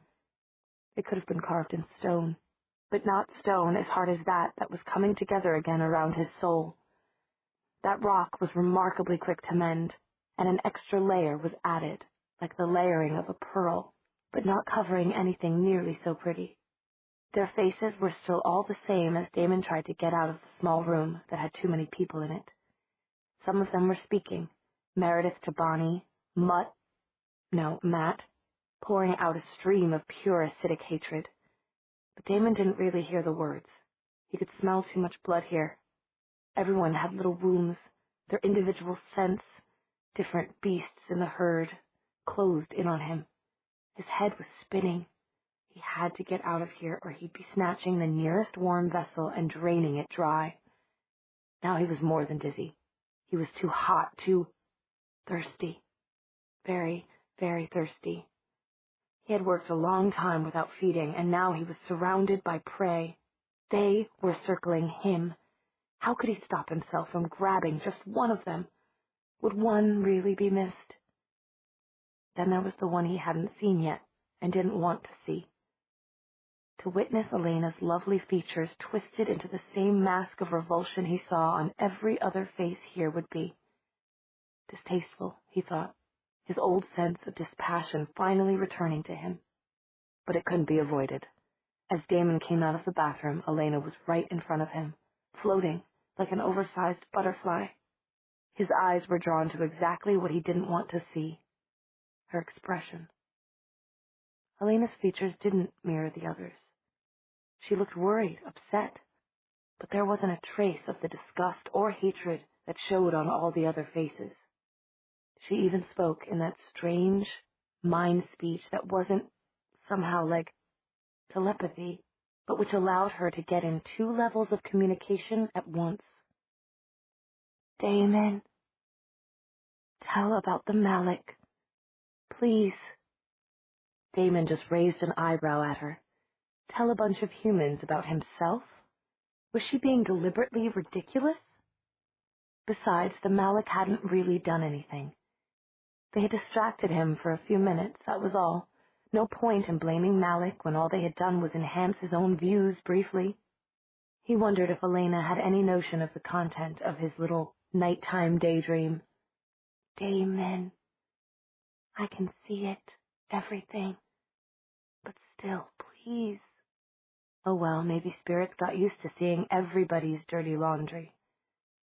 Elena made no response to that thought, so he was left in the dark. In the dark, which is what he was used to, where he had come from. They would all go their separate ways, the humans to their warm, dry houses, and he to a tree in the woods. Elena would stay with Stefan, of course. Of course. Under the circumstances, I won't say au revoir, Damon said, flashing his dazzling smile at Elena, who looked gravely back at him. We'll just say goodbye and leave it at that. There was no answer from the humans. Damon! Elena was crying now. Please, please. Damon started out into the dark. Please. Rubbing at his neck, he kept going. Chapter 13. Much later that night, Elena couldn't sleep. She didn't want to be hemmed in inside the tall room, she said. Secretly, Stefan worried that she wanted to go outside and track the Malik that had attacked the car. But he didn't think she was able to lie now, and she kept bumping against the shut window, chiming to him that she just wanted air, outside air. We should put some clothes on you. But Elena was bewildered and stubborn. It's night. This is my nightgown, she said. You didn't like my day gown. Then she bumped the window again. Her day gown had been his blue shirt, which, belted, made a sort of very short chemise on her, coming to the middle of her thighs. Right now, what she wanted fit in with his own desires so completely that he felt a bit guilty over the prospect. But he allowed himself to be persuaded. They drifted, hand in hand, Elena like a ghost or angel in her white nightgown, Stefan all in black, feeling himself almost disappear where the trees obscured the moonlight. Somehow they ended up in the old wood, where skeletons of trees mixed with the living branches. Stefan stretched his newly improved senses to the widest, but could only find the normal inhabitants of the forest. slowly and hesitantly returning after being frightened off by Damon's lash of power. Hedgehogs, deer, dog-foxes, and one poor vixen with twin kits who hadn't been able to run because of her children. Birds, all the animals that helped to make the forest the wondrous place it was. Nothing that felt like Malik or seemed as if it could do any harm. He began to wonder if Damon had simply invented the creature that influenced him. Damon was a tremendously convincing liar. He was telling the truth, Elena chimed. But either it's invisible or it's gone now, because of you, your power. He looked at her, and found her looking at him with a mixture of pride and another emotion that was easily identified, but startling to see out of doors. She tilted her face up, its classic lines pure and pale in the moonlight. Her cheeks were rose-pink with blushing, and her lips were slightly pursed. Oh, hell, Stefan thought wildly. After all you've been through, he began, and made his first mistake. He took hold of her arms. There, some sort of synergy between his power and hers started to bring them in a very slow spiral, upward. And he could feel the warmth of her, the sweet softness of her body. She still was waiting, eyes closed for her kiss. We can start all over again, she suggested hopefully. And that was true enough. He wanted to give back to her the feeling she had given to him in his room. He wanted to hold her hard. He wanted to kiss her until she trembled. He wanted to make her melt and swoon with it. He could do it, too. Not just because you learned a thing or two about women when you were a vampire, but because he knew Elena. They were really one at heart, one soul. Please, Elena chimed. But she was so young now, so vulnerable in her pure white nightgown, with her creamy skin flushing pink in anticipation. It couldn't be right to take advantage of someone like that. Elena opened her violet blue eyes, silvered by the moonlight, and looked right at him. Do you want? She said it was sobriety in the mouth, but mischief in her eyes. To see how many times you can make me say please? God, no. But that sounded so grown up that Stefan helplessly took her into his arms. He kissed the top of her silky head. He kissed downward from there, only avoiding the little rosebud mouth that was still puckered in lonely supplication. I love you. I love you. He found that he was almost crushing her ribs and tried to let go. But Elena held on as tightly as she could, holding his arms to her. Do you want? The chime was the same, innocent and ingenuous. To see how many times I can make you say please. Stefan stared at her for a moment. Then, with a sort of wildness in his heart, he fell on the little rosebud mouth and kissed it, breathless. Kissed it until he himself was so dizzy that he had to let her go, just an inch or two. Then he looked into her eyes again. A person could lose themselves in eyes like that, could fall forever into their starry violet depths. He wanted to, but more than that, he wanted something else. I want to kiss you, he whispered, right at the portal of her right ear, nipping it. Yes, she was definite about that, until you faint in my arms. He felt the shiver go through her body. He saw the violet eyes go misty, half-closing. But to his surprise, he got back an immediate, if slightly breathless, yes, from Elena out loud. And so he did. Just short of swooning, with little shivers going through her, and little cries that he tried to stop with his own mouth, he kissed her. And then, because it was time, and because the shivers were starting to have a painful edge to them, and Elena's breath was coming so quick and hard when he let her breathe, that he really was afraid that she might pass out. He solemnly used his own fingernail to open a vein in his neck for her. And Elena, who once had been only human, and would have been horrified by the idea of drinking another person's blood, clasped herself to him with a small choked sound of joy, and then he could feel her mouth, warm against the flesh of his neck, and he felt her shudder hard. and he felt the heady sensation of having his blood drawn out by the one he loved. He wanted to pour his entire being out in front of Elena, to give her everything that he was, or ever would be. And he knew that this was the way she had felt, letting him drink her blood. That was the sacred bond they shared. It made him feel that they had been lovers since the beginning of the universe, since the very first dawning of the very first star out of the darkness. It was something very primitive and very deeply ingrained in him. When he first felt the flow of blood into her mouth, he had to stifle a cry against her hair. And then he was whispering to her fierce, involuntary things about how he loved her and how they could never be parted, and endearments and absurdities wrenched from him in a dozen different languages. And then there were no more words, only feelings. And so they slowly spiraled up in the moonlight, the white nightgown sometimes wrapping itself around his black-clad legs, until they reached the top of the trees, living and standing, but dead.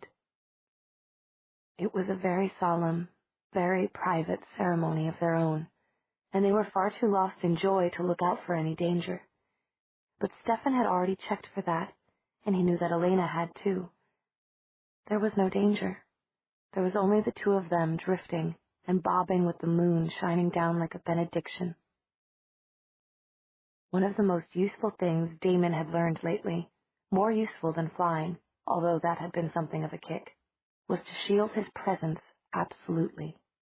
He had to drop all his barriers, of course.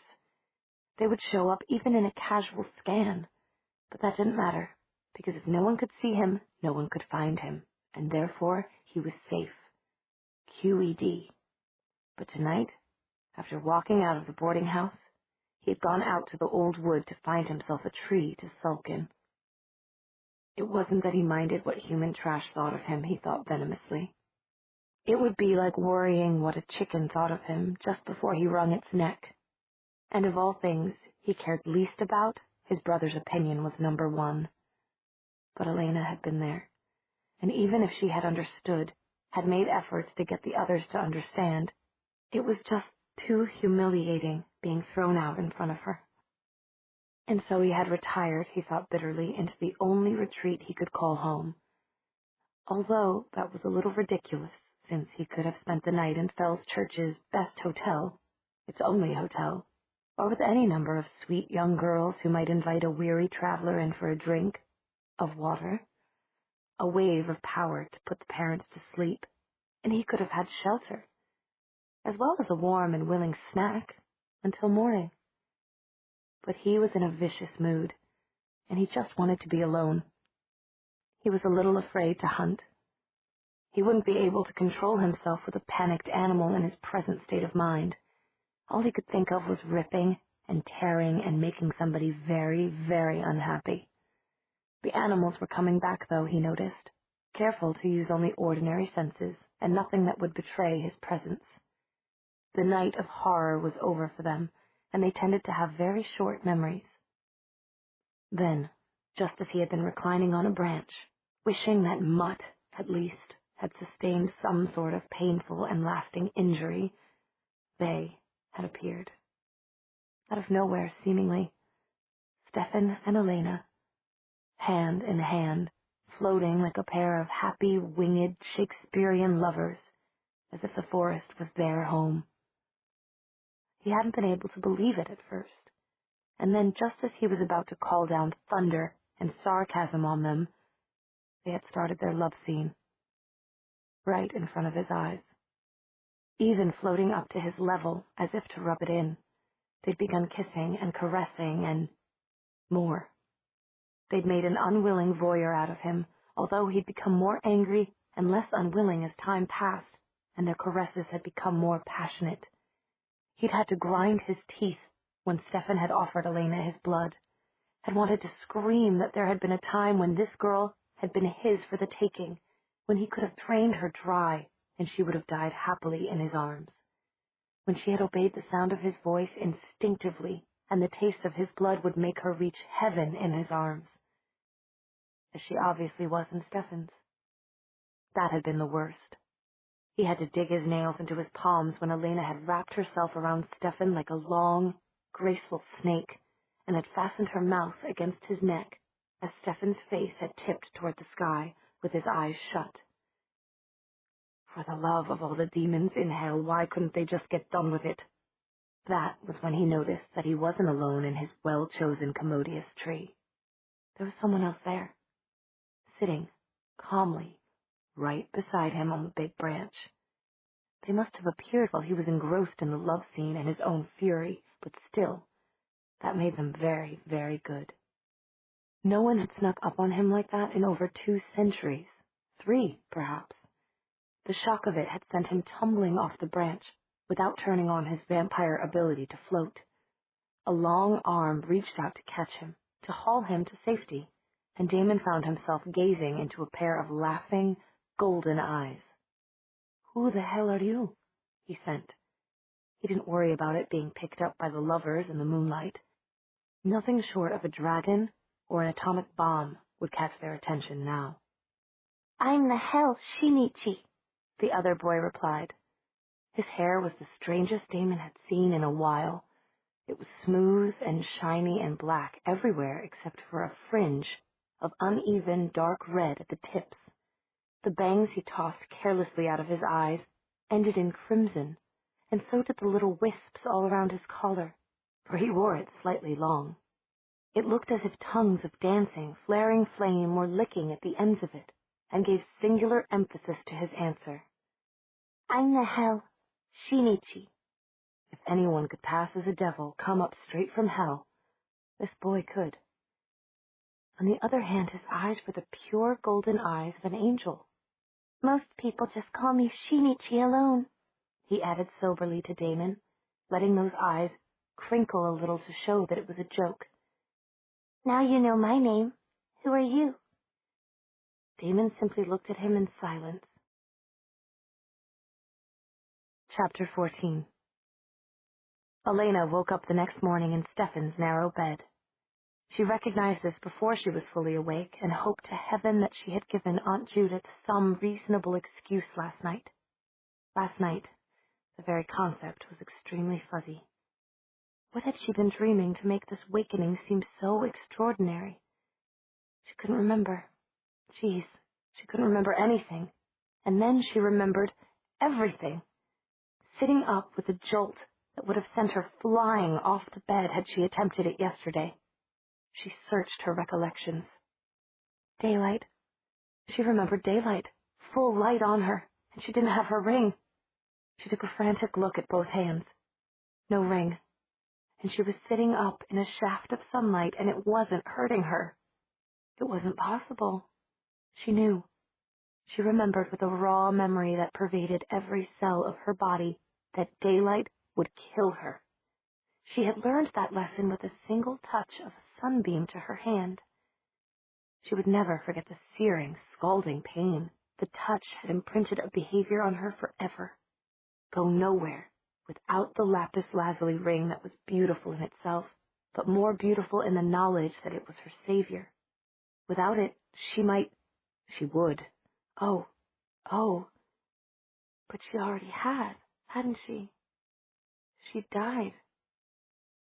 Not simply changed as she had when she'd become a vampire, but died the true death that no one came back from. In her own personal philosophy, she ought to have disintegrated into nameless atoms or gone straight to hell. Instead, she hadn't really gone anywhere. She'd had some dreams about fatherly or motherly people giving her advice, and of wanting very much to help people who were suddenly much easier to understand. School bully. She had watched sadly as his drunken father took his own outrages out on him night after night. That girl who never got her homework done. She was expected to raise 3 younger sisters and brothers while her mother lay in bed all day. Just getting the baby fed and cleaned took all the time she had. There was always a reason behind any behavior, and now she could see it. She had even communicated with people through her dreams. And then one of the old ones had arrived in Fell's church. It was all she could do to stand his interference in the dreams and not run away. He caused the humans to call for Stefan's help, and Damon had accidentally been summoned too, and Elena had helped them all she could, even when it had been almost unbearable, because Old Ones knew about love and which buttons to push and how to make your enemies run in all the right directions. But they had fought him, and they had won. And Elena, in trying to heal Stefan's mortal wounds, had somehow ended up mortal again herself, naked, lying on the ground of the old wood, with Damon's jacket over her, while Damon himself had disappeared without waiting for thanks. And that awakening had been of basic things, things of the senses, touch, taste, hearing, sight, and of the heart, but not of the head.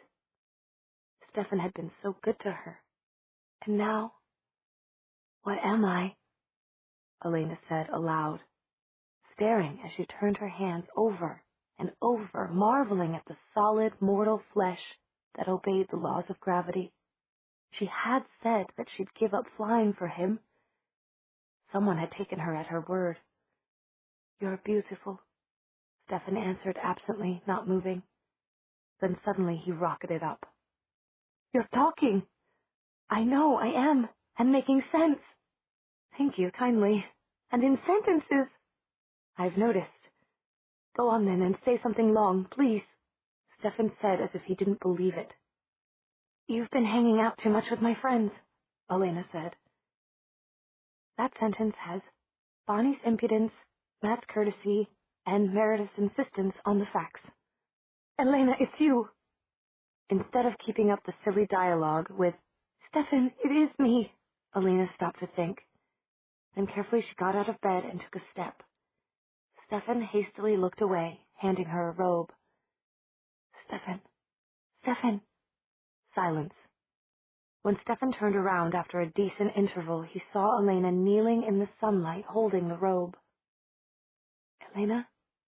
She knew that to him she looked like a very young angel in meditation. Stefan. But you're crying. I am human again, Stefan. She lifted a hand, let it fall into the clutches of gravity. I'm human again. No more, no less. I guess it just took me a few days to get fully back on track. She looked into his eyes. They were always such green, green eyes, like green crystal with some offside light behind them, like a summer leaf held up before the sun. I can read your mind, but I can't read yours, Stefan. I can only get a general sense, and even that may be going. We can't count on anything. Elena, I have all I want in this room. He patted the bed. Sit by me, and I can say all I want is on this bed. Instead, she got up and threw herself at him, arms around his neck, legs tangled with his. I'm still very young, she whispered, holding him tightly. And if you count it in days, we haven't had many days together like this, but I'm still far too old for you. But to be able to look at you and see you looking back at me, tell me you'll love me forever. I'll love you forever, no matter what happens. Elena, I've loved you as mortal, as vampire, as pure spirit, as spiritual child, and now as human again. Promise we'll be together. We'll be together. No, Stefan, this is me. She pointed to her head as if to emphasize that behind her gold-flecked blue eyes there was a bright, active mind spinning in overdrive. I know you. Even if I can't read your mind, I can read your face. All the old fears, they're back, aren't they? He looked away. I will never leave you. Not for a day, not for an hour. He hesitated and then looked up at her. If that's what you really want, I won't leave you even for an hour. Now he was projecting, she knew, for she could hear him. I release you from all your promises. But Elena, I mean them. I know. But when you do go, I don't want you to have the guilt of breaking them looming over you as well. Even without telepathy, she could tell what he was thinking to the tiniest shade of a nuance. Humor her. After all, she'd just woken up. She was probably a little confused, and she wasn't interested in becoming less confused or in making him less confused. That must be why she was nipping his chin gently and kissing him. Certainly, Elena thought one of the two of them was confused. Time seemed to stretch and then stop around them, and then nothing was confusing at all. Elena knew that Stefan knew what she wanted, and he wanted whatever she wanted him to do. Bonnie stared at the numbers on her phone, concerned. Stefan was calling. Then she ran a hasty hand through her hair, fluffing the curls out, and took the video call. But instead of Stefan, it was Elena. Bonnie started to giggle, started to tell her not to play with Stefan's grown-up toys, and then she stared. Elena? Am I going to get this every time, or only from my sister witch? Elena? Awake and good as new, Stefan said, getting in the picture. We called as soon as we woke up. But it's noon, Bonnie blurted out. We've been occupied with this and that, Elena cut in smoothly. And oh, wasn't it good to hear Elena talk that way, half innocent and wholly smug about it, making you want to shake her and beg her for every wicked detail. Elena! Bonnie gasped, using the nearest wall for support, and then sliding down it and allowing an armload of socks, shirts, pajamas, and underwear to shower down onto the carpet, while tears began to leak out of her eyes. Elena, they said you'd have to leave Phil's church. Will you? Elena bridled. They said what? That you and Stefan would have to leave for your own good. Never in this world. Little lovely love, began Stefan, and then abruptly he stopped, opening and shutting his mouth. Bonnie stared. It had happened at the bottom of the screen, out of sight, but she could almost swear that Stefan's little lovely love had just elbowed him in the stomach. Ground zero. 2 o'clock? Elena was asking. Bonnie snapped back to reality. Elena never gave you time for reflection. I'll be there, she cried. Elena? Meredith breathed, and then Elena, like a half-choked sob. Elena! Meredith, oh, don't make me cry. This blouse is pure silk. It's pure silk because it's my pure silk sorry blouse, that's why. Elena suddenly looked as innocent as an angel. You know, Meredith, I seem to have grown much taller lately. If the end of that sentence is so it really fits me better, Meredith's voice was threatening, then I'm warning you, Elena Gilbert. She broke off, and both girls began to laugh and then to cry. You can have it. Oh, you can have it. Stefan? Matt waved his phone, first cautiously, then banging it into the wall of the garage. I can't see, he stopped, swallowed. Lena? The word came out slowly with a pause between each syllable. Yes, Matt, I'm back. Even up here, she pointed to her forehead. Will you meet with us?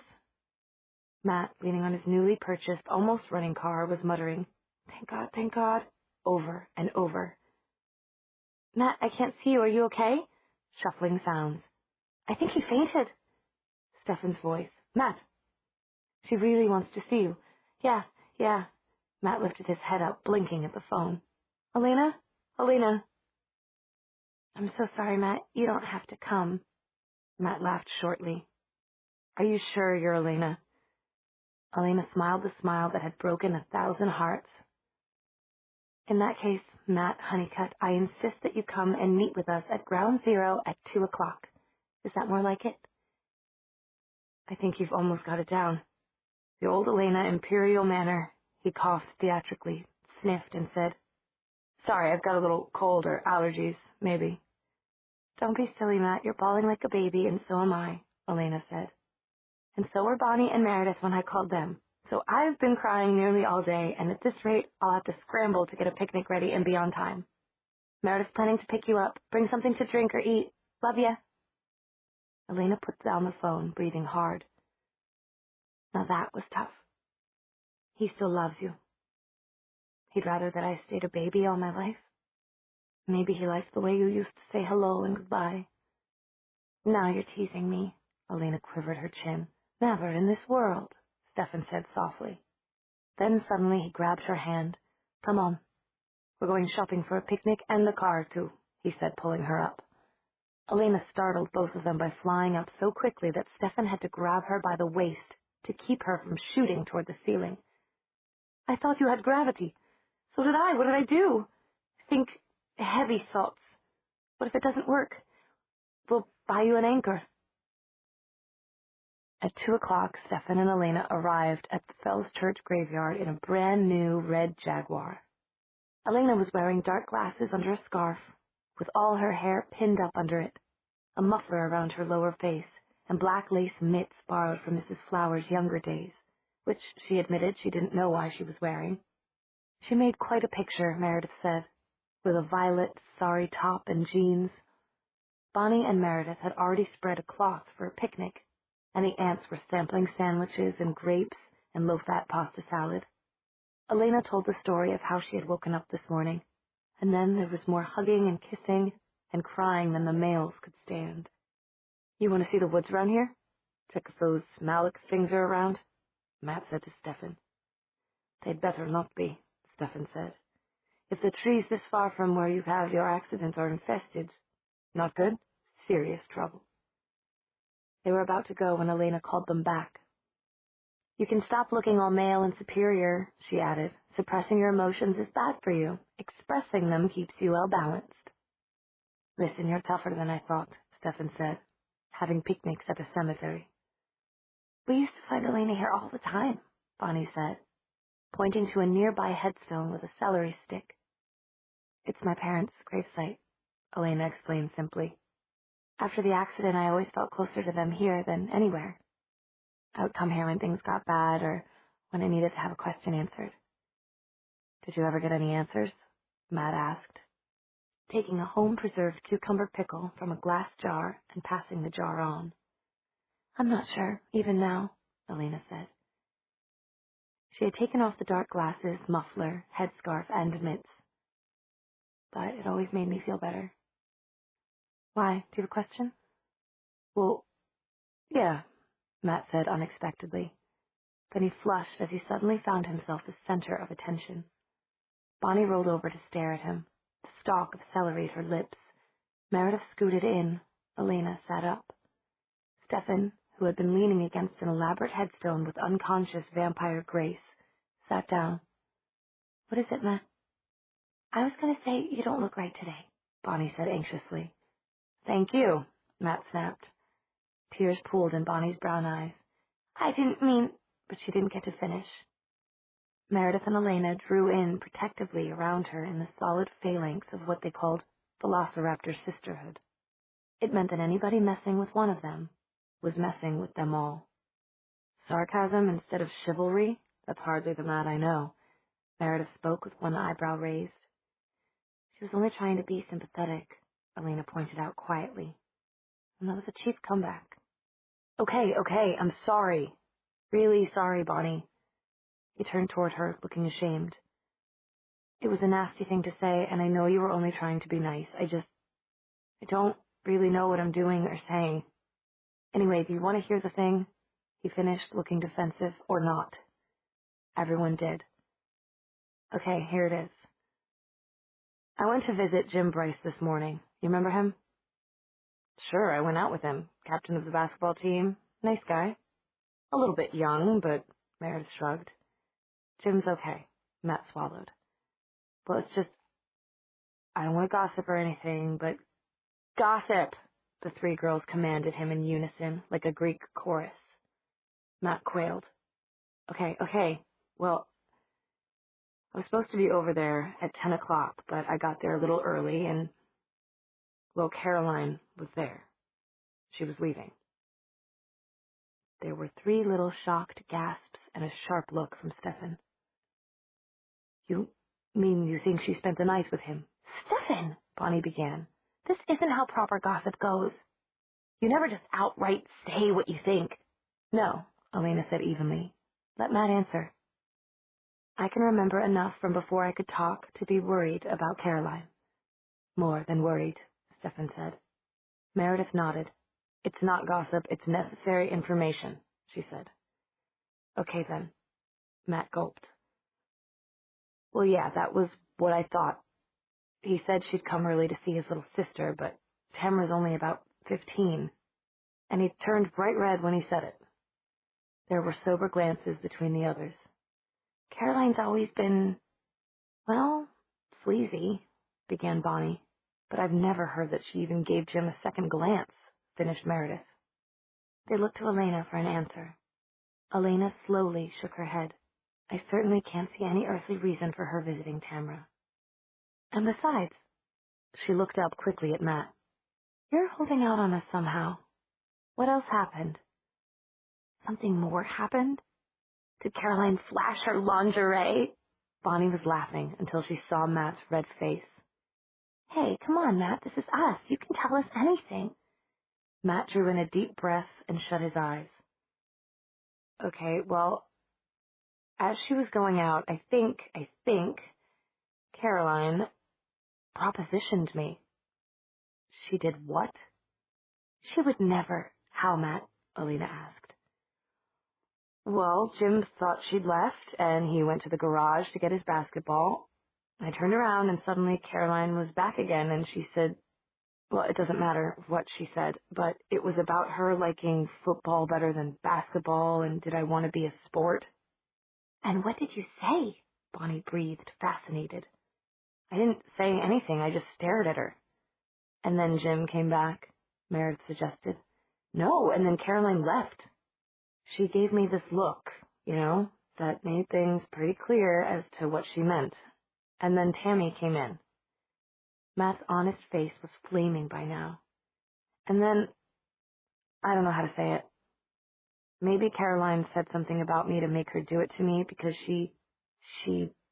Matt. Stefan had scarcely spoken until this point. Now he leaned forward and spoke quietly. We're not asking just because we want to gossip. We're trying to find out if there's something seriously wrong happening in Fell's church, so please, just tell us what happened. Chapter 15. Matt nodded, but he was blushing to the fair roots of his hair. Tammy pressed herself against me.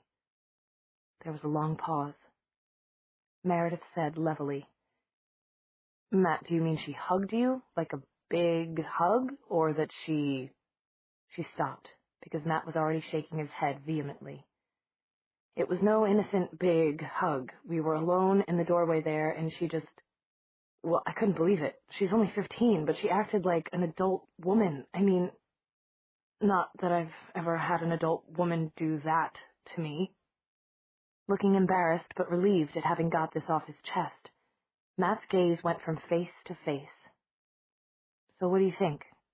Was it just a coincidence that Caroline was there, or did she say something to Tamra? No coincidence, Elena said simply. It'd be too much of a coincidence. Caroline coming on to you and then Tamra acting like that? I know. I used to know Tammy Bryce. She's a nice little girl, or she used to be. She still is, Meredith said. I told you, I went out with Jim a few times. She's a very nice girl, and not at all mature for her age. I don't think she would normally do anything inappropriate unless... She stopped, looking into the middle distance, and then shrugged without finishing her sentence. Bonnie looked serious now. But we have to stop this, she said. What if she does that to some guy who's not nice and shy like Matt? She's going to get herself assaulted. That's the whole problem, Matt said, turning red again. I mean, it's pretty difficult. If she had been some other girl that I was going on a date with, not that I go out with other girls on dates, he added hastily, glancing at Elena. But you should be going out on dates, Elena said firmly. Matt, I don't want eternal fidelity from you. There's nothing I'd like better than to see you dating a nice girl. As if by accident, her gaze wandered over to Bonnie, who was now trying to crunch celery very quietly and neatly. Stefan, you're the only one who can tell us what to do, Elena said, turning to him. Stefan was frowning. I don't know. With only 2 girls, it's pretty hard to draw any conclusions. So we're gonna wait and see what Caroline or Tammy does next? Meredith asked. Not just wait, Stefan said. We've got to find out more about it. You guys can keep an eye on Caroline and Tamara Bryce, and I can do some research on it. Damn, Elena said, hitting the ground with one fist. I can almost... She stopped suddenly and looked at her friends. Bonnie had dropped her celery, gasping, and Matt had choked on his Coke, going into a coughing fit. Even Meredith and Stefan were staring at her. What? She said blankly. Meredith recovered first. It's just that yesterday you were, well, very young angels don't swear. Just because I died a couple of times, it means I have to say darn for the rest of my life? Elena shook her head. Not. I'm me, and I'm going to stay me, whoever I am. Good, said Stefan, leaning over to kiss the top of her head. Matt looked away, and Elena gave Stefan an almost dismissive pat, but thinking, I love you forever, and knowing that he would pick it up even if she couldn't hear his thought in return. In fact, she found she could pick up his general response to it. A warm rose color seemed to hang around him. Was this what Bonnie saw and called an aura? She realized that most of the day she'd seen him with a light, cool, emerald sort of shadowing around him, if shadows could be light, and the green was returning now as the pink faded away. Immediately she glanced over the rest of the picnickers. Bonnie was surrounded by a rose-like color, shading to the palest of pinks. Meredith was a deep and profound violet. Matt was a strong, clear blue.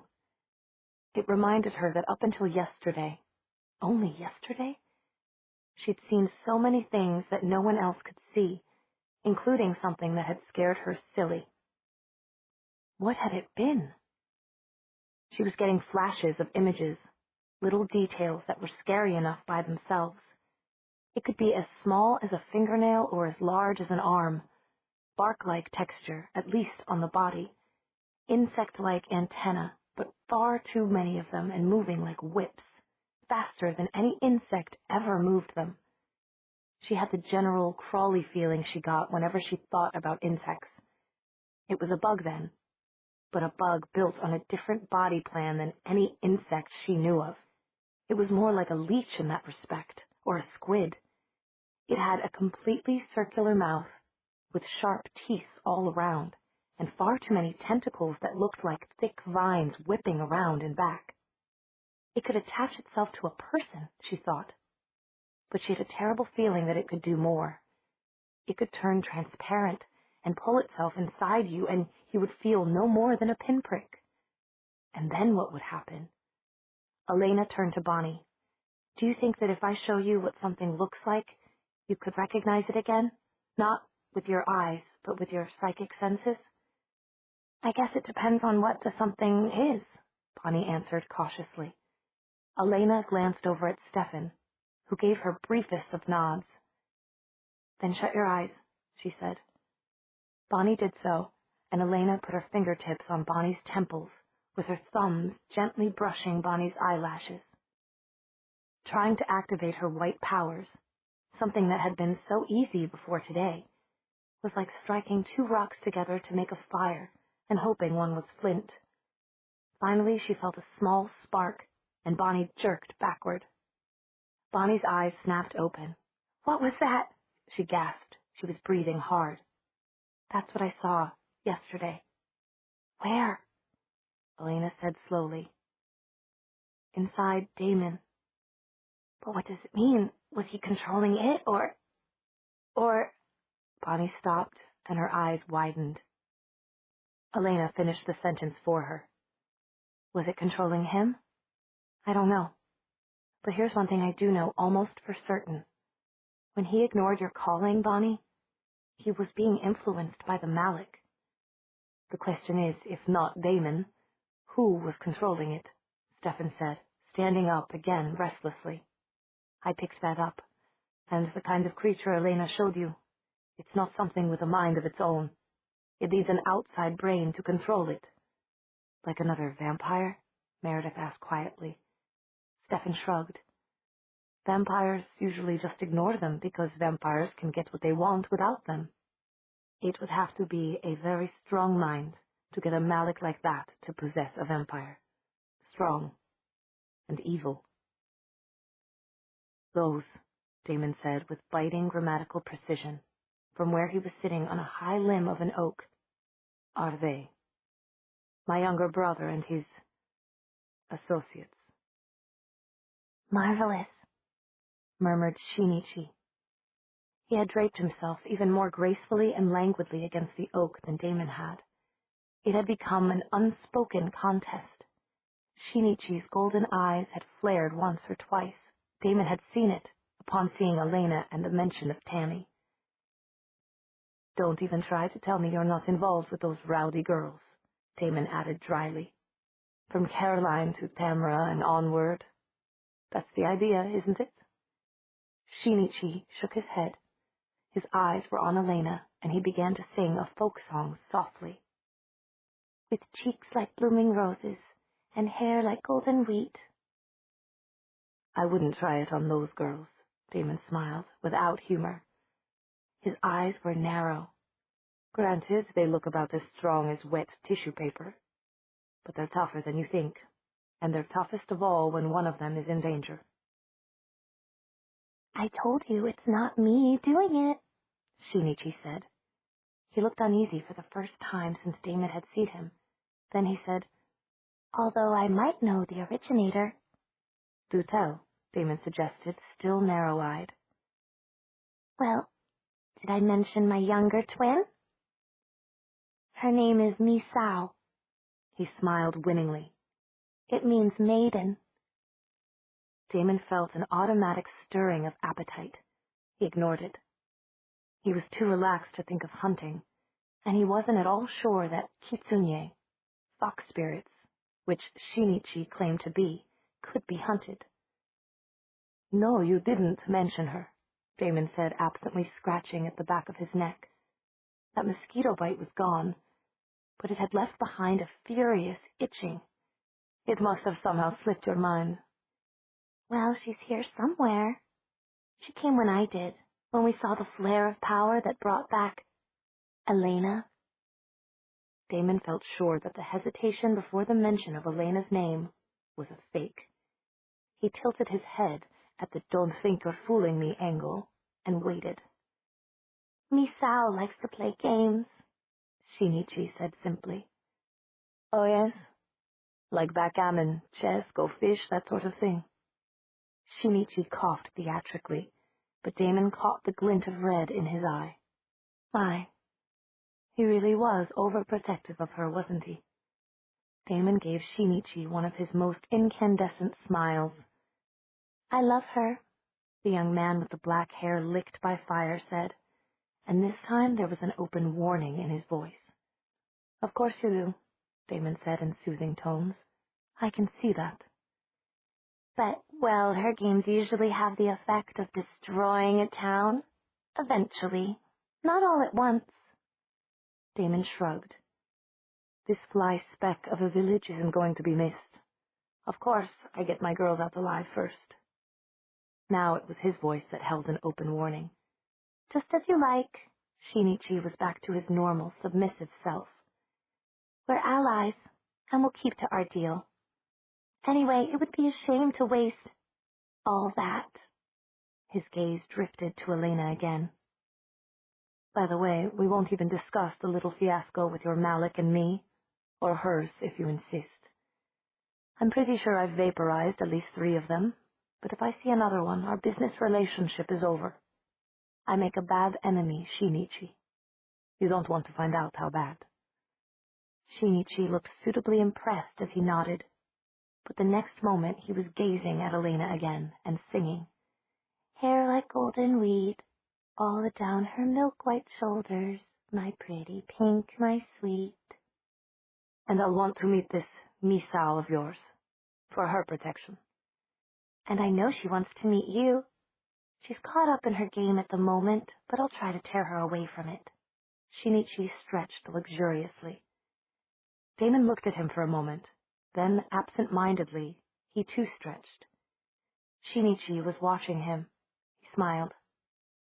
Damon wondered about that smile. He had noticed that when Shinichi smiled, 2 little flames of crimson could be seen in his eyes. But he was really too tired to think about it right now. simply too relaxed. In fact, he suddenly felt very sleepy. "So we're going to be looking for these Malik things in girls like Tammy?" Bonnie asked. "Exactly like Tammy," said Elena. "And you think," Meredith said, watching Elena closely, "that Tammy got it somehow from Caroline?" "Yes, I know. The question is, where did Caroline get it from? And that I don't know. But again, we don't know what happened to her when she was kidnapped by Klaus and Tyler Smallwood. We don't know anything about what she's been doing for the last week, except that it's clear she never really stopped hating us." Matt held his head in his hands. "And then what are we going to do? I feel as if I'm responsible somehow." "No. Jimmy's responsible if anyone is. If he, let Caroline spend the night and then let her talk about it with his 15-year-old sister, well, it doesn't make him guilty, but he sure could have been a little more subtle," Stefan said. "And that's where you're wrong," Meredith told him. "Matt and Bonnie and Elena and I have known Caroline for ages, and we know what she's capable of. If anyone qualifies as their sister's keeper, it's us. And I think we're in serious delinquency of duty. I vote we stop by her house." "So do I," Bonnie said sadly. "But I'm not looking forward to it. Besides, what if she doesn't have one of those Malik things in her?" "That's where the research comes in," Elena said. "We need to find out who's behind it all. Someone strong enough to influence Damon." "Wonderful," Meredith said, looking grim. "And given the power of the ley lines, we only have every single person in Fell's Church to choose from?"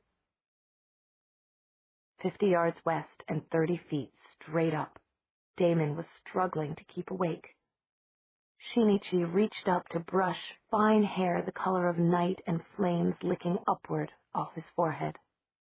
Under his lowered lids, he was watching Damon intently. Damon meant to be watching him as intently, but he was simply too drowsy.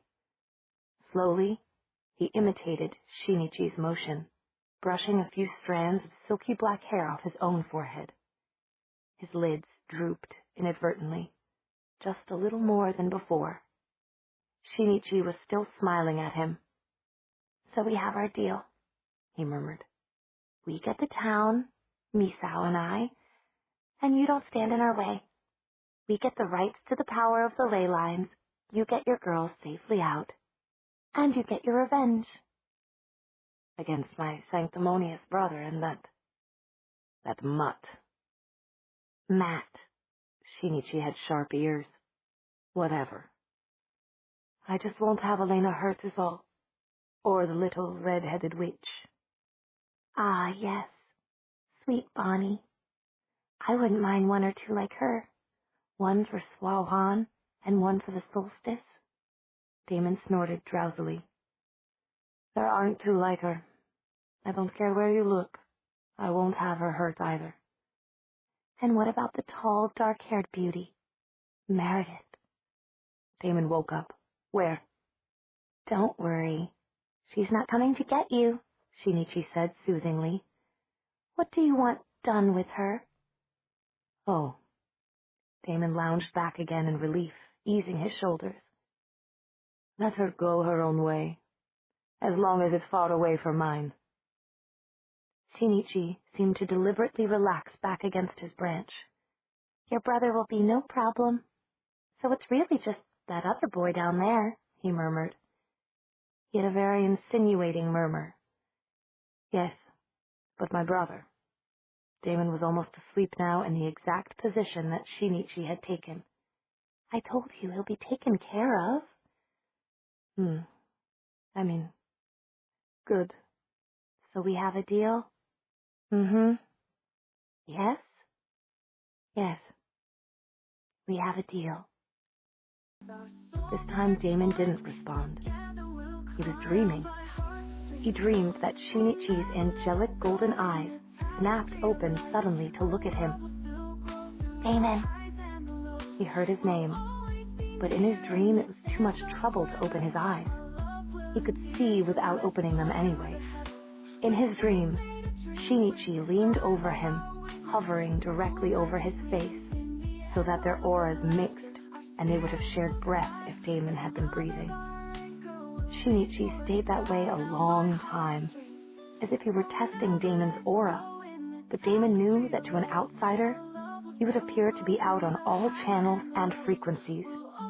Still, in his dream, Shinichi hung over him as if he were trying to memorize the crescent of dark lashes on Damon's pale cheek or the subtle curve of Damon's mouth. Finally, the dream Shinichi put his hand under Damon's head and stroked the spot where the mosquito bite had itched. "Oh, growing up to be a fine, big lad, aren't you?" he said to something Damon couldn't see, to something inside him. "You could almost take full control against his own strong will, couldn't you?" Shinichi sat for a moment, as if watching a cherry blossom fall, then shut his eyes. "I think," he whispered, that's what we'll try. Not too long from now. Soon, very soon. But first, we have to gain his trust. Get rid of his rival. Keep him blurred, angry, vain, off balance.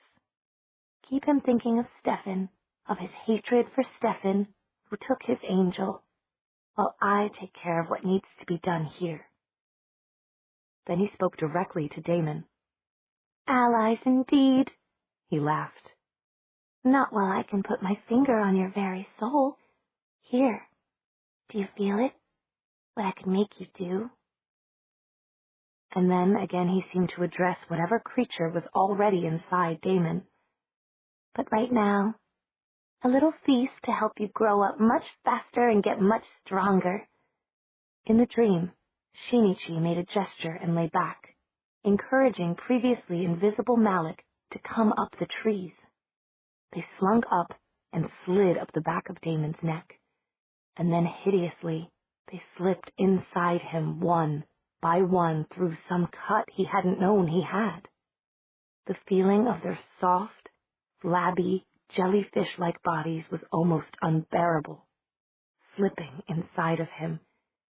Shinichi sang softly, "Oh, come to me, ye fair pretty maidens, haste ye lassies to my bosom. Come to me by sunlight or moonlight, while the roses still are in blossom." In his dream, Damon was angry. Not because of the nonsense about Malik inside him, that was ludicrous. He was angry because he knew that the dream Shinichi was watching Elena as she began to pack up the remains of the picnic. He was watching every motion she made with an obsessive closeness.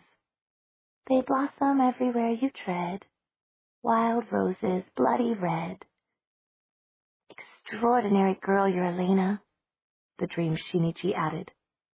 "If she lives, I think she'll be mine for a night or so." He stroked the remaining strands of hair off Damon's forehead gently. "Extraordinary aura, don't you think?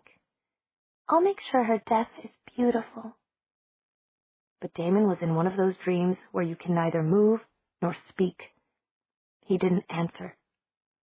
Meanwhile, Dream Shinichi's dream pets continued to climb the trees and pour themselves like jello inside him. 1, 2, 3, a dozen, 2 dozen of them, more. And Damon could not wake, even though he sensed more Malik coming from the old wood. They were neither dead nor living, neither man nor maiden, mere capsules of power that would allow Shinichi to control Damon's mind from far away. Endlessly they came. Shinichi kept watching the flow, the bright sparkle of internal organs sparkling into Damon. After a while he sang again. "Days are precious, do not lose them. Flowers will fade and so will ye. Come to me, ye fair young maidens, while young and fair ye still may be." Damon dreamed that he heard the word forget, as if whispered by 100 voices. And even as he tried to remember what to forget, it dissolved and disappeared. He woke up alone in the tree, with an ache that filled his entire body. Chapter 16. Stefan was surprised to find Mrs. Flowers waiting for them when they returned from their picnic. And also unusually, she had something to say that didn't involve her gardens.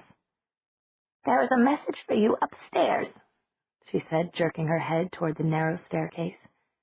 "It came from a dark young fellow. He looks somewhat like you. He wouldn't leave a word with me, just asked where to leave a message." "Dark fellow?" "Damon," Elena asked. Stefan shook his head. What would he want to be leaving me messages for? He left Elena with Mrs. Flowers and hastened up the crazy, zigzagging stairs. At the top, he found a piece of paper stuffed under the door. It was a thinking of you card, sans envelope. Stefan, who knew his brother, doubted that it had been paid for, with money at least. Inside, in heavy black felt-tipped pen, were the words, "Don't need this. Thought St. Stephen might. Meet me tonight at the tree where the humans crashed. No later than 4:30 a.m. I'll give you the scoop. D." That was all, except for a web address. Stefan was about to throw the note in the wastebasket when curiosity assailed him. He turned on the computer, directed it to the proper website, and watched. For a while nothing happened. Then very dark gray letters on a black screen appeared. To a human it would have appeared to be a completely blank screen. To vampires, with their higher visual acuity, the gray on black was faint but clear. Tired of that lapis lazuli? Want to take a vacation in Hawaii? Sick of that same old liquid cuisine? Come and visit She No She. Stefan started to close the page, but something stopped him. He sat and stared at the inconspicuous little ad beneath the poem until he heard Elena at the door. He quickly closed the computer and went to take the picnic basket from her. He said nothing about the note or what he'd seen on the computer screen, but as the night went on, he thought more and more. "Oh, Stefan, you'll break my ribs. You squeezed all my breath out." "I'm sorry. I just need to hold you." "Well, I need to hold you too." "Thank you, Angel." Everything was quiet in the room with the high ceiling. One window was open, letting the moonlight through. In the sky, even the moon seemed to creep stealthily along, and the shaft of moonlight followed it on the hardwood floor. Damon smiled. He had had a long, restful day, and now he meant to have an interesting night. Getting through the window wasn't quite as easy as he'd expected. When he arrived as a huge, glossy black crow, he was expecting to balance on the windowsill and change to human form to open the window. But the window had a trap on it. It was linked by power to one of the sleepers inside. Damon puzzled over it, preening himself viciously, afraid to put any tension on that thin link, when something arrived beside him in a flutter of wings. It looked like no respectable crow ever registered in the sighting book of any ornithologist. It was sleek enough, but its wings were tipped with scarlet, and it had golden, shining eyes. "Shinichi?" Damon asked. "Who else?" came the reply as a golden eye fixed on him. "I see you have a problem, but it can be fixed. I'll deepen their sleep so that you can cut the link." "Don't," Damon said reflexively. "If you so much as touch either of them, Stefan will—" The answer came in soothing tones. "Stefan's just a boy, remember? Trust me. You do trust me, don't you?" And it worked out exactly as the demonically colored bird said it would. The sleepers inside slept more deeply, and then more deeply still. A moment later the window opened, and Damon changed form and was inside. His brother and she, the one he always had to watch. She was lying asleep, her golden hair lying across the pillow and lying across his brother's body. Damon tore his eyes away. There was a medium-sized, slightly outdated computer on the desk in the corner. He went over to it and without the slightest hesitation turned it on. The two on the bed never stirred. Files. Aha. Diary. How original a name. Damon opened it and examined the contents. Dear Diary, I woke up this morning and, marvel of marvels, I'm me again. I walk, talk, drink, wet the bed. Well, I haven't yet, but I'm sure I could if I tried. I'm back. It's been one hell of a journey. I died, dearest diary. I really died. And then I died as a vampire. And don't expect me to describe what happened either time. Believe me, you had to be there. The important thing is that I was gone. But now I'm back again, and oh, dear patient friend who has been keeping my secret since kindergarten. I am so glad to be back. On the debit side, I can never live with Aunt Judith or Margaret again. They think I'm resting in peace with the angels. On the credit side, I can live with Stefan. This is the compensation for all I've been through. I don't know how to compensate those who went to the very gates of hell for me. Oh, I'm tired and, might as well say it, eager for a night with my darling. I'm very happy. We had a fine day, laughing and loving and watching each of my friends' faces as they saw me alive, and not insane, which I gather is how I have been acting the past few days. Honestly, you'd think great spirits in the sky could have dropped me off with my marbles all in order. Oh well, love ya, Elena. Damon's eyes skimmed over these lines impatiently. He was looking for something quite different. Ah, yes. This was more like it. My dearest Elena, I knew you would look here sooner or later. I hope you never have to see it at all. If you're reading this, then Damon is a traitor, or something else has gone terribly wrong. A traitor? That seemed a little strong, Damon thought, hurt, but also burning with an intense desire to get on with his task. I'm going out to the woods to talk to him tonight. If I don't come back, you'll know where to start asking questions. The truth is that I don't exactly understand the situation. Earlier today, Damon sent me a card with a web address on it. I've put the card under your pillow, love. Oh, damn, thought Damon. It was going to be hard to get that card without waking her. But he had to do it. Elena, follow this web link. You'll have to dither with the brightness controls because it's been created for vampire eyes only. What the link seems to be saying is that there is a place called She No She. Literally translated, it says, as the death of death, where they can remove this curse which has haunted me for almost half a millennium. They use magic and science in combination to restore former vampires to simple men and women, boys and girls. If they truly can do this, Elena, we can be together for as long as ordinary people live. That's all I ask of life. I want it. I want to have the chance to stand before you as an ordinary, breathing, eating human.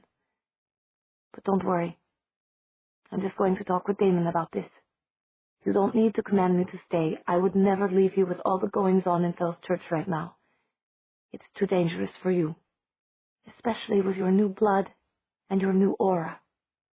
I realize that I'm trusting Damon more than I probably should. But of one thing I am certain. He would never harm you. He loves you. How can he help it? Still, I have to meet with him at least on his terms, alone at a particular location in the wood. Then we'll see what we see. As I said before, if you're reading this letter, it means that something has gone drastically wrong. Defend yourself, love. Don't be afraid. Trust yourself and trust your friends. They can all help you. I trust Matt's instinctive protectiveness for you, Meredith's judgment, and Bonnie's intuition. Tell them to remember that. I'm hoping that you never have to read this with all my love, my heart, my soul. Stefan. P.S. Just in case. There is $20,000 in $100 bills under the second floorboard from the wall, across from the bed. Right now, the rocking chair is over it. You'll see the crack easily if you move the chair. Carefully, Damon deleted the words in his file. Then with one corner of his mouth quirked up, he carefully, silently typed in new words with a rather different meaning. He read them over. He smiled brilliantly. He'd always fancied himself a writer.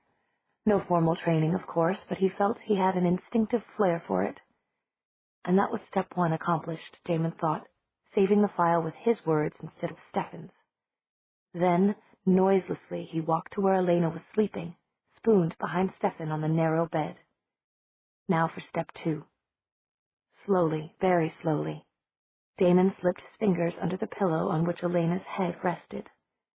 He could feel Elena's hair where it spilled on her pillow in the moonlight, and the ache that it awoke was more in his chest than in his canines. Inching his fingers under the pillow, he searched for something smooth. Elena murmured in her sleep and suddenly turned over. Damon almost jumped back into the shadows, but Elena's eyes were shut, her lashes a thick, inky crescent on her cheeks. She was facing him now, but strangely, Damon didn't find himself tracing the blue veins in her fair, smooth skin. He found himself staring hungrily at her slightly parted lips.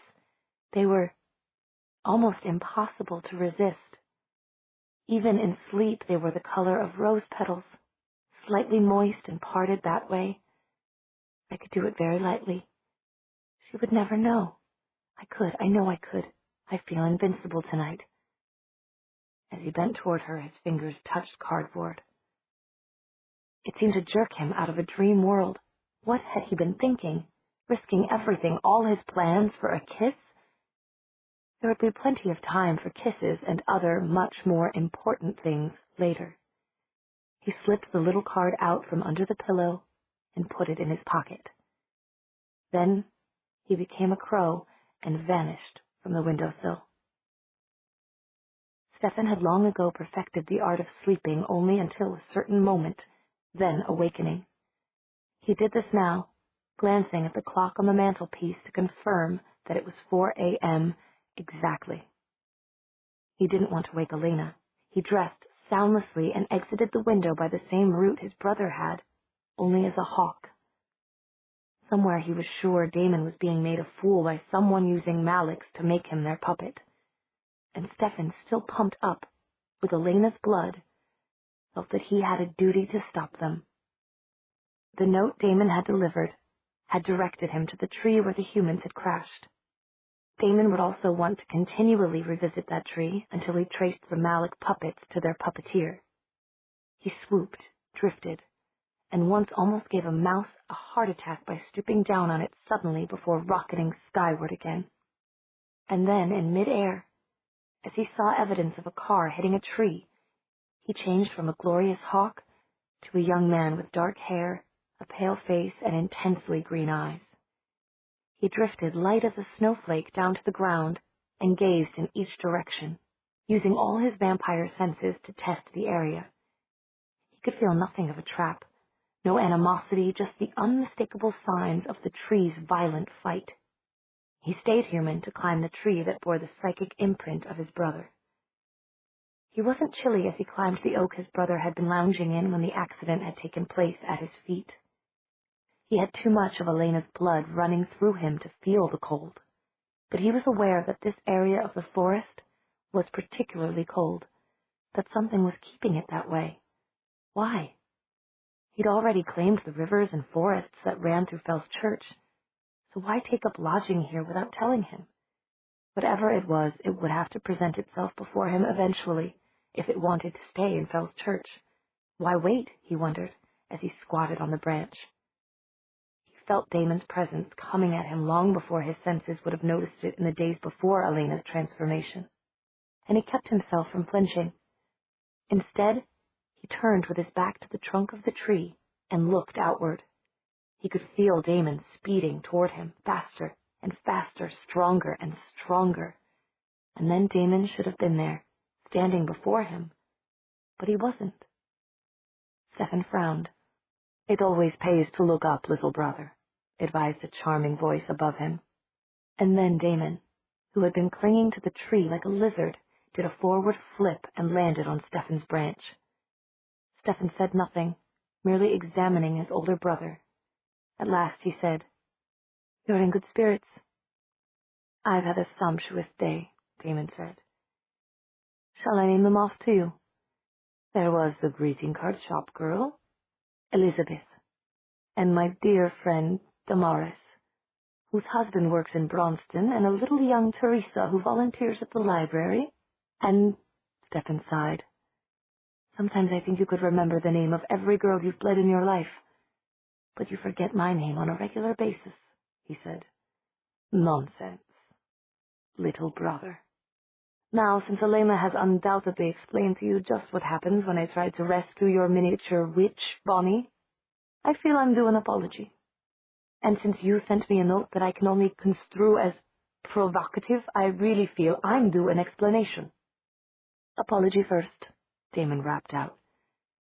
And then in long, suffering tones, "I'm sure you think it's bad enough, having promised Elena when she was dying that you would look after me forever. But you never seem to realize that I had to promise the same thing, and I'm not exactly the caretaking type. Now that she's not dead anymore, maybe we should just forget it." Stefan sighed again. All right. I apologize. I was wrong. I shouldn't have thrown you out. Is that enough?" "I'm not sure you really mean it. Try it once more with feel. Damon, what in God's name was the website about?" "Oh, I thought it was rather clever. They got the colors so close that only vampires or witches or such could read it, whereas humans would just see a blank screen. But how did you find out about it?" "I'll tell you in a moment. But just think of it, little brother. You and Elena, on the perfect little honeymoon, just two more humans in a world of humans. The sooner you go, the sooner you can sing Ding Dong, the Corpse is Dead. I still want to know how you just happened to come across this website." "All right, I admit it. I've been suckered into the age of technology at last. I have my own website, and a very helpful young man contracted me just to see whether I really meant the things I said on it, or if I was just a frustrated idealist. I figured that description fit you. You, a website." "I don't believe," Damon ignored him. "I passed the message along because I'd already heard of the place. The she no she. The death of death, it said." "That's how it was translated to me." Damon turned a 1,000-kilowatt smile on Stefan, boring into him, until finally Stefan turned away, feeling as if he'd been exposed to the sun without his lapis ring. "As a matter of fact," Damon went on chattily, "I've invited the fellow himself to come and to explain it to you." "You did which?" "He should be here at 4:44 exactly. Don't blame me for the timing. It's something special to him." And then, with very little fuss, and certainly no power at all that Stefan could discern, something landed in the tree above them, and dropped down to their branch, changing as it did. It was indeed a young man, with fire-tipped black hair and serene golden eyes. As Stefan swung toward him, he held up both hands in a gesture of helplessness and surrender. "Who the hell are you?" "I'm the hell Shinichi," the young man said easily. "But as I told your brother, most people call me just Shinichi. Of course it's up to you." "And you know all about the she no she?" "Nobody knows all about it. It's a place, and an organization. I'm a little partial to it because—" Shinichi looked shy. "Well, I guess I just like to help people." "And now you want to help me?" "If you truly want to become a human, I know a way." "I'll just leave the two of you to talk about it, shall I?" said Damon. "Three's a crowd, especially on this branch." Stefan looked at him sharply. Shinichi looked shy. "Well, I guess I just like to help people." "And now you want to help me?" "If you truly want to become a human, I know a way." "I'll just leave the two of you to talk about it, shall I?" said Damon. Three's a crowd, especially on this branch. Stefan looked at him sharply. If you have any slightest thought of stopping by the boarding house, with Damaris already waiting for me, honestly, little brother. And Damon changed to a crow form before Stefan could ask him to give his sworn word. Elena turned over in bed, reaching automatically for a warm body next to her. What her fingers found, however, was a cool, Stefan-shaped hollow. Her eyes opened. Stefan? The darling. They were so in tune that it was like being one person. He always knew when she was about to wake up. He'd probably gone down to get her breakfast.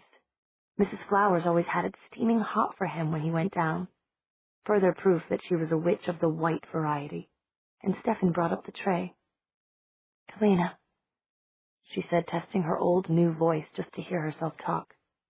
Elena Gilbert, girl, you have had too many breakfasts in bed. She patted her stomach. Yes, definitely in need of exercise. All right then, she said, still aloud.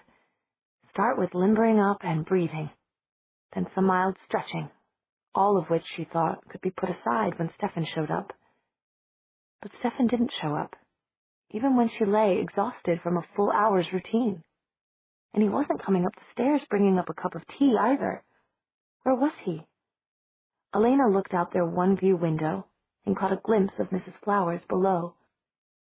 Elena's heart had begun beating hard during her aerobic exercise and had never really slowed down properly, though it was likely impossible to start a conversation with Mrs. Flowers. This way she shouted down, Mrs. Flowers? And wonder of wonders, the lady stopped pinning a sheet on the clothesline and looked up. Yes, Elena, dear. Where's Stefan? The sheet billowed around Mrs. Flowers and made her disappear. When the billow straightened out, she was gone, but Elena had her eyes on the laundry basket. It was still there. She shouted, Don't go away, and hastened to put on jeans and her new blue top. Then, hopping down the stairs as she buttoned, she burst out into the back garden. Mrs. Flowers? Yes, Elena, dear. Elena could just see her between billowing yards of white fabric. Have you seen Stefan? Not this morning, dear. Not at all? I get up with the dawn, regular. His car was gone then, and it hasn't come back. Now Elena's heart was pounding in good earnest. She'd always been afraid of something like this. She took one deep breath and ran back up the staircase without pausing. Note. He'd never leave her without a note, and there was no note on his pillow. Then she thought of her pillow.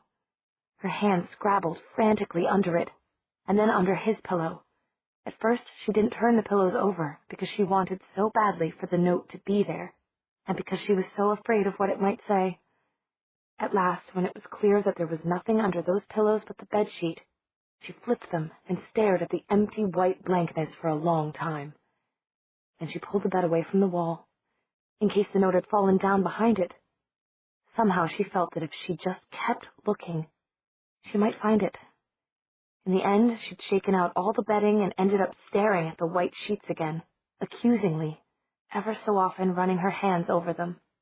And that ought to be good, because it meant Stefan hadn't gone somewhere, except that she'd left the closet door open and she could see, without even meaning to, a bunch of empty hangers. He'd taken all his clothes? An emptiness on the bottom of the closet. He'd taken every pair of shoes. Not that he had ever owned much, but everything that he needed to make a trip away was gone, and he was gone. Why? Where? How could he? Even if it turned out that he'd left in order to scout them out a new place to live, how could he? He'd get the fight of his life when he came back. If he came back. Chilled to the bone, aware that tears were running unmeant and almost unnoticed down her cheeks. She was about to call up Meredith and Bonnie when she thought of something. Her diary. Chapter 17. In the first days after she'd come back from the afterlife, Stefan had always put her to bed early, made sure she was warm, and then allowed her to work on his computer with her, writing a diary of sorts, with her thoughts on what had happened that day, always adding his impressions. Now she called up the file desperately, and desperately scrolled to the end. And there it was. My dearest Elena, I knew you would look here sooner or later. I hope it was sooner. Darling, I believe that you're able to take care of yourself now, and I've never seen a stronger or more independent girl. And that means it's time. Time for me to go. I can't stay any longer without turning you into a vampire again, something we both know can't happen. Please forgive me. Please forget me. Oh, love, I don't want to go, but I have to. If you need help, I've gotten Damon to give his word to protect you. He would never hurt you, and whatever mischief is going on in Fell's Church won't dare touch you with him around. My darling, my angel, I'll always love you. Stefan. P.S. To help you go on with your real life, I've left money to pay Mrs. Flowers for the room for the next year. Also, I've left you $20,000 in $100 bills under the second floorboard from the wall across from the bed. Use it to build a new future with whomever you choose. Again, if you need anything, Damon will help you. Trust his judgment if you're in need of advice. Oh, lovely little love, how can I go, even for your own sake? Elena finished the letter, and then she just sat there. After all her hunting, she'd found the answer, and she didn't know what to do now but scream. If you need help, go to Damon. Trust Damon's judgment. It couldn't be a more blatant ad for Damon if Damon had written it himself. And Stefan was gone, and his clothes were gone, and his boots were gone. He'd left her. Make a new life. And that was how Bonnie and Meredith found her, alarmed by an hour-long bounce-back of their telephone calls. It was the first time they hadn't been able to get through to Stefan since he'd arrived, at their request, to slay a monster. But that monster was now dead, and Elena was sitting in front of Stefan's closet. He even took his shoes, she said emotionlessly, softly. He took everything, but he paid for the room for a year, and yesterday morning he bought me a Jaguar. Elena, don't you see? Elena cried. This is my awakening. Bonnie predicted that it would be sharp and sudden and that I would need both of you. And Matt? He wasn't mentioned by name, Bonnie said gloomily. But I think we'll need his help, Meredith said grimly. When Stefan and I were first together, before I became a vampire, I always knew, Elena whispered, that there would come a time when he would try to leave me for my own good. Suddenly she hit the floor with her fist, hard enough to hurt herself. I knew. But I thought I would be there to talk him out of it. He's so noble, so self-sacrificing. And now, he's gone. You really don't care, Meredith said quietly, watching her. Whether you stay human or become a vampire? You're right, I don't care. I don't care about anything, as long as I can be with him. When I was still half a spirit, I knew that nothing could change me. Now I'm human and as susceptible as any other human to the change, but it doesn't matter. Maybe that's the awakening, Meredith said, still quietly. Oh, maybe him not bringing her breakfast is an awakening, Bonnie said, exasperated. She'd been staring into a flame for more than 30 minutes, trying to get psychically in touch with Stefan. Either he won't, or he can't, she said, not seeing Meredith's violently shaking head until after the words were out. What do you mean, can't? Elena demanded, popping back off the floor from where she was slumped. I don't know. Elena, you're hurting me. Is he in danger? Think, Bonnie. Is he going to be hurt because of me? Bonnie looked at Meredith, who was telegraphing no with every inch of her elegant body. Then she looked at Elena, who was demanding the truth. She shut her eyes. I'm not sure, she said. She opened her eyes slowly, waiting for Elena to explode. But Elena did nothing of the kind.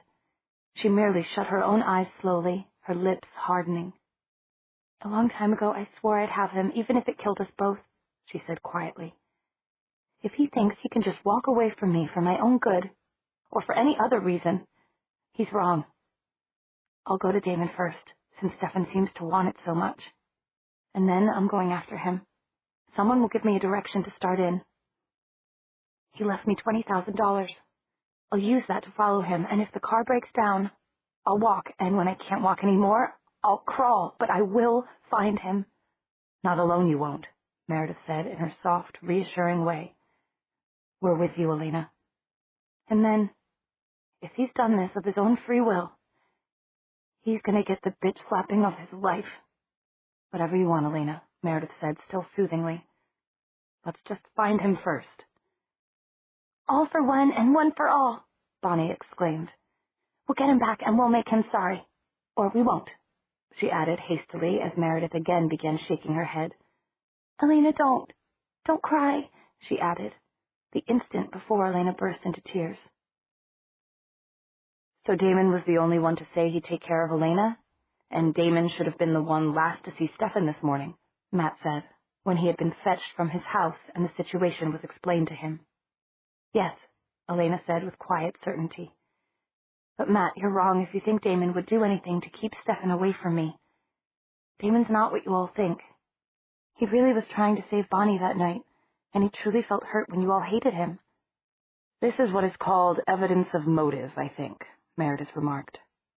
"No, it's character evidence. Evidence that Damon does have feelings, that he can care for human beings," Elena countered. "And he would never hurt Stefan because of me. He knows how I would feel." "Well, why won't he answer me then?" Bonnie said querulously. "Maybe because the last time you saw us all together we were glaring at him as if we hated him," said Meredith, who was always fair. "Tell him I beg his pardon," Elena said. "Tell him that I want to talk with him. I feel like a communication satellite," Bonnie complained, but she clearly put all her heart and strength into each call. At last she looked completely wrung out and exhausted. And at last even Elena had to admit it was no good. "Maybe he'll come to his senses and start calling you," Bonnie said. "Maybe tomorrow." "We're going to stay with you tonight," Meredith said. "Bonnie, I called your sister and told her you'd be with me. Now I'm going to call my dad and tell him I'll be with you. Matt, you're not invited, thanks," Matt said dryly. "Do I get to walk home too?" "No, you can take my car home," Elena said. "But please bring it back here early tomorrow. I don't want people to start asking about it." That night, the three girls prepared to make themselves comfortable, schoolgirl fashion, in Mrs. Flower's spare sheets and blankets.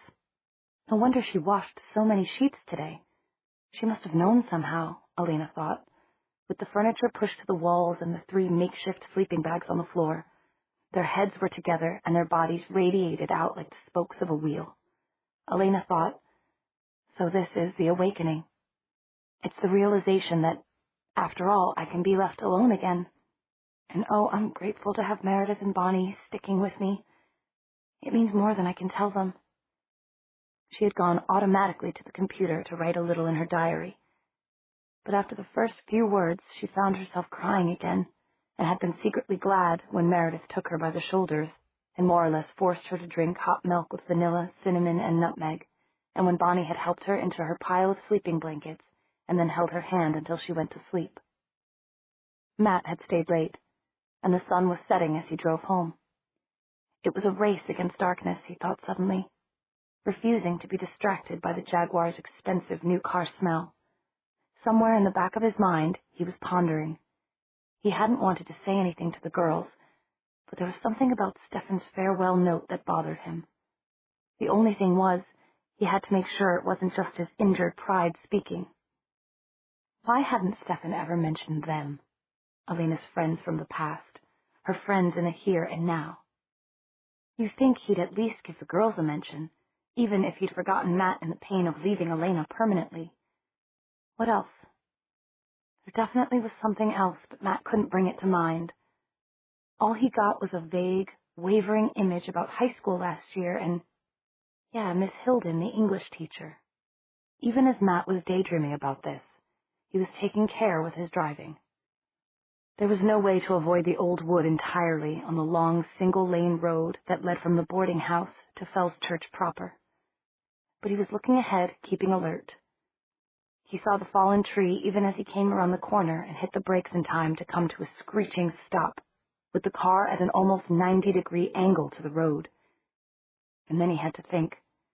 His first instinctive reaction was, Call Stefan. He could just lift the tree right off the ground. But he remembered fast enough that thought was knocked away by a question. Call the girls? He couldn't make himself do it.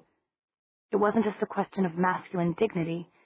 It was the solid reality of the mature tree in front of him. Even if they all worked together, they couldn't move that thing. It was too big, too heavy. And it had fallen from the old wood so that it lay directly across the road, as if it wanted to separate the boarding house from the rest of the town. Cautiously, Matt rolled down the driver's side window. He peered into the old wood to try to see the tree's roots or, he admitted to himself, any kind of movement. There was none. He couldn't see the roots, but this tree looked far too healthy to have just fallen over on a sunny summer afternoon.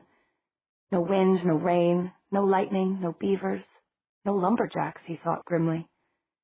Well, the ditch on the right side was shallow at least, and the tree's crown didn't quite reach it. It might be possible. Movement. Not in the forest, but on the tree right in front of him.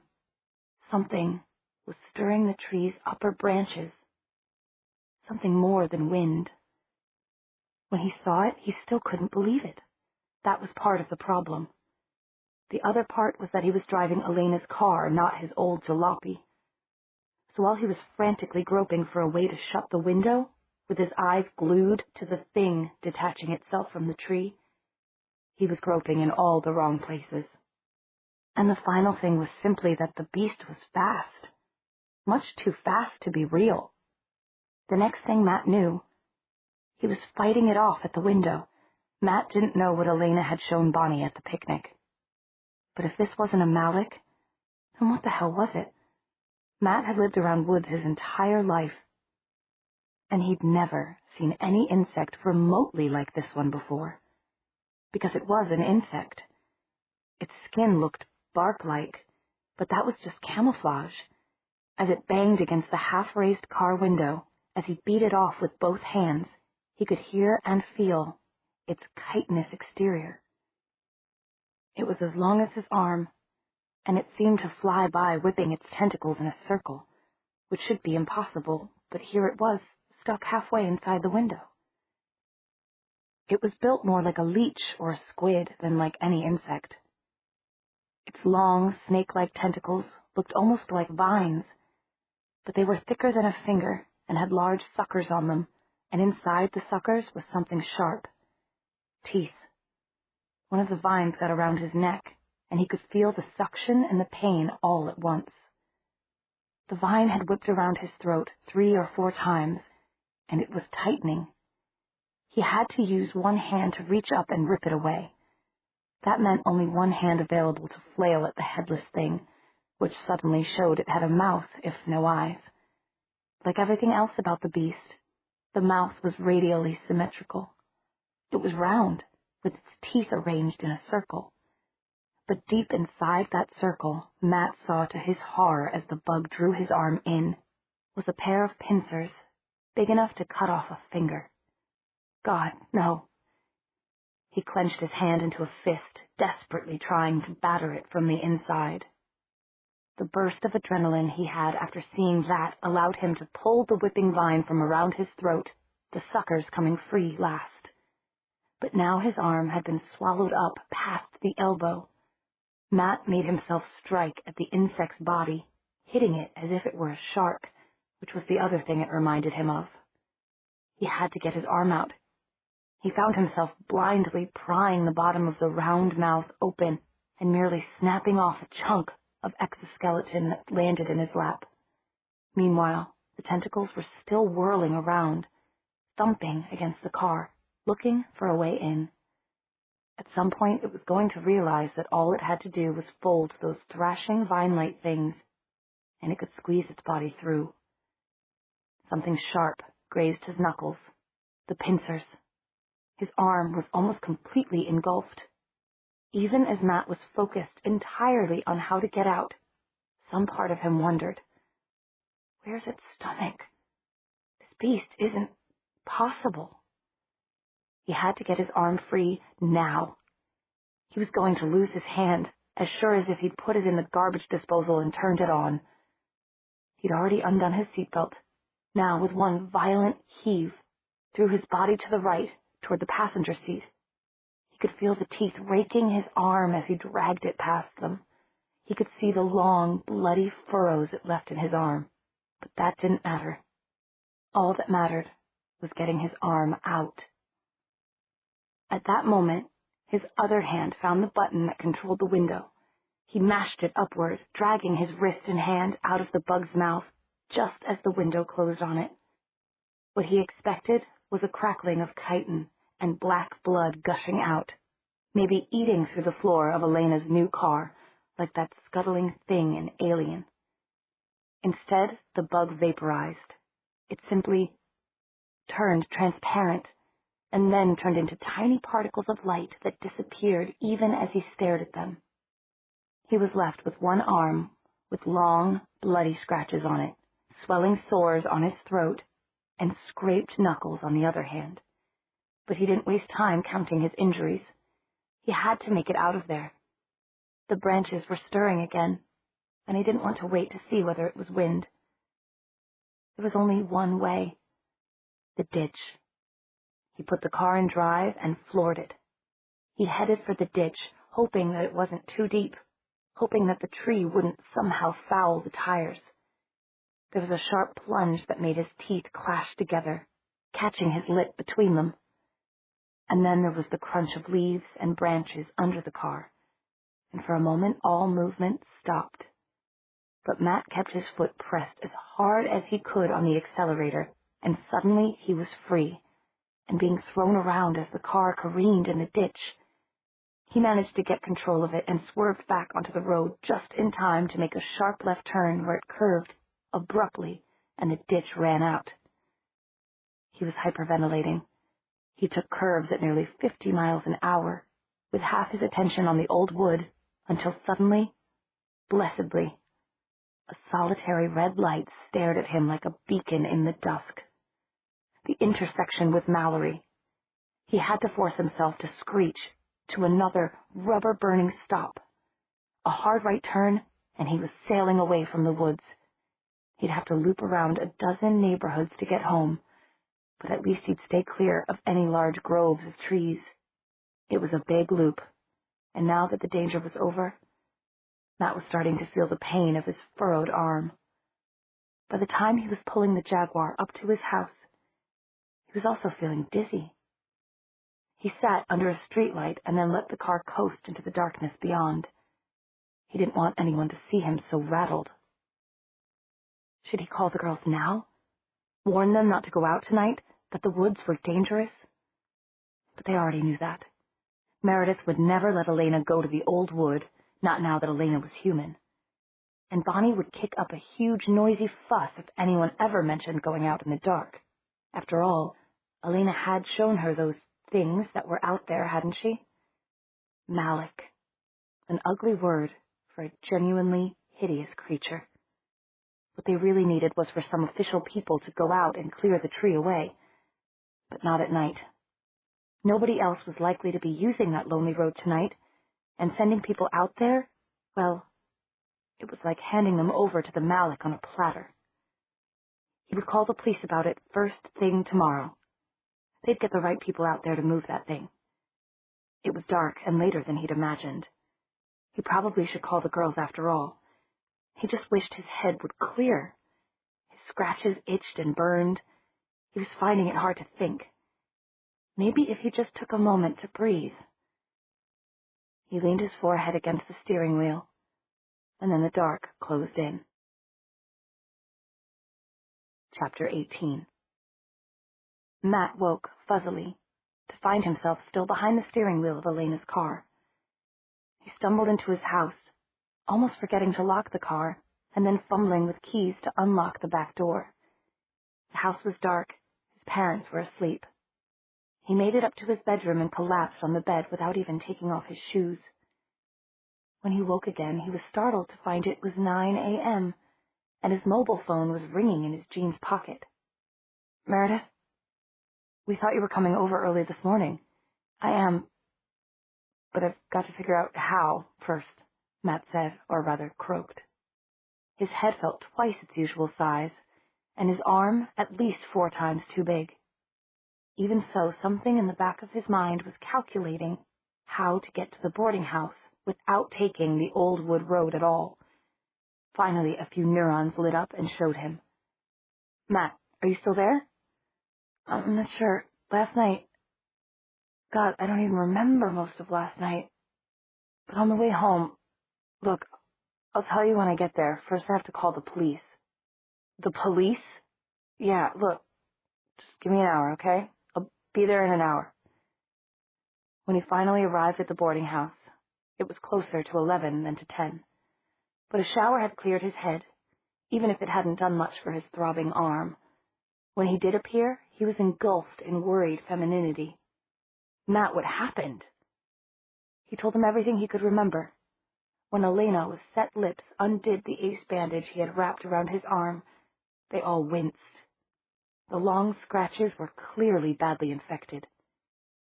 "They're poisonous, then, these Malik?" "Yes," Elena said tersely. "Poisonous to body and mind." "And you think one of these can get inside people?" Meredith asked. She was doodling on a notebook page, trying to draw something that looked like what Matt had described. "Yes." Just for a moment, Elena's and Meredith's eyes met, then both looked down. At last, Meredith said, "And how do we know whether one is inside someone or not?" "Bonnie should be able to tell. In trance," Elena said evenly. "Even I might be able to tell, but I'm not going to use white power for that. We're going down to see Mrs. Flowers." She said it in that special way that Matt had learned to recognize long ago, and it meant that no argument would do any good. She was putting her foot down, and that was that. And the truth was that Matt didn't feel very much like arguing. He hated to complain. He'd played through football games with a broken collarbone, a sprained knee, a turned ankle. But this was different. His arm felt in danger of exploding. Mrs. Flowers was downstairs in the kitchen, but on the family room table were 4 glasses of iced tea. "I'll be right with you," she called through the swinging half door that divided the kitchen from where they were standing. "Drink the tea, especially the young man who's injured. It'll help him relax." "Herbal tea," Bonnie whispered to the others, as if this were some trade secret. The tea wasn't all that bad, although Matt would have preferred a Coke. But when he thought of it as medicine, and with the girls all watching him like hawks, he managed to get over half of it down before the landlady came out. She was wearing her gardening hat, or at least a hat with artificial flowers on it that looked as if it had been used for gardening. But on a cookie tray, she had a number of instruments, all gleaming as if they'd just been boiled. "Yes, dear, I am," she said to Bonnie, who had stood up in front of Matt protectively. "I used to be a nurse, just like your sister. Women weren't encouraged to be doctors then, but all my life I've been a witch. Gets kind of lonely, doesn't it?" "It wouldn't be so lonely," Meredith said, looking puzzled, "if you lived closer to town." "Ah, but then I'd have people staring at my house all the time, and children daring each other to run and touch it, or to throw a stone through my window, or adults peering at me every time I went shopping. And how could I ever keep my garden in peace?" It was the longest speech any of them had ever heard her make. It took them so by surprise that it was a moment before Elena said, "I don't see how you can keep your garden in peace out here. What with all the deer and rabbits and other animals?" "Well, most of it is for the animals, you see." Mrs. Flowers smiled beatifically, and her face seemed to light up from within. "They surely enjoy it. But they don't enjoy the herbs I grow for putting on scrapes and cuts and sprains and such. And perhaps they know I'm a witch, too, since they always leave me a bit of my garden for myself and maybe a guest or 2. "Why are you telling me all of this now?" Elena demanded. "Why, there have been times when I was looking for you, or for Stefan, when I thought... Well, never mind what I thought, but I wasn't always sure you were our friend. The truth is that I've gotten solitary and unsociable in my old age. But now you've lost your young man, haven't you? I wish I had gotten up a little earlier this morning. Then I might have been able to speak to him. He left the money for a year's rental of the room on the kitchen table. I've always had a soft spot for him, and that's the truth." Elena's lips were trembling. Matt hastily and heroically lifted his wounded arm. "Can you help at all with this?" he asked, peeling the ace bandage away again. "Oh, my. And what sort of critter gave you these?" Mrs. Flowers said, examining the scratches while the three girls winced. "We think it was a malak," Elena said quietly. "Do you know anything about those?" "I've heard the word, yes, but I don't know anything specific." "How long ago did you get them?" she asked Matt. "They look more like tooth marks than claw marks." "They are," Matt said grimly, and he described the malak to her as best he could. It was partly to keep himself distracted, because Mrs. Flowers had picked up one of the gleaming instruments from the cookie tray and was starting to do things to his red and swollen arm. "Hold as still as you can on this towel," she said. "These have already scabbed over, but they need to be opened and drained and cleaned out properly. It's going to hurt. Why don't one of you young women hold his hand to help keep his arm steady?" Elena started to stand, but Bonnie beat her to it, almost leaping over Meredith to take Matt's hand in both of her own. The draining and cleaning were painful, but Matt managed to bear it without making a sound, even giving Bonnie a sort of sickly grin as blood and pus trickled out of his arm. The lancing hurt at first, but the release of pressure felt good, and when the wounds were drained and clean and then packed with a cold herbal compress, they felt blessedly cool and ready to heal properly. It was while he was trying to thank the old woman that he noticed Bonnie staring at him, in particular at his neck. Suddenly she giggled. "What? What's funny?" "The bug," she said. "It gave you a hickey. Unless you did something else last night that you didn't tell us about." Matt could feel himself flush as he pulled his collar up higher. "I did tell you about it, and it was the malak. It had a sort of tentacle with suckers around my neck. It was trying to strangle me." "I remember now," Bonnie said meekly. "I'm sorry." Mrs. Flowers even had an herbal ointment for the mark the sucker tentacle had left, and one for Matt's scraped knuckles. After she'd applied them, Matt felt so good that he was able to look sheepishly at Bonnie, who was watching him with big brown eyes. "I know, it does look like a hickey," he said. "I saw it this morning in the mirror. And I've got another one lower down, but at least my collar covers that one." He snorted and reached into his shirt to apply more ointment. The girls laughed, a release of the tension that they'd all been feeling. Meredith had started back up the narrow stairway to what everyone still thought of as Stefan's room, and Matt automatically followed her. He didn't realize that Elena and Bonnie were hanging back until he was halfway up the stairs, and then Meredith motioned him onward. "They're just conferring," Meredith said in her quiet, no-nonsense voice. "About me?" Matt swallowed. "It's about that thing Elena saw inside Damon, right? The invisible malak, and whether or not I've got one inside me right now." Meredith, never one to soft-pedal anything, simply nodded, but she put a hand briefly on his shoulder as they entered the dim, high-ceilinged bedroom. Shortly after, Elena and Bonnie came up, and Matt could tell at once by their faces that the worst-case scenario wasn't true. Elena saw his expression and immediately went to him and hugged him. Bonnie followed, more shyly. "Feel okay?" Elena said, and Matt nodded. "I feel fine," he said. Like wrestling alligators, he thought. Nothing was nicer than hugging soft, soft girls. "Well, the consensus is that you don't have anything inside you that doesn't belong there. Your aura seems clear and strong now that you're not in pain." "Thank God," Matt said, and he meant it. It was at that moment that his mobile phone rang. He frowned, puzzled at the number displayed, but he answered it. "Matthew Honeycutt?" "Yes." "Hold, please." A new voice came on. "Mr. Honeycutt, yeah, but this is Rich Mossberg of the Fells Church Sheriff's Department. You called this morning to report a fallen tree midway down Old Wood Road?" "Yes, that—" "Mr. Honeycutt, we don't like prank calls of this sort. We frown upon them, in fact. It takes up valuable time of our officers, and besides, it happens to be a crime to make a false report to the police." If I wanted to, Mr. Honeycutt, I could charge you with this crime and make you answer to a judge.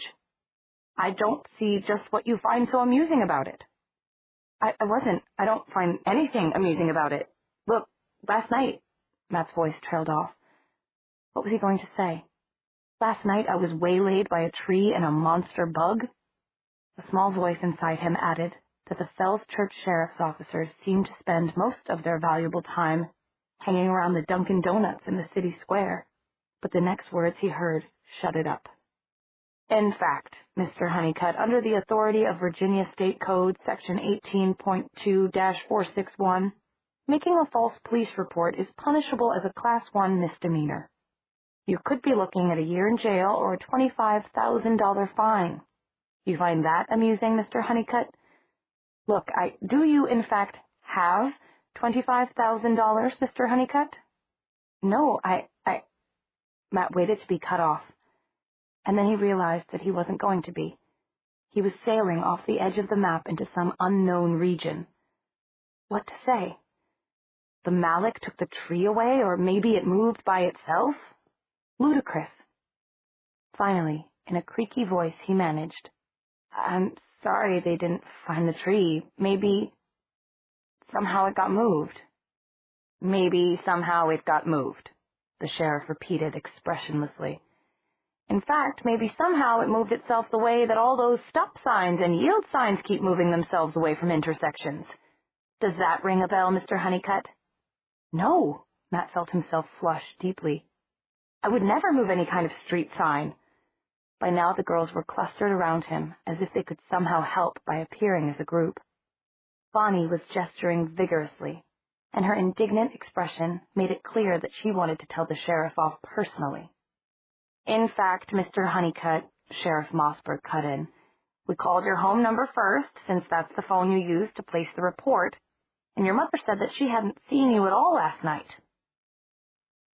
Matt ignored the little voice that wanted to snap. Is that a crime? That was because I got held up by a self-propelled tree, Mr. Honeycutt. In fact, we had already had another call about your house last night. A member of Neighborhood Watch reported a suspicious car roughly in front of your house. According to your mother, you recently totaled your own car. Isn't that right, Mr. Honeycutt? Matt could see where this was going, and he didn't like it. Yes, he heard himself say, while his mind worked desperately for a plausible explanation. I was trying to avoid running over a fox, and yet there was a report of a brand new Jaguar lingering in front of your house, just far enough away from the streetlight to be inconspicuous. A car so new that it had no license plate. Was that in fact your car, Mr. Honeycutt? Mr. Honeycutt's my father, Matt said desperately. I'm Matt, and it was my friend's car. And your friend's name is? Matt stared at Elena. She was making weight gestures, obviously trying to think. To say Elena Gilbert would be suicidal. The police, of all people, knew that Elena Gilbert was dead. Now Elena was pointing around the room and mouthing words at him. Matt shut his eyes and said the words. Stefan Salvatore. But he gave the card to his girlfriend? He knew he was ending his sentence so that it sounded like a question, but he could hardly believe Elena's coaching. Now that Sheriff was beginning to sound tired and exasperated.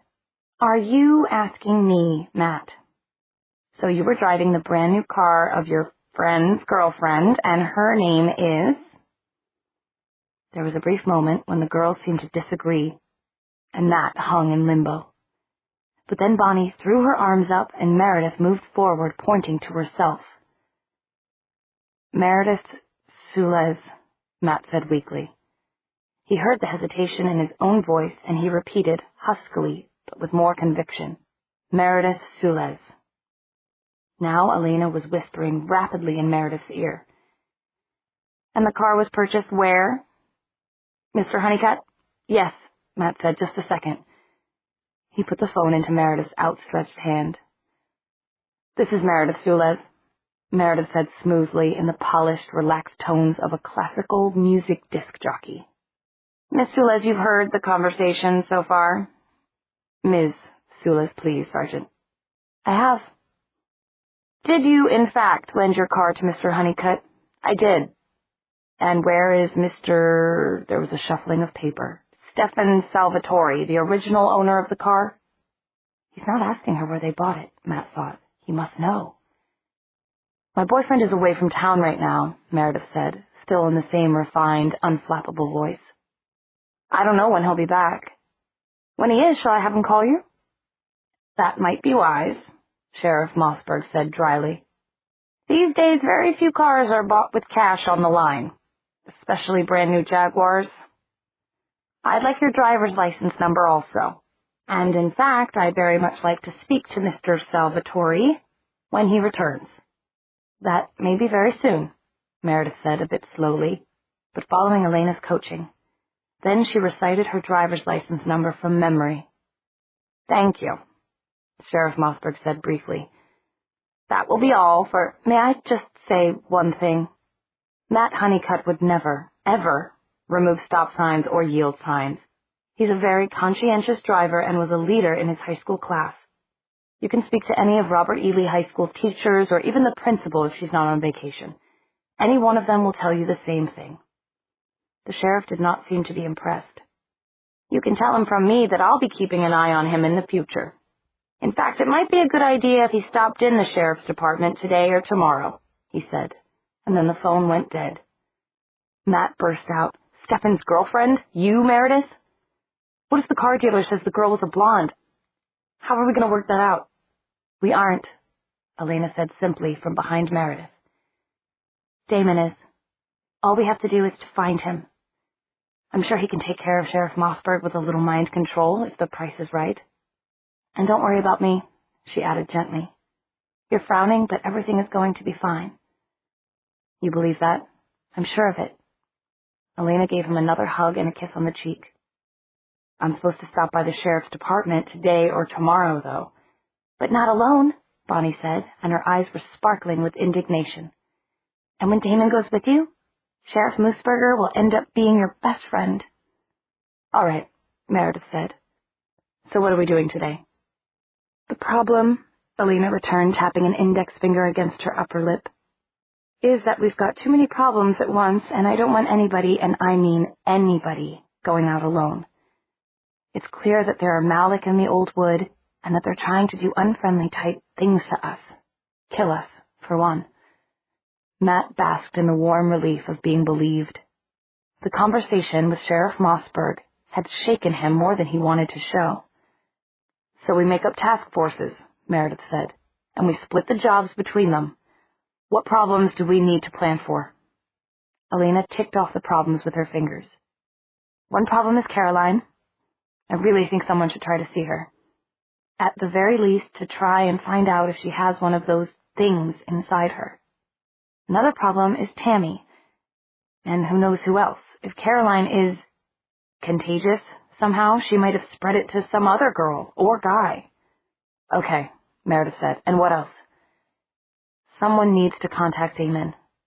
Try to find out from him anything he knows about Stefan leaving. And also try to get him to go into headquarters with us to influence Sheriff Mossberg. Well, you'd be better on that last team since you're the only one Damon's likely to talk to, said Meredith. And Bonnie should be on it so she can keep... No calling today, Bonnie pleaded. I'm so sorry, Elena, but I just can't. Not without a day of rest between. And besides, if Damon wants to talk to you, all you need to do is to walk. Not into the forest, but near it, and call to him yourself. He knows everything that's going on. He'll know you're there. Then I should go with Elena, Matt reasoned. Since that sheriff is my problem, I'd like to go by the place where I saw the tree. At once there was a protest from all three girls. I said I'd like to, Matt said. Not that we should plan for it. That's one spot we know is too dangerous. All right, Elena said. So Bonnie and Meredith will visit Caroline, and you and I will go Damon hunting, all right? I'd rather go Stefan hunting, but we just don't have enough information yet. Right, but before you go, maybe stop by Jim Bryce's house. Matt has an excuse to stop by any time. He knows Jim. And you can check on Tammy's progress as well, Meredith suggested. Sounds like plans A, B, and C, Elena said, and then spontaneously they all laughed. It was a clear day, with a hot sun shining overhead. In the sunlight, despite the minor annoyance of Sheriff Mossberg's call, they all felt strong and capable. None of them had any idea that they were about to walk into the worst nightmare of their lives. Bonnie stood back as Meredith knocked at the front door of the Forbes home. After a while of no answer and silence inside, Meredith knocked again. This time Bonnie could hear whisperings and Mrs. Forbes hissing something and Caroline's distant laughter. Finally, just as Meredith was about to ring the bell, the height of discourtesy between neighbor and neighbor in Fell's Church, the door opened. Bonnie neatly slipped a foot in, keeping it from being shut again. "Hi, Mrs. Forbes, Meredith faltered. "We just wanted to see if Caroline was any better," she finished in a tinny-sounding voice. Mrs. Forbes looked as if she'd seen a ghost and she'd spent all night running from it. "No, she's not better. She's still sick." The woman's voice was hollow and distant, and her eyes scanned the ground just over Bonnie's right shoulder. Bonnie felt fine hairs on her arms and the back of her neck stand up. "Okay, Mrs. Forbes." Even Meredith sounded false and hollow. Then someone said suddenly, "Are you all right?" And Bonnie realized it was her own voice. "Caroline isn't well. She's not seeing anyone," whispered the woman. An iceberg seemed to glide down Bonnie's spine. She wanted to turn and run from this house and its aura of malevolence. But at that moment, Mrs. Forbes suddenly slumped. Meredith was barely able to break her fall. "She's fainted," Meredith said tersely. Bonnie wanted to say, "Well, put her on the rug inside and run." But they could hardly do that. "We've got to take her inside," Meredith said flatly. "Bonnie, are you okay to go?" "No," Bonnie said just as flatly. "But what choice do we have?" Mrs. Forbes, small as she was heavy. Bonnie held her feet and followed Meredith step by reluctant step into the house. "We'll just put her on her bed," Meredith said. Her voice was shaky. There was something about the house that was terribly unsettling, as if waves of pressure kept bearing down on them. And then Bonnie saw it, just a glimpse as they stepped into the living room. It was down the hallway, and it could have been the play of light and shadow there, but it looked for all the world like a person scuttling like a lizard, but not on the floor, on the ceiling. Chapter 19. Matt was knocking at the Bryce's door with Elena at his side. Elena had disguised herself by stuffing all her hair into a Virginia Cavaliers baseball cap and wearing wraparound sunglasses from one of Stefan's drawers. She was also wearing an overlarge maroon and navy Pendleton shirt donated by Matt and a pair of Meredith's outgrown jeans. She felt sure that no one who had known the old Elena Gilbert would ever recognize her dressed like this. The door opened very slowly to reveal not Mr. or Mrs. Bryce, nor Jim, but Tamara. She was wearing, well, close to nothing. She had on a thong bikini bottom, and it looked handmade, as if she'd cut a regular bikini bottom with scissors, and it was beginning to come apart. On top she had 2 round decorations made of cardboard with sequins pasted on, and a few strands of colored tinsel. On her head she wore a paper crown, which was clearly where she'd gotten the tinsel. She'd made an attempt to glue strands onto the bikini bottoms as well. The result looked like what it was, a child's attempt to make an outfit for a Las Vegas showgirl or stripper.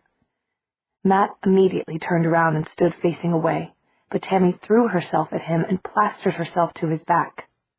"Matt, honey butt," she cooed. "You came back. I knew you would. But why'd you bring this ugly old whore with you? How can we—" Elena stepped forward then, because Matt had whirled with his hand up. She was sure that Matt had never struck a female in his life, especially a child, but he was also oversensitive about 1 or 2 subjects, like her. Elena managed to get between Matt and the surprisingly strong Tamara. She had to hide a smile when contemplating Tammy's costume. After all, only a few days ago she hadn't understood the human nakedness taboo at all. Now she got it, but it didn't seem nearly as important as it once had. People were born with their own perfectly good skins on.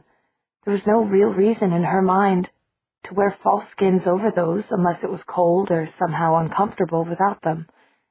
But society said that to be naked was to be wicked. Tammy was trying to be wicked in her own childish way. "Get your hands off me, you old whore," Tamara snarled as Elena held her away from Matt. And then she added several rather lengthy expletives. "Tammy, where are your parents? Where's your brother?" Elena said. She ignored the obscene words. They were just sounds, but saw that Matt had gone white around the lips. "You apologize to Elena right now. Apologize for talking that way," he demanded. "Elena's a stinking corpse with worms in her eye sockets," Tamara sang glibly. "But my friend says she was a whore when she was alive. A string of four-letter words that made Matt gasp. Cheap whore. You know, nothing's cheaper than something that comes free." "Matt, just don't pay any attention," Elena said under her breath, and she repeated, "Where are your parents and Jim?" The answer was littered with more expletives, but it amounted to the story, truthful or not, that Mr. and Mrs. Bryce had gone away on vacation for a few days, and that Jim was with his girlfriend, Isabel. "Okay, then, I guess I'll just have to help you get into some more decent clothes," Elena said. "First, I think you need a shower to get these Christmas doodads off." Just try. The answer was somewhere between the whinny of a horse and human speech. "I glued them on with perma-stick," Tammy added, and then began giggling on a high and hysterical note. "Oh my God, Tamara, do you realize that if there isn't some solvent for this, you may need surgery?" Tammy's answer was foul. There was also a sudden foul smell. No, not a smell, Elena thought. A choking, gut-curdling stench. "Oops," Tammy gave that high, glassy giggle again. "Pardon-moi. At least it's natural gas." Matt cleared his throat. "Elena, I don't think we should be here, with her folks gone and all." "They're afraid of me," Tamara giggled. "Aren't you?" Very suddenly in a voice that had dropped several octaves. Elena looked Tamara in the eye. "No, I'm not. I just feel sorry for a little girl who was in the wrong place at the wrong time. But Matt's right, I guess. We have to go." Tammy's whole manner seemed to change. "I'm so sorry. I didn't realize I had guests of that caliber. Don't go, please, Matt." Then she added in a confidential whisper to Elena, "Is he any good?" "What?" Tammy nodded at Matt, who immediately turned his back to her. He looked as if he felt a terrible, repulsive fascination for Tammy's ridiculous appearance. "Him? Is he any good in the sack?" "Matt, look at this." Elena held up a small tube of glue. "I think she actually did perma-stick that stuff to her skin. We have to call Child Protective Services or whatever, because nobody took her to the hospital right away. Whether her parents knew about this behavior or not, they shouldn't have just left her. I just hope they're all right. Her family," Matt said grimly as they walked out the door, with Tammy coolly following them to the car and shouting lurid details about what a good time they had had, the three of them. Elena glanced at him uneasily from her place in the passenger seat. With no ID or driver's license, of course, she knew she shouldn't drive. "Maybe we'd better take her to the police first. My God, that poor family." Matt said nothing for a long time. His chin was set, his mouth grim. "I feel somehow as if I'm responsible. I mean, I knew there was something wrong with her. I should have told her parents then." "Now you're sounding like Stefan. You're not responsible for everyone you meet." Matt gave her a grateful glance, and Elena continued, "In fact, I'm going to ask Bonnie and Meredith to do one other thing, which proves you're not. I'm going to ask them to check on Isabel Saito, Jim's girlfriend. You've never had any contact with her, but Tammy might have." "You mean you think she's got it too?" "That's what I hope Bonnie and Meredith will find out." Bonnie stopped dead. almost losing her hold on Mrs. Forbes' feet. "I am not going into that bedroom." "You have to. I can't manage her alone," Meredith said. Then she added cajolingly, "Look, Bonnie, if you go in with me, I'll tell you a secret." Bonnie bit her lip. Then she shut her eyes and let Meredith guide her step by step farther into this house of horror. She knew where the master bedroom was. After all, she had played here since childhood. All the way down the hall, then turned left. She was surprised when Meredith came to a sudden stop after only a few steps. "Bonnie." "Well, what?" "I don't want to frighten you, but—" This had the immediate effect of terrifying Bonnie. Her eyes snapped open. "What? What?" Before Meredith could answer, she glanced over her shoulder in fear and saw what. Caroline was behind her, but not standing. She was crawling. No, she was scuttling. The way she had on Stefan's floor, like a lizard. Her bronze hair, unkempt, hung down over her face. Her elbows and knees stuck out at impossible angles. Bonnie screamed, but the pressure of the house seemed to choke the scream back down her throat. The only effect it had was to make Caroline look up at her with a quick reptilian movement of her head. "Oh, my God! Caroline, what happened to your face?" Caroline had a black eye, or rather a purplish red eye that was so swollen that Bonnie knew it would have to turn black in time. On her jaw was another purple swelling bruise. Caroline didn't answer, unless you counted the sibilant hiss she gave while scuttling forward. "Meredith, run! She's right behind me!" Meredith quickened her pace, looking frightened. All the more frightening to Bonnie because almost nothing could shake her friend. But as they lurched forward, with Mrs. Forbes bouncing between them, Caroline scuttled right under her mother and into the door of her parents' room, the master bedroom. "Meredith, I won't go in there." But they were already stumbling through the door. Bonnie shot quick, darting glances into every corner. Caroline was nowhere to be seen. "Maybe she's in the closet," Meredith said. "Now let me go first and put her head on the far side of the bed. We can adjust her later." She backed around the bed, almost dragging Bonnie with her, and dumped Mrs. Forbes' upper torso so that her head rested on pillows. "Now just pull her and put her legs down on the other side." "I can't do it. I can't. Caroline's under the bed, you know." "She can't be under the bed.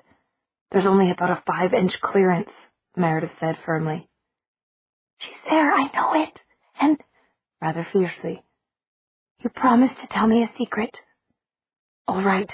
Meredith gave a complicit glance through her disheveled dark hair. "I telegraphed Alaric yesterday.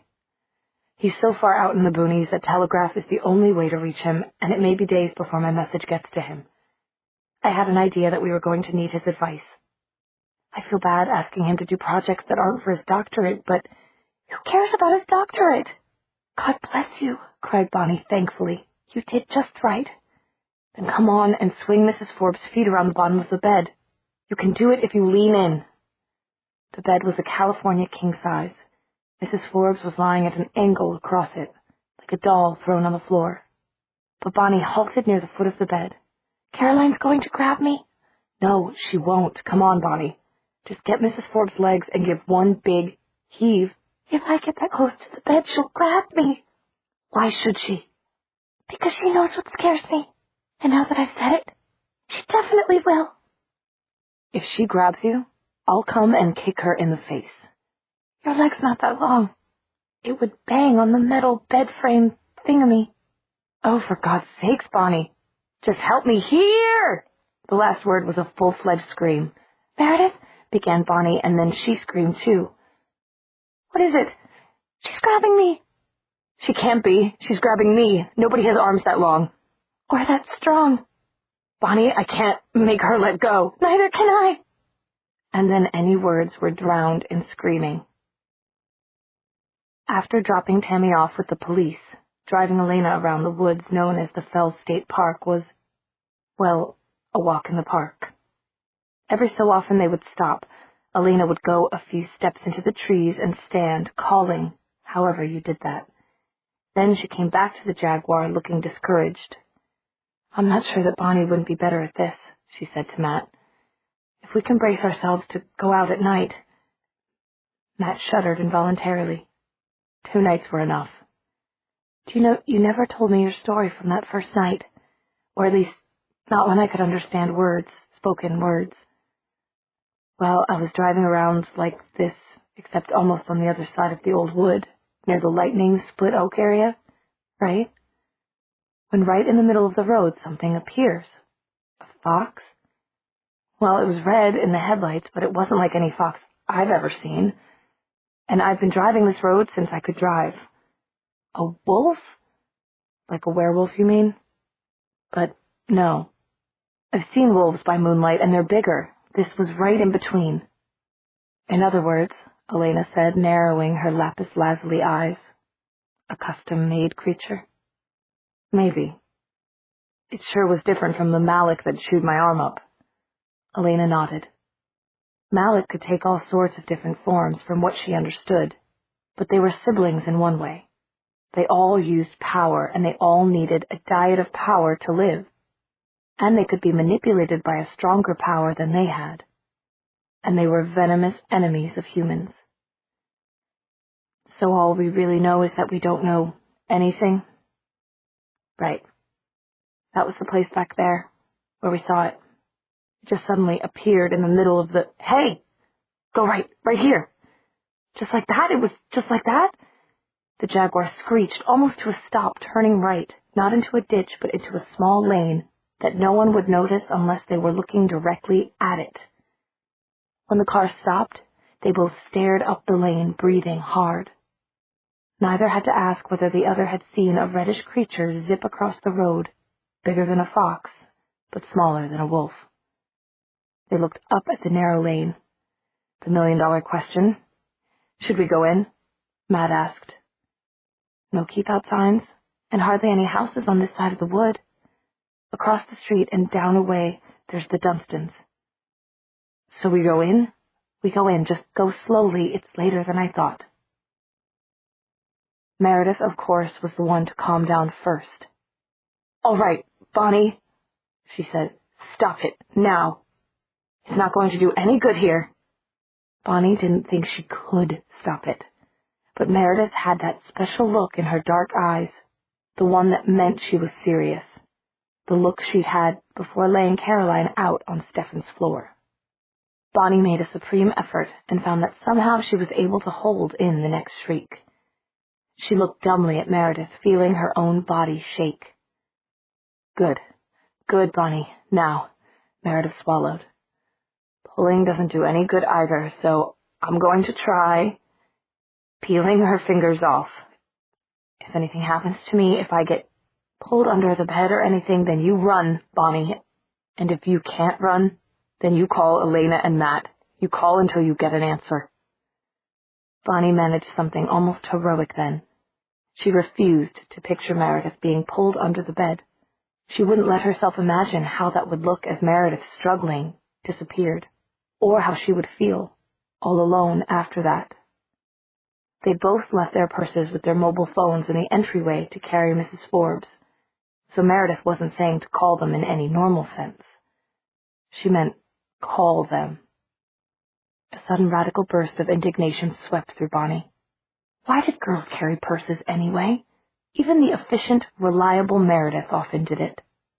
Of course, Meredith's purses were usually designer handbags that enhanced her outfits and were full of useful things like small notebooks and keychain flashlights, but still, a boy would have his mobile phone in his pocket. From now on, I'm wearing a waist pouch, Bonnie thought, feeling as if she were raising a rebel flag for girls everywhere, and for just a moment also feeling her panic recede. Then she saw Meredith, stooping, a hunched figure in the dim light, and at the same moment she felt the grip on her own ankle tighten. Despite herself, she glanced down and saw the outline of Caroline's tanned fingers and long bronze nails against the creamy white of the rug. Panic burst out in her again, full force. She made a choked sound that was a strangled scream, and to her own astonishment, She spontaneously hit trance and began to call. It wasn't the fact that she was calling that surprised her. It was what she was saying. Damon! Damon, we're trapped at Caroline's house and she's gone crazy. Help! It flowed out of her like an underwater well that had been suddenly tapped, releasing a geyser. Damon, she's got me by the ankle, and she won't let go. If she pulls Meredith under, I don't know what I'll do. Help me! Vaguely, because the trance was good and deep, she heard Meredith say, Aha! It feels like fingers, but actually it's a vine. It must be one of those tentacles that Matt told us about. I'm trying to break one of the loops off. All at once, there was a rustling from under the bed, and not just from one place either, but a massive whipping and shaking that actually bounced the mattress up and down, even with poor little Mrs. Forbes on it. There must be dozens of those insects under there. Damon, it's those things! Lots of them. Oh God, I think I'm going to faint, and if I faint, and if Caroline pulls me under, please come and help. Damn, Meredith was saying. I don't know how Matt managed to do this. It's too tight, and I think there's more than one tentacle here. It's all over, Bonnie sent in quiet conclusion, feeling herself start to go at the knees. We're going to die. Undoubtedly. That's the problem with humans. But not just yet, a voice said from behind her, and a strong arm went around her, taking up her weight easily. Caroline, the fun's over. I mean it, let's go. Damon, Bonnie gasped. Damon, you came. All that wailing gets on my nerves. It doesn't mean... But Bonnie wasn't listening. She wasn't even thinking. She was still half in trance, and not responsible, she decided later, for her own actions. She wasn't herself. It was someone else who went into rapture when the grip on her ankle loosened, and someone else who whirled around in Damon's grip and threw her arms around his neck and kissed him on the mouth. It was someone else, too, who felt Damon startle, with his arms still around her, and who noticed that he made no attempt to pull away from the kiss. That person also noticed, when at last she leaned back, that Damon's skin, pale in the dim light, looked almost as if he had flushed. And that was when Meredith straightened up slowly, painfully, from the other side of the bed, which was still jouncing up and down. She hadn't seen anything of the kiss, and looked at Damon as if she couldn't believe he was really here. She was at a great disadvantage, and Bonnie knew she knew it. This was one of those situations where anyone else would have been too flustered to speak or even stammer. But Meredith just took a deep breath and then said quietly, Damon, thank you. Do you think... would it be too much trouble to make the Malik let go of me as well? Now Damon looked like his old self. He gave a brilliant smile aimed at something no one else could see and said sharply, And as for the rest of you down there, heel. He snapped his fingers. The bed stopped moving instantly. Meredith stepped away and closed her eyes for a moment in relief. Thank you again, she said with the dignity of a princess, but fervently. And now, do you think you could do anything about Right now, Damon cut in even more roughly than usual. I have to run. He glanced at the Rolex on his wrist. It's past 4:44 and I have an appointment I'm already late for. Come around here and prop up this dizzy bundle. She's not quite ready to stand by herself. Meredith hastened to switch places with him. At that point, Bonnie discovered that her legs were no longer wobbling. Wait a minute, though, Meredith said rapidly. Elena needs to talk to you, desperately. But Damon was gone, as if he'd mastered the art of simply disappearing, not even waiting for Bonnie's thanks. Meredith looked astonished, as if she'd been certain that the mention of Elena's name would stop him. But Bonnie had something else on her mind.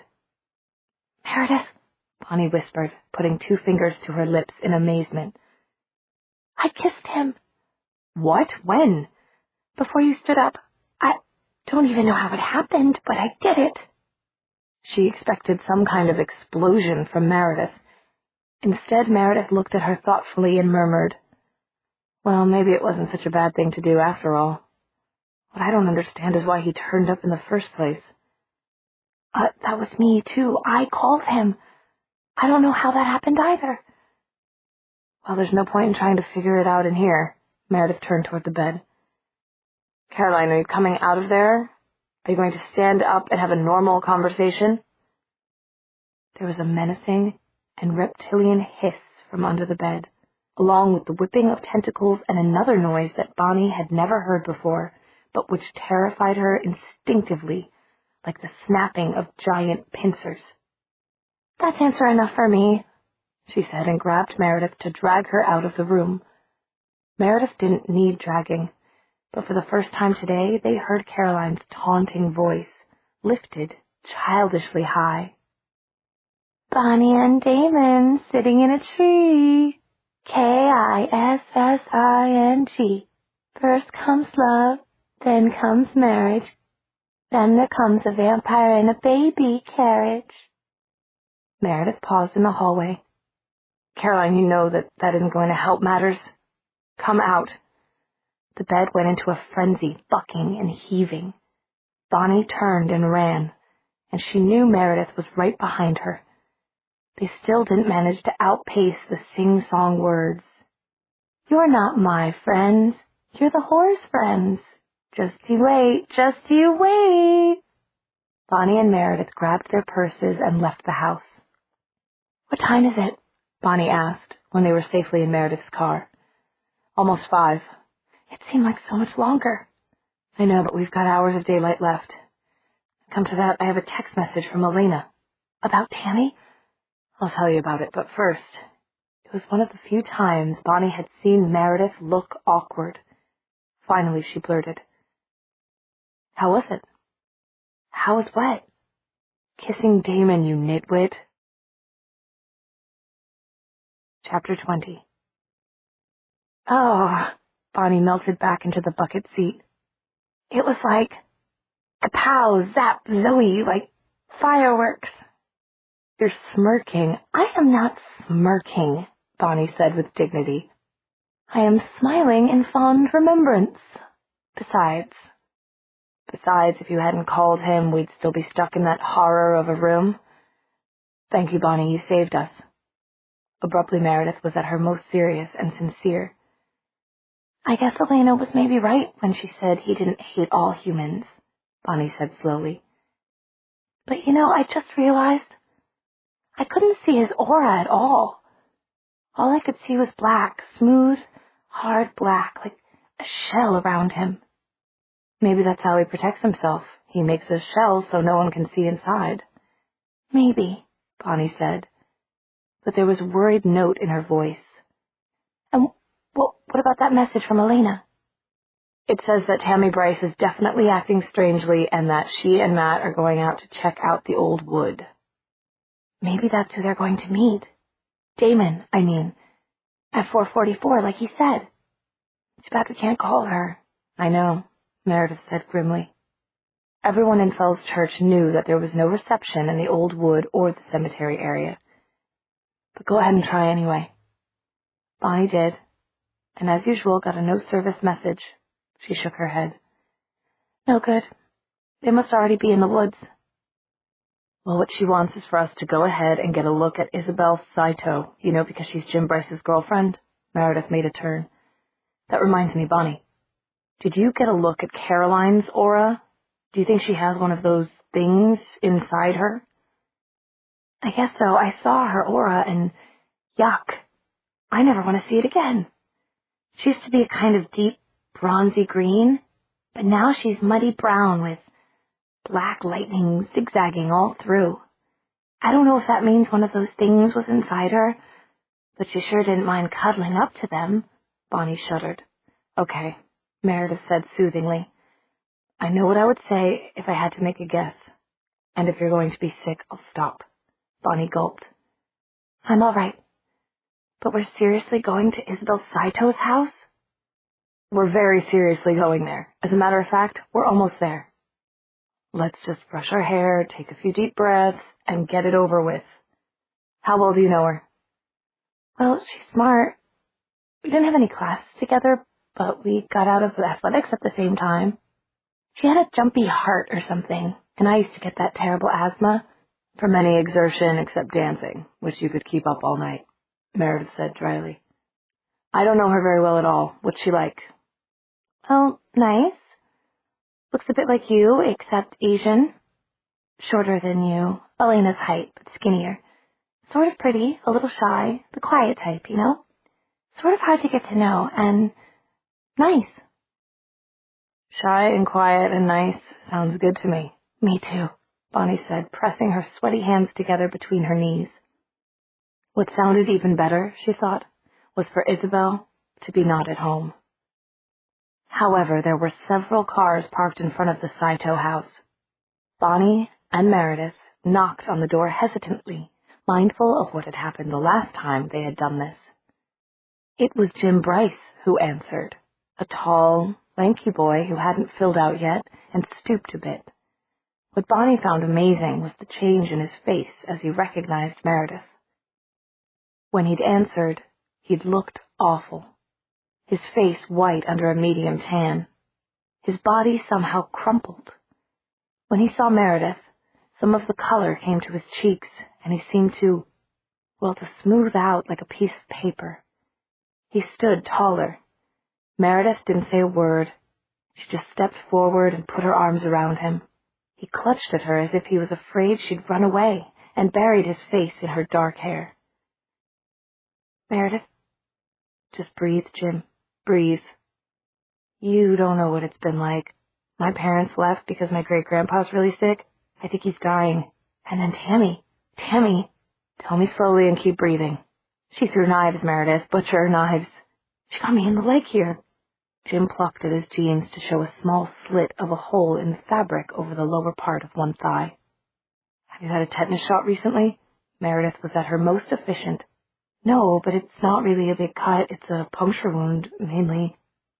Those are exactly the kind that are the most dangerous. You need to call Dr. Alpert right away. Old Dr. Alpert was an institution in Fell's Church, a doctor who even made house calls in a country where carrying around a little black bag and stethoscope was pretty much unheard of behavior. I can't leave. Jim jerked his head backward toward the interior of the house as if he couldn't bring himself to say a name.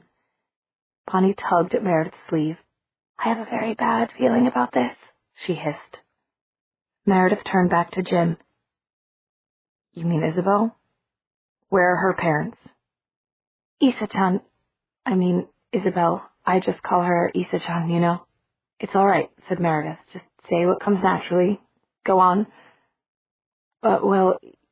Isa-chan only has her grandma, and Grandma Saito doesn't even come downstairs much. I made her lunch a while ago, and she thought I was Isabel's father. She gets confused. Meredith glanced at Bonnie and said, And Isabel, is she confused too? Jim shut his eyes, looking utterly miserable. I wish you'd go in and, just talk to her. Bonnie's bad feeling was only getting worse. She really couldn't stand another scare like the one at Caroline's house, and she certainly didn't have the strength to call again, even if Damon weren't in a hurry to get somewhere. But Meredith knew all this, and Meredith was giving her the sort of look that couldn't be denied. It almost promised that Meredith would protect Bonnie, no matter what. Is she hurting anybody? Isabel? Bonnie heard herself ask as they crossed through the kitchen and toward a bedroom at the end of the hallway. She could hardly hear Jim's whispered, Yeah. And then, as Bonnie groaned internally, he added, Herself.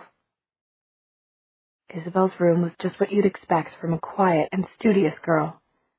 At least one side was. The other side looked as if a tidal wave had picked everything up and thrown it down again randomly.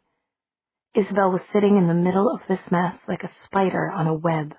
But that wasn't what made Bonnie's gut churn. It was what Isabel was doing. She had been a studious girl. At least one side was. The other side looked as if a tidal wave had picked everything up and thrown it down again randomly. Isabel was sitting in the middle of this mess like a spider on a web. But that wasn't what made Bonnie's gut churn. It was what Isabel was doing. She had laid out beside her what looked a lot like Mrs. Flower's kit for cleaning out wounds, but she wasn't healing anything. She was piercing herself. She had already done her lip, her nose, one eyebrow, and her ears, many times. Blood was dripping from all these places, dripping and falling onto the unmade sheets of her bed. Bonnie saw all that as Isabel looked up at them with a frown, except that the frown was only half there. On the pierced side, the eyebrow didn't move at all. Her aura was shattered orange with black lashings through it. Bonnie knew all at once that she was going to be sick. She knew it with the deep knowledge that overcame all embarrassment and which sent her flying to a wastebasket she didn't even remember seeing. Thank God, it had a white plastic bag lining in it, she thought. And then she was completely occupied for a few minutes. Her ears recorded a voice. Even as she was thinking, she was glad she hadn't had lunch. My God, are you crazy? Isabel, what have you done to yourself? Don't you know the kind of infections you can get? The veins you can hit? The muscles you can paralyze? I think you've already pierced the muscle in your eyebrow. And you shouldn't still be bleeding unless you've hit veins or arteries. Bonnie retched dryly into the wastebasket and spat. And just then she heard a meaty thud. She looked up, half knowing what she would see. But it still was a shock. Meredith was doubled over from what must have been a punch in the stomach. The next thing Bonnie knew, she was beside Meredith. Oh my God, did she stab you? A stab wound, deep enough into the abdomen. Meredith clearly couldn't get her breath. From somewhere, a bit of advice from her sister Mary, the nurse, floated into Bonnie's mind. Bonnie pounded with both fists on Meredith's back, and suddenly Meredith took a huge gulp of air. Thanks, she was saying weakly, but Bonnie was already dragging her away from the laughing Isabel and a collection of the world's longest nails and the rubbing alcohol and other things that she had on a breakfast tray beside her. Bonnie got to the door and almost collided with Jim, who had a wet washcloth in his hand. For her, she supposed, or maybe for Isabel. All Bonnie was interested in was making Meredith pull up her top to make absolutely, positively sure that there were no holes in her. I got it out of her hand before she'd punched me, Meredith said, still breathing painfully as Bonnie anxiously scanned the area above her low-rise jeans. I'll have a bruise, that's all. She hit you too? Jim said in dismay. Except that he didn't say it. He whispered it. You poor guy, Bonnie thought, finally satisfied that Meredith wasn't perforated. What with Caroline and your sister Tammy and your girlfriend, you don't have the first idea of what's going on. How could you? And if we told you, you'd just think we were two more crazy girls. Jimmy, you have to call Dr. Alpert right away, and then I think they're going to have to go to the hospital in Richmond. Isabel's already done permanent damage to herself. God knows how much. All of those piercings are almost certainly going to be infected. When did she start this? Well, she started acting weird after Caroline came to see her. Caroline? Bonnie blurted, confused. Was she crawling? Jim gave her a look. Huh? Never mind, Bonnie, she was joking, Meredith said easily. Jimmy, you don't have to tell us about Caroline if you don't want to. We know she was over at your house. Does everybody know? Jim asked miserably. No, just Matt, and he only told us so that somebody could go check on your little sister. Jim looked guilty and stricken at once. The words poured out of him as if they'd been bottled up, and now the cork was out of the bottle. I don't know what's going on anymore. All I can tell you is what happened. It was a couple days ago, late evening, Jim said. Caroline came over, and, I never even had a crush on her. It's like, sure, she's good-looking, and my parents were away and all, but I never thought I was the kind of guy. Never mind that now. Just tell us about Caroline and Isabel. Well, Caroline came over wearing this outfit that was, well, the top was practically transparent, and she said, did I want to dance? And it was like slow dancing, and she like seduced me. That's the truth. And the next morning she left, just about the time that came. That was the day before yesterday, and then I noticed Tammy acting crazy. Nothing I could do would stop her, and then I got a phone call from Issa-chan, and I've never heard her so hysterical. Caroline must have gone straight from my house to her house. Issa-chan said she was going to kill herself, and so I ran over here. I had to get away from Tammy anyway because me being there at home just seemed to make it worse. Bonnie looked at Meredith and knew that they were both thinking the same thing. And somewhere in there, both Caroline and Tammy propositioned Matt, too. Caroline must have told her everything. Jim gulped.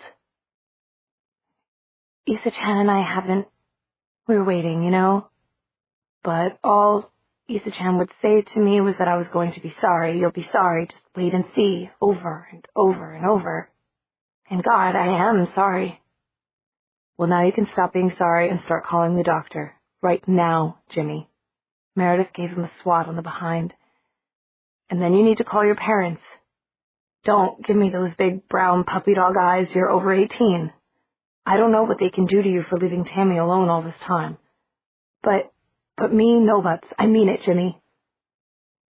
Then she did what Bonnie knew she would, but was dreading. She approached Isabel again.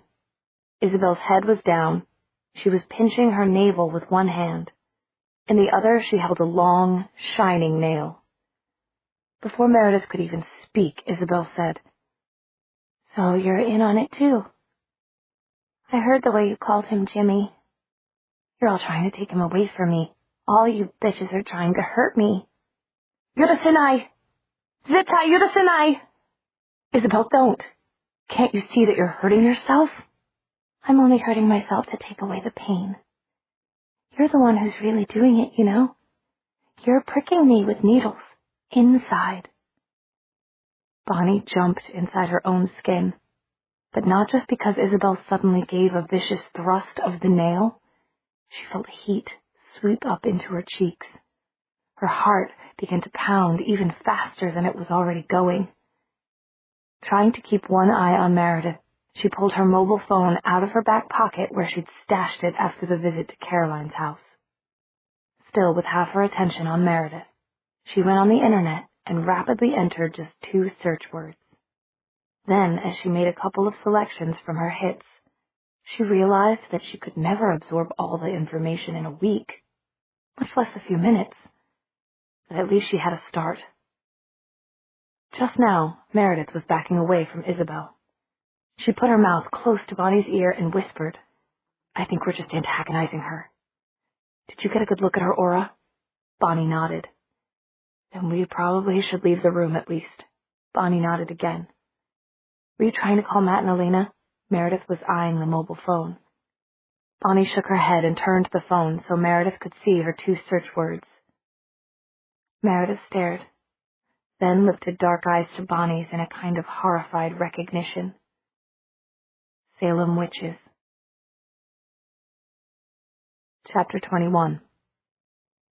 "It actually makes a horrible kind of sense," Meredith said. They were in Isabel's family room, waiting for Dr. Alpert. Meredith was at a beautiful desk made of some black wood ornamented with designs in gilt, working at a computer that had been left on. The Salem girls accused people of hurting them, witches, of course. They said they were pinching them and pricking them with pins. "Like Isabel blaming us," Bonnie said, nodding. "And they had seizures and contorted their bodies into impossible positions." "Caroline looked as if she were having seizures in Stefan's room," said Bonnie. "And if crawling like a lizard isn't contorting your body into an impossible position, here, I'll try it." She got down on the Saito's floor and tried to stick her elbows and knees out the way Caroline had. She couldn't do it. "See?" Oh my God. It was Jim at the doorway of the kitchen, holding, almost dropping, a tray of food. The smell of miso soup was sharp in the air, and Bonnie wasn't sure if it made her feel hungry or if she was too sick to ever be hungry again. "It's okay," she told him hastily, standing up. "I was just trying something out." Meredith stood up too. "Is that for Isabel?" "No, it's for Obasan. I mean, Isa-chan's grandma, Grandma Saito. I told you to call everybody whatever comes out naturally. Obasan is fine, just like Isa-chan," Meredith said softly and firmly to him. Jim relaxed a hair. "I tried to get Isa-chan to eat, but she just throws the tray at the wall. She says that she can't eat, that somebody's choking her." Meredith glanced significantly at Bonnie. Then she turned back to Jim. "Why don't you let me take it? You've been through a lot. Where is she?" "Upstairs, second door on the left. If she says anything weird, just ignore it." "All right. Stay near Bonnie." "Oh, no," Bonnie said hastily. "Bonnie is going with." She didn't know if it was for her own protection or Meredith's, but she was going to stick like glue. Upstairs, Meredith turned the hall light on carefully with her elbow. Then they found the second door on the left, which turned out to have a doll-like old lady in it. She was in the exact center of the room, lying on the exact center of a futon. She sat up and smiled when they came in. The smile turned a wrinkled face almost into the face of a happy child. "Megumi-chan, Beniko-chan, you came to see me," she exclaimed, bowing where she sat. "Yes," Meredith said carefully. She put the tray down beside the old lady. "We came to see you, Miss Saito." "Don't play games with me. It's Inari-chan. Or are you mad at me?" "All these Chans. I thought Chan was a Chinese name. Isn't Isabel Japanese?" whispered Bonnie from behind Meredith. One thing the doll-like old woman was not, was deaf. She burst into laughter, bringing up both hands to cover her mouth girlishly. "Oh, don't tease me before I eat. Itadakimasu."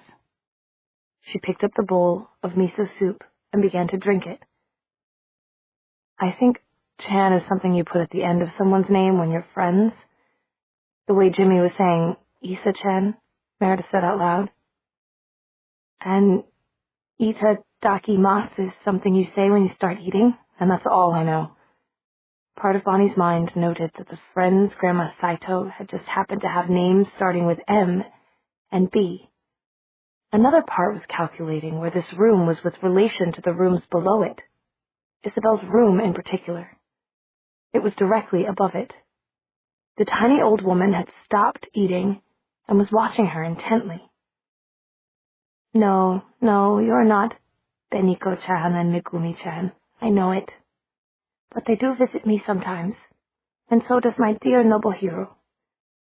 Other things do, too, unpleasant things. But I was raised a shrine maiden. I know how to take care of them." A brief look of knowing satisfaction passed over the innocent old face. "This house is possessed, you know," she added. "Kore ni wa kitsune ga karanda iso da ne." "I'm sorry, Mrs. Saito, what was that?" Meredith asked. "I said there's a kitsune involved in this somehow." "A kitsune?" Meredith repeated quizzically. "A fox, silly girl," the old woman said cheerfully. "They can turn into anything they like, don't you know? Even humans. Why, one could turn into you, and your best friend wouldn't know the difference." "So, a sort of were-fox, then?" Meredith asked. But Grandma Saito was rocking back and forth now, her gaze on the wall behind Bonnie. "We used to play a circle game," she said. "All of us in a circle and one in the middle blindfolded. And we would sing a song. Ushiro no shounen dare. Who is standing behind you? I taught it to my children, but I made up a little song in English to go with it." And she sang, in the voice of the very old or the very young, with her eyes fixed innocently on Bonnie all the while. "Fox and turtle had a race. Who's that far behind you? Whoever came in second place, who's that near behind you? Would make a nice meal for the winner. Who's that close behind you? Lovely turtle soup for dinner. Who's that right behind you? Bonnie felt hot breath on her neck. Gasping, she whirled around and screamed and screamed. Isabel was there, dripping blood onto the mats that covered the floor. She had somehow managed to get past Jim and to sneak into the dim upstairs room without anyone seeing or hearing her. Now she stood there like some distorted goddess of piercing, or the hideous embodiment of every piercer's nightmare. She was wearing only a pair of very brief bikini bottoms. Otherwise she was naked except for the blood and the different kinds of hoops and studs and needles she had put through the holes. She had pierced every area Bonnie had ever heard that you could pierce, and a few that Bonnie hadn't dreamed of, and every hole was crooked and bleeding. Her breath was warm and fetid and nauseating, like rotten eggs. Isabel flicked her pink tongue. It wasn't pierced. It was worse. With some kind of instrument, she had cut the long muscle in two, so that it was forked like a snake's. The forked pink thing licked Bonnie's forehead. Bonnie fainted. Matt drove slowly down the almost invisible lane. There was no street sign to identify it, he noticed. They went up a little hill and then down sharply into a small clearing. "Keep away from fairy circles," Elena said softly, as if she were quoting, "and old oaks." "What are you talking about? Stop the car." When he did, Elena stood in the center of the clearing. "Don't you think it has a fairy sort of feeling?" "I don't know. Where'd the red thing go?" "In here somewhere. I saw it." "Me too." "And did you see how it was bigger than a fox?" "Yes, but not as big as a wolf." Matt let out a sigh of relief. "Bonnie just won't believe me, and you saw how quickly it moved. Too quickly to be something natural." "You're saying we didn't really see anything?" Matt said almost fiercely. "I'm saying we saw something supernatural. Like the bug that attacked you, like the trees, for that matter. Something that doesn't follow the laws of this world." But search as they would, they couldn't find the animal. The bushes and shrubs between the trees reached from the ground up in a dense circle. But there was no evidence of a hole or a hide or a break in the dense thicket. And the sun was sliding down in the sky. The clearing was beautiful, but there was nothing of interest to them. Matt had just turned to say so to Elena when he saw her stand up quickly in alarm. "What's—" He followed her gaze and stopped. A yellow Ferrari blocked the way back to the road. They hadn't passed a yellow Ferrari on their way in. There was only room for one car on the one-lane road. Yet there the Ferrari stood. Branches broke behind Matt. He whirled. Damon. "Whom were you expecting?" The wraparound Ray-Bans concealed Damon's eyes completely. "We weren't expecting anyone," Matt said aggressively. "We just turned in here." The last time he'd seen Damon, when Damon had been banished like a whipped dog from Stefan's room, he wanted to punch Damon in the mouth very much, Elena knew. She could feel that he wanted it again now. But Damon wasn't the same as he'd been when he'd left that room. Elena could see danger rising off him like heat waves. "Oh, I see. This is your private area for private explorations," Damon translated. And there was a note of complicity in his voice that Elena disliked. "No," Matt snarled. Elena realized she was going to have to keep him under control. It was dangerous to antagonize Damon in this mood. "How can you even say that?" Matt went on. "Elena belongs to Stefan." "Well, we belong to each other," Elena temporized. "Of course you do," said Damon. "One body, one heart, one soul." For a moment there was something there, an expression inside the Ray-Ban, she thought, that was murderous. Instantly, though, Damon's tone changed to an expressionless murmur. "But then why are you two here?" His head, turning to follow Matt's movement, moved like a predator tracking prey. There was something more disquieting than usual about his attitude. "We saw something red," Matt said before Elena could stop him. "Something like what I saw when I had that accident." Prickles were now running up and down Elena's arms. Somehow she wished Matt hadn't said that. In this dim, quiet clearing in the evergreen grove, she was suddenly very much afraid. Stretching her new senses to their utmost, until she could feel them distending like a gossamer garment pushed thin all around